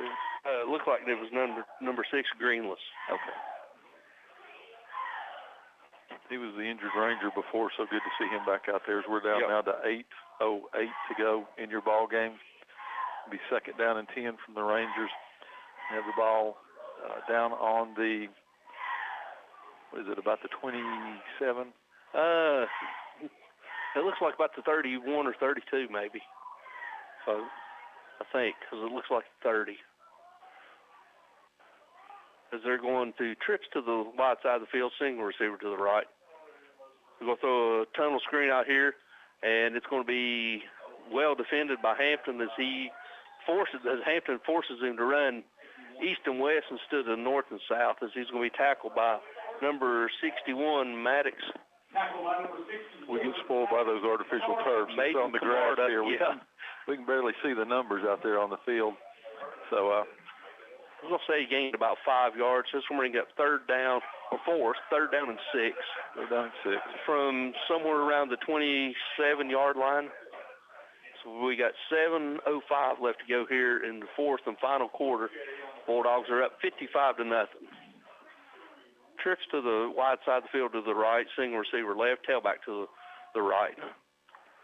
Try to throw a quarterback or counter and fumble. And it's going to be recovered by number 1 for the Bulldogs, Damian Buckles. So that scoring opportunity turned over on the turnover. The Bulldogs will have it first and 10 from their own 33-yard line. He tried to stick it in the running back's gut there to get him through the line kind of quickly, and the ball squirts out. As you said, Damian Buckles, number 1 for the Bulldogs, jumped on it. So we've got 6:22 to go here in your ball game. Hampton leading 55-0. They come back out on offense. Let's see who comes out for quarterback for Hampton this series. Still Trivet, number 18. They got offset power out of the right. And this time we're going to run the H-back over the right end as they're running end around. And it was number 16 on the carry, Elijah McKinney. Picked up a gain of about 3 to bring up second down and 7. Brings up second down. That's their version of the heavy. Yeah. Jaden Kuhn, sophomore in there, 5'11", 230. Normally a tackle. He's in there as a fullback. That's a real power eye. Yeah, that is a power offset eye to the left or right to the wide side of the field, and this time I handed tailback patiently waiting, goes up the middle, falls across the 40-yard line where he's going to be tackled. A gain of about 3, so it brings up third down and a long 4. Tailback that time, number 1, Damian Buckles. He comes out. Peyton Townsend, number 2, comes in to give number 1, Damian Buckles, a blow for a play. Number 77, Aiden Leach comes in, sophomore, 6'4", 210. Update in the AL championship series at the end of 4. Houston now leads the Rangers 7-3. Try it over to the left side. Townsend, he cuts back over to the right, and he's going to be hit, and he's going to be drove back, and I think where they're going to mark it, he's going to have enough for a select 7 first down. So we got, appears we got another injured Ranger, and we do have an injured Rangers down, so we'll go ahead and take a timeout with them. We'll let you know, with 4:18 left to go in the ballgame, Bulldogs are up 55-0. We'll be back after this 60-second word from our sponsor. Brown's Hardware and Grocery, Highway 321 in Hampton, is now in its 4th generation as a family business and still supplying consumers from Hampton and beyond with all the hardware items you need for any season of the year, and is also still specializing in supplying hard-to-find items. Shop Brown's now for all the groceries you need any day of the week, and with cold weather approaching, remember Brown's has furnace filters, oil and gas fittings, kerosene heaters and parts, and much more. Brown's Hardware and Grocery, still the most unique store in Carter County on Highway 321 on your way to Watauga Lake. Come in and try the all-new Pagel's Restaurant, Highway 321 in Hampton, for a menu full of your favorites. In addition to all your favorite hamburgers, look at the menu to see Pagel's Honey Pepper Hawaiian Burger and the Fire in the Hole Burger. There's hot dogs and other sandwiches too, plus chicken stuff, a full breakfast menu starting at 6 a.m., and there's a fresh salad bar on Saturdays. You gotta come try the all-new Pagel's for the best home cooking in Carter County, Highway 321 in Hampton, across from the elementary school, also featuring a drive-through pickup window. Open Monday through Saturday till 8 p.m. Depend on Valley Forge Wholesale Cherokee Drive behind Tractor Supply to be fully stocked with all the essential items, toys, and gifts you'll want this holiday season. WBEJ. All right, ladies and gentlemen, the injured Ranger was number 4, Isaiah White, who got up and walked off under his own power. So it's going to be 1st and 10 Bulldogs from about their own 45-yard line with 4:18 left to go here in the 4th and final period. Offset power I to the left, and they're going to hand off to the tailback. Tailback's going up the middle. He's going to be going to across the 50 and into Ranger territory up near the 49-yard line. We'll call it a gain of about 6, bring up 2nd down and 4. Number 1, Damon Buckles for the Bulldogs on the carry. The Ranger a little slow to get up, but he gets up. They got to be worn out. Yeah, they got to be completely exhausted as they've had to chase these Bulldogs all over the field. You got offset power I to the left, the wide side of the field, and Townsend's going to get it. He's going to go over left side. He's crossed the 45, 40, 35, and he's going to be tackled inside the 34, 5, about the 33-yard line, but not before he picks up enough for another select 7 first down. So, we're talking about it's not what you usually see Hampton in when they came out in that first part of this game. This offset power out is what we've seen them run their entire offense out of the last couple of years that we've been up here very effectively. And to see them to be able to run a more traditional offense or even have an empty backfield at times, but then be able to revert back to this. They watch film down here too, so they're putting all kinds of things on film that's exactly showing what all they got. Yeah, that's exactly right. It's a good point. Same offset power on this time. Townsend's going to get his little jump cut across the left, over the left side. He's still driving down inside the 30, down inside the 25, get close to the 22-yard line. That's going to be enough for another select 7 first down. But you're right. This requires the defense to spend additional time on whether it be the spread or it be the power I formation. You just can't focus on one thing. Yeah, I mean, that's, they're not just putting this in there to run the clock down a little bit. They're putting something on film to say, okay, we can run this too. Yeah.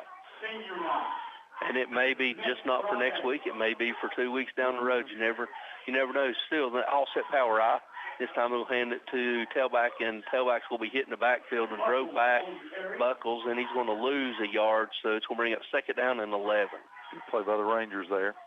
They're going to say, yep, lost a yard. As the Rangers are still, even though they're down 55-0, they're still giving it all they got. Down to 1:35 to go in your ball game. 55-0. Hampton taking their time to send the play in.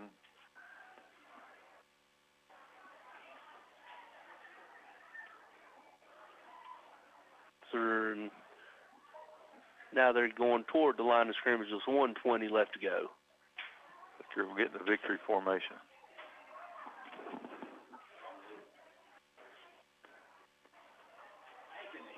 They took a knee, and that's going to take us down under a minute.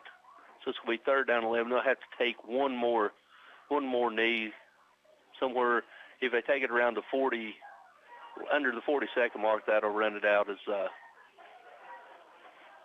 been all Bulldogs after this play clock, or game clock's down to 45 seconds.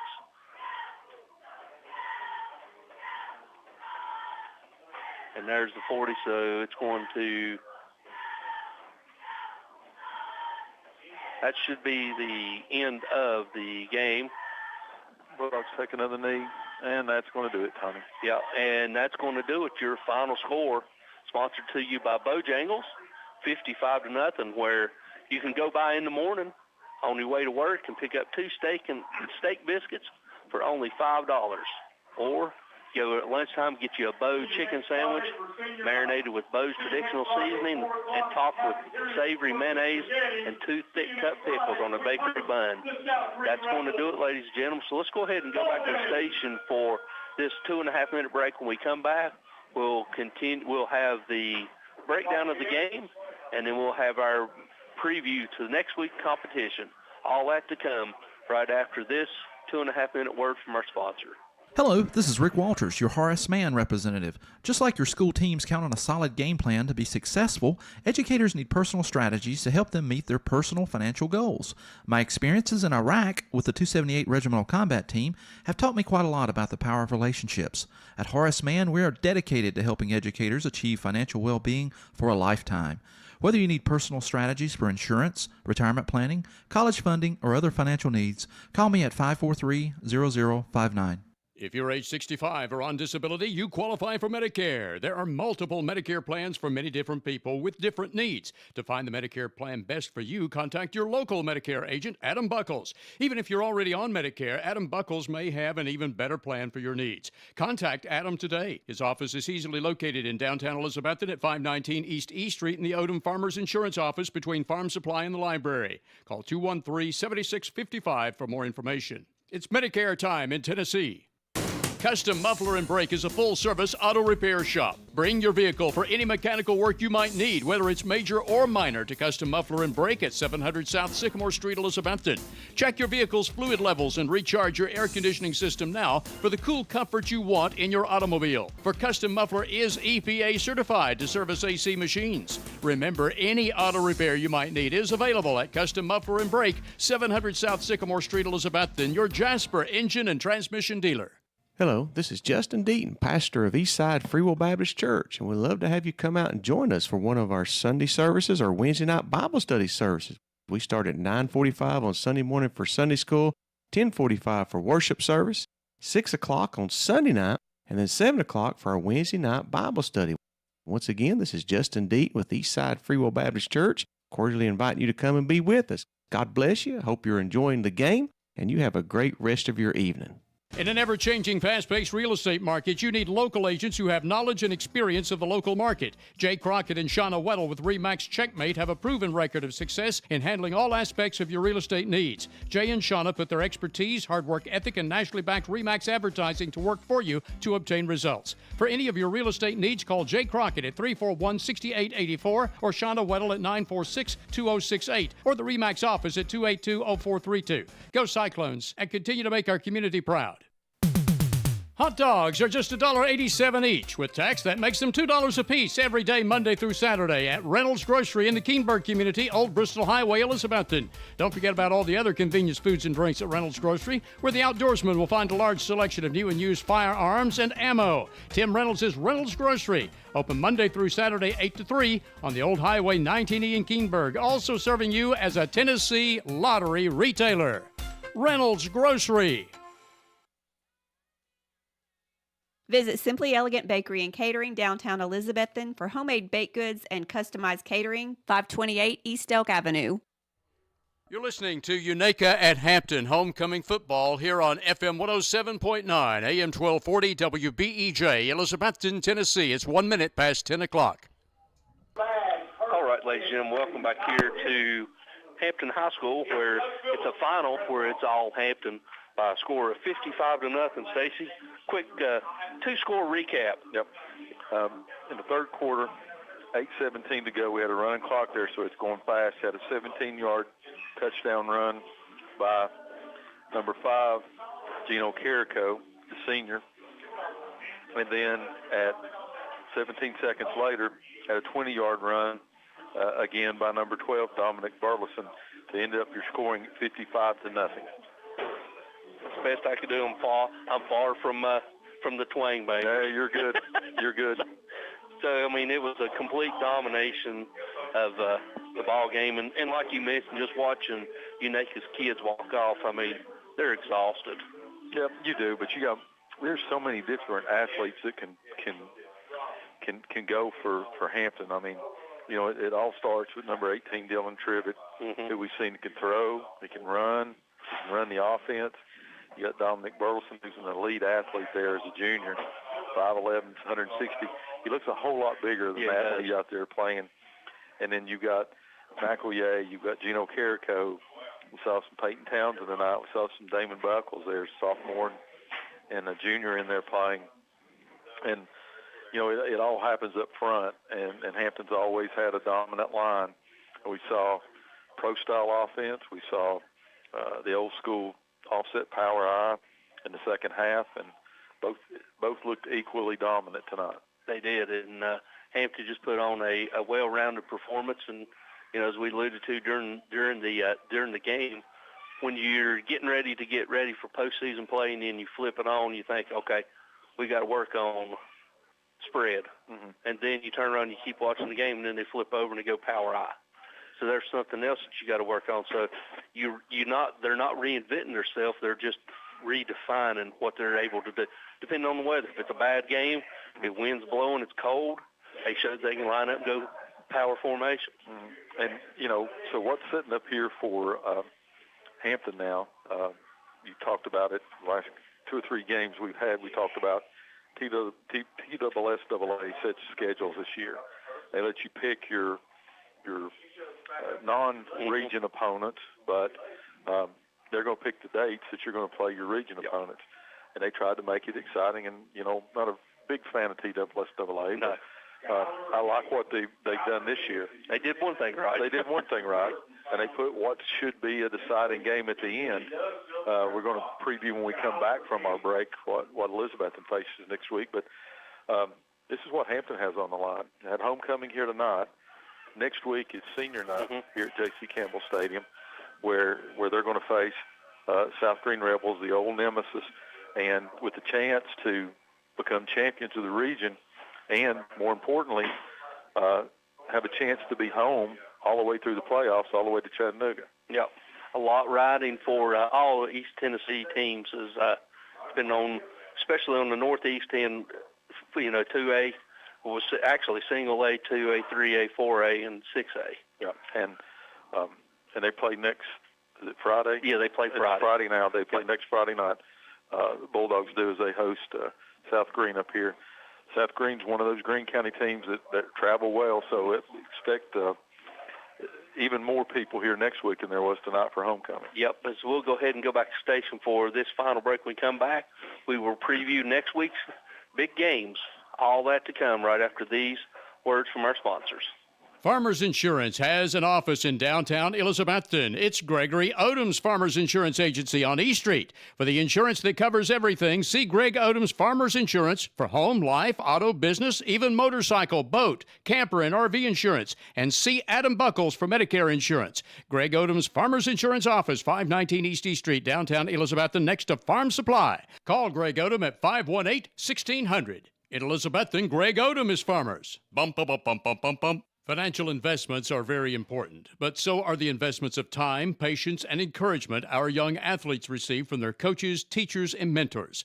Jonathan Street, your Elizabethton Edward Jones financial advisor, understands this. That's why Jonathan Street is a proud sponsor of Carter County High School sports on WBEJ. For all your investment needs, call Jonathan Street at 543-8811 or visit edwardjones.com. Edward Jones, member SIPC.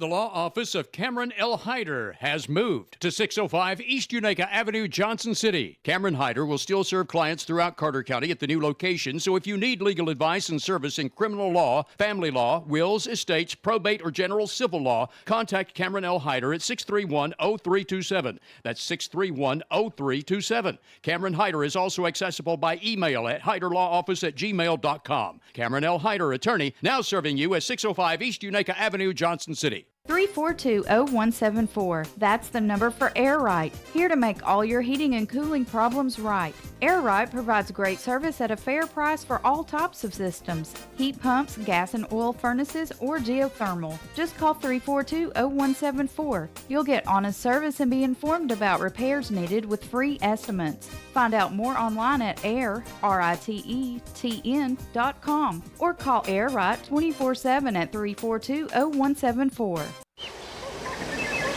Locally owned Meredith Valley Cabins and Farmhouse provide a comfortable and cozy getaway without leaving town. For a great vacation or just a weekend getaway, Meredith Valley Cabins and Farmhouse is the peaceful place to stay on the beautiful Watauga River on Sycamore Shoals Drive off the Watauga Road. For fishing, canoeing, and kayaking, gatherings for family or friends, and always lasting memories. Meredith Valley Cabins, where memories are made by the water's edge. View Meredith Valley Farm on Facebook for more information.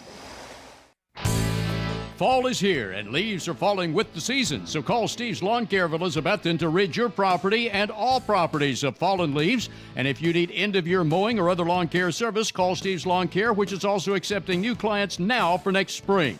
Other services also available with free estimates for all jobs. Steve's Lawn Care Service is licensed and insured and provides both residential and commercial service Monday through Friday at 895-0149. Steve's Lawn Care. For the best carpets, hardwood floors, vinyl, ceramic tile, laminates, and waterproof flooring, see Winchester Quality Flooring, 110 West Elk Avenue, Elizabethton. Better than ever. WBEJ. All right, ladies and gentlemen, welcome back here to Hampton High School, where victorious night on homecoming for Hampton's a shutout Unaka Rangers by a score of 55-0. Now, Stacy, puts us into going into Week 11. All-important Week 11. We spoke about it, how important it was for Hampton, as they got South Green coming in here next week, winner take all. Right. Elizabethton next week has winner take all. If Greenville can get by Northview, which I think they will, and you think they will, next week is a winner take all also at Citizens Bank. It is, and one more here. These Unaka Rangers got to travel up to Cloudland Mountain on Thursday night for a chance for Cloudland to once again win. For I don't know how many years in a row. I don't either. You know, all the county teams all have something in Happy Valley. Happy Valley's also still in the running there. Maybe not for a championship, but a chance to possibly get one at home. Yeah. So, but you know, the one that's been circled on Elizabethton's calendar every year is when the Green Devils come in. Latest that we played them in a regular season that I ever remember. Right. And set up that way, and both teams have fully complied. Strange year, canceled game because of weather. You've got Greenville coming in that played Alcoa for a while, got rained out, played Dobbins-Bennett, tied 14-14, game called. They scrambled around and played two games in 1 week on a Tuesday, and then on Tuesday, Friday, and got some comparisons there. That 14-14 Dobbins-Bennett thing kind of perked everybody's ears just a little bit. Struggled with Morristown West, but so did we. So if you look at comparisons, you got to think this is going to be a tight game. Yeah, and you know this is not the bubble screen Greenville game teams. It's not the let's rear back and throw it down the field. The person we saw last year in Quillen is toting the ball now, and he's toting it a lot. You know, there's 30 carries in a game that we've seen him doing on film and the highlights, and he may run it 40 times next week. He might do it. You're exactly right. You know, you got him and you got Dixon, who's the starting linebacker. They're the two main ball carriers. But the thing about Quillen is when, we're sitting here and you was talking about, the Hamptons and the Unaka and the Cloudland, they've got people that play every special team, every defense, every off. Well, that's what Quillen does. Yeah. Quillen, he plays every offensive snap. He plays defensive snap. He's the personal protector on punt. He's back there on punt return. He's back there on kickoff coverage. He's back there returning kicks. So he does everything with them, and they go as he goes. Yep. And, when it's just like the Cyclones. You've got Mullins there. You got Zeph Mullins who can score a touchdown, then has to run in and snap on the extra point, and then he runs down on the kickoff. Yep. And then he might be out there on defense. So, the cutoff for people not going both ways is a high 5A or a 6A school. Right. These high school teams just don't. In 4A, we live and die by that. And the good teams, they put their best athletes out there. Yep. It's not Pee Wee where everybody has to play a certain number of downs. You'll put your best athletes out there and make them do that. And Quillen is definitely that for the Green Devils. If the Cyclones can stop him, they've got a chance to dominate this ball game. Yeah. But if they don't, and if he gets momentum and the confidence that we talk about, it's a lot like that Northview Academy game where we gave that quarterback a little bit of confidence there in the first quarter, start of the second quarter. They thought they had something. Now, Elizabeth did a good job of adjusting and shutting him down, but that confidence is so important in high school football. Especially at the beginning of a ball game. And we just really need to knock that confidence out of them early. Yep. They're not going to quit. They're not going to give up. You're going to have to do it 4 quarters, but I think they really need to attack them early. Yep. And they've done a good job of that this year, Elizabethton has. They come out and smack DB in the mouth. They came out and just dominated Science Hill at the first game of the season. So, and what Elizabethton's got so many things they have a chance to do next week. Perfect regular season. Beat Science Hill, Dobbins-Bennett, and Greenville in the same regular season. And I don't know when that's happened. And Morristown West. I don't know when that's happened. The 3 big boys. I'm sure they could face. Sure Dr. Sams can tell us. Dr. Sams can probably tell us. Jerry Jenkins may be able to dig it up, and I'm sure you'll look it up before we hit it next week. But that's a big deal. It is. And you kind of got the feeling that after that Science Hill game, maybe we got something special here. And, we always kind of, all right, but, well, the but comes next week. Yeah. Okay, this is where the test is. And another reason why it's so important on the statewide stage is that, east of Crossville is where the 4A champion comes from here. Oklahoma, Elizabethton, or you've got Greenville, and that's where it seems to come from, and Anderson County last year. Anderson County's looming out there too. That 2-point loss to or 1 point loss. 1 point loss to maybe the best team in the school, or what's supposed to be the best team in the state by Knox West. We'll just have to see. We got to see where we're at, but that home field advantage is absolutely so important. We got a little taste of Citizens Bank Stadium last 2 weeks before this week, and it was so good to be home. And such a strange year that they didn't play their first home game there until week 7 and week 6, week 7 of the season.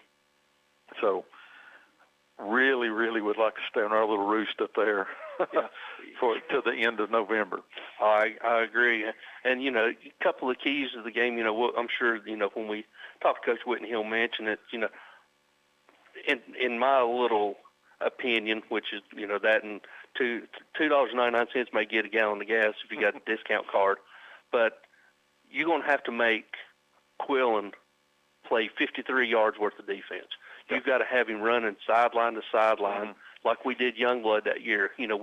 With the year 19, we beat Greenville and Youngblood. Youngblood was making tackles, but he was making tackles on the other side of the half, other side of the numbers. He was going from the short side of the field all the way over to the wide side of the field, just kept on and kept on. That's what they're going to have to do with Dickerson, number 4, and also number 12, Quillen. That's what they're going to need. They're going to have them on their horse where they're chasing. Yeah, 4-7 for Greenville back then, when Youngblood was there, he was as good a high school linebacker as you've ever seen. And he was also their stud running back, and he was worn out. Yep. And the reason why is that the field's 100 yards long, but it's, as you said, it's 53 yards wide, and a couple times across there, and you're running up and down the field. Yeah. And so that's what they're going to have to do. And they, by week 10, you should be in shape. You should be in football shape. But that's to play at a high level. They need to wear him out. Yep. They need to wear him out. They need to put a hat on him, and he doesn't go down with an arm tackle. No. So if they try that diving stuff that we did at the first of that Northview game, it's not going to work. Mm-hmm. But the Cyclones have done such a good job of attacking on defense, and as a total group, one of the best defensive lines that we've had in a long time. We really rode that offensive line when we had all those studs up there, when Wes Irwin and Cole Morgenstern and Connor Johnson and Colby Garland was when they were all in there. We kept talking about and Owen Slagle. We kept saying that's the straw that stirs the drink. This defensive line, as good as we've had in the past, Johnny Ray and Cujo and all those, but as a group, Mason Ball, Ben Adams, Eli Guess, Landon Hughes, Kent Blevins, and Andrew Blevins coming in there. Just they have done such a good job to be such an undersized group to attack, and they got to get them on the ground. Yeah. Well, our linebackers can play. They can play. Our defensive backs have done just an amazing job this year against the pass and against the run, and that helps those guys up front be good. But the key to next week, I'm going to give you a little preview. Okay. The key is going to be the front four on defense for the Cyclones next week. If they can control that line of scrimmage, if they can hit Quillen in the backfield or set him up and let those guys come in, let Zeth and Holzer and Wallen fly in there and make those tackles, Elizabeth is going to come out with a victory next week. Yep, I'll agree, and I'll add one more key to the game before we wrap it up: composure. Yeah, we got to keep our composure. We got to do that. We lose the ball game if we have 10 5-yard penalties. Yes. Or 3 15-yard penalties. Right. That stuff, hopefully that's out of our system. They did such a much better job against Volunteer and a better job against Northview Academy of the stupidness of some of those penalties. So, can't have that in the last game of the regular season. Yep. And join us next week as Murphy Fair will come on at 6 o'clock, and then the Coach Sean Witten show will be at 6:30, and then Stacy and myself will come on live at 7 o'clock from the beautiful confines of Citizens Bank Stadium as we bring the final week of the regular season, senior night at Citizens Bank Stadium for all the marbles. Yes. Check your local listings to make sure we don't get moved up. Or moved up, or I don't think we'll get moved to a different day, but make sure we don't. Such a strange year, we don't want you to tune in at 7 o'clock. You may want to miss us talking, but you don't want to miss any of the ball games. Yeah, so. just say WBEJ, Facebook page, Cyclone Touchdown Club Facebook page, the city school Facebook page, and all that outlets. Just stay alert because as you said, it's been 7 or 7:31. We're going to be on there next Friday. Yeah, we'll be on there at 7. We'll be on at 7, but just join us as we bring it forward. And as always, we'll wrap it up, and always in honor of the real voice of the Cyclone, Mr. John Holsaw. Good night. God bless, and go Cyclones. We'll talk to you next week. You've been listening to a WBEJ Radio Sports presentation. Carter County High School Football. Brought to you by Ridgewood Barbecue, Smoky Mountain Medical Equipment, Happy Valley Credit Union, Jewelers Bench, Signature Healthcare, Rick Walters, Horace Mann Insurance Agent, Carter County Bank, Pagel's Restaurant, Brown's Grocery and Hardware, Keith Bowers Auto Sales, Citizens Bank, Ivy Home Nursing Home, Dino's Restaurant, Advanced Heat Pump Systems, Elizabethton Federal Savings Bank, Carter County School System, Rocky Top Garage Doors, Hermitage Healthcare Center, Southern Finance, Carter Finance, Northeast State Community College. Tonight's play-by-play from Stacy Street and Tony Briggs. Show produced by Barton Edens. Thanks for listening to WBEJ Radio Sports.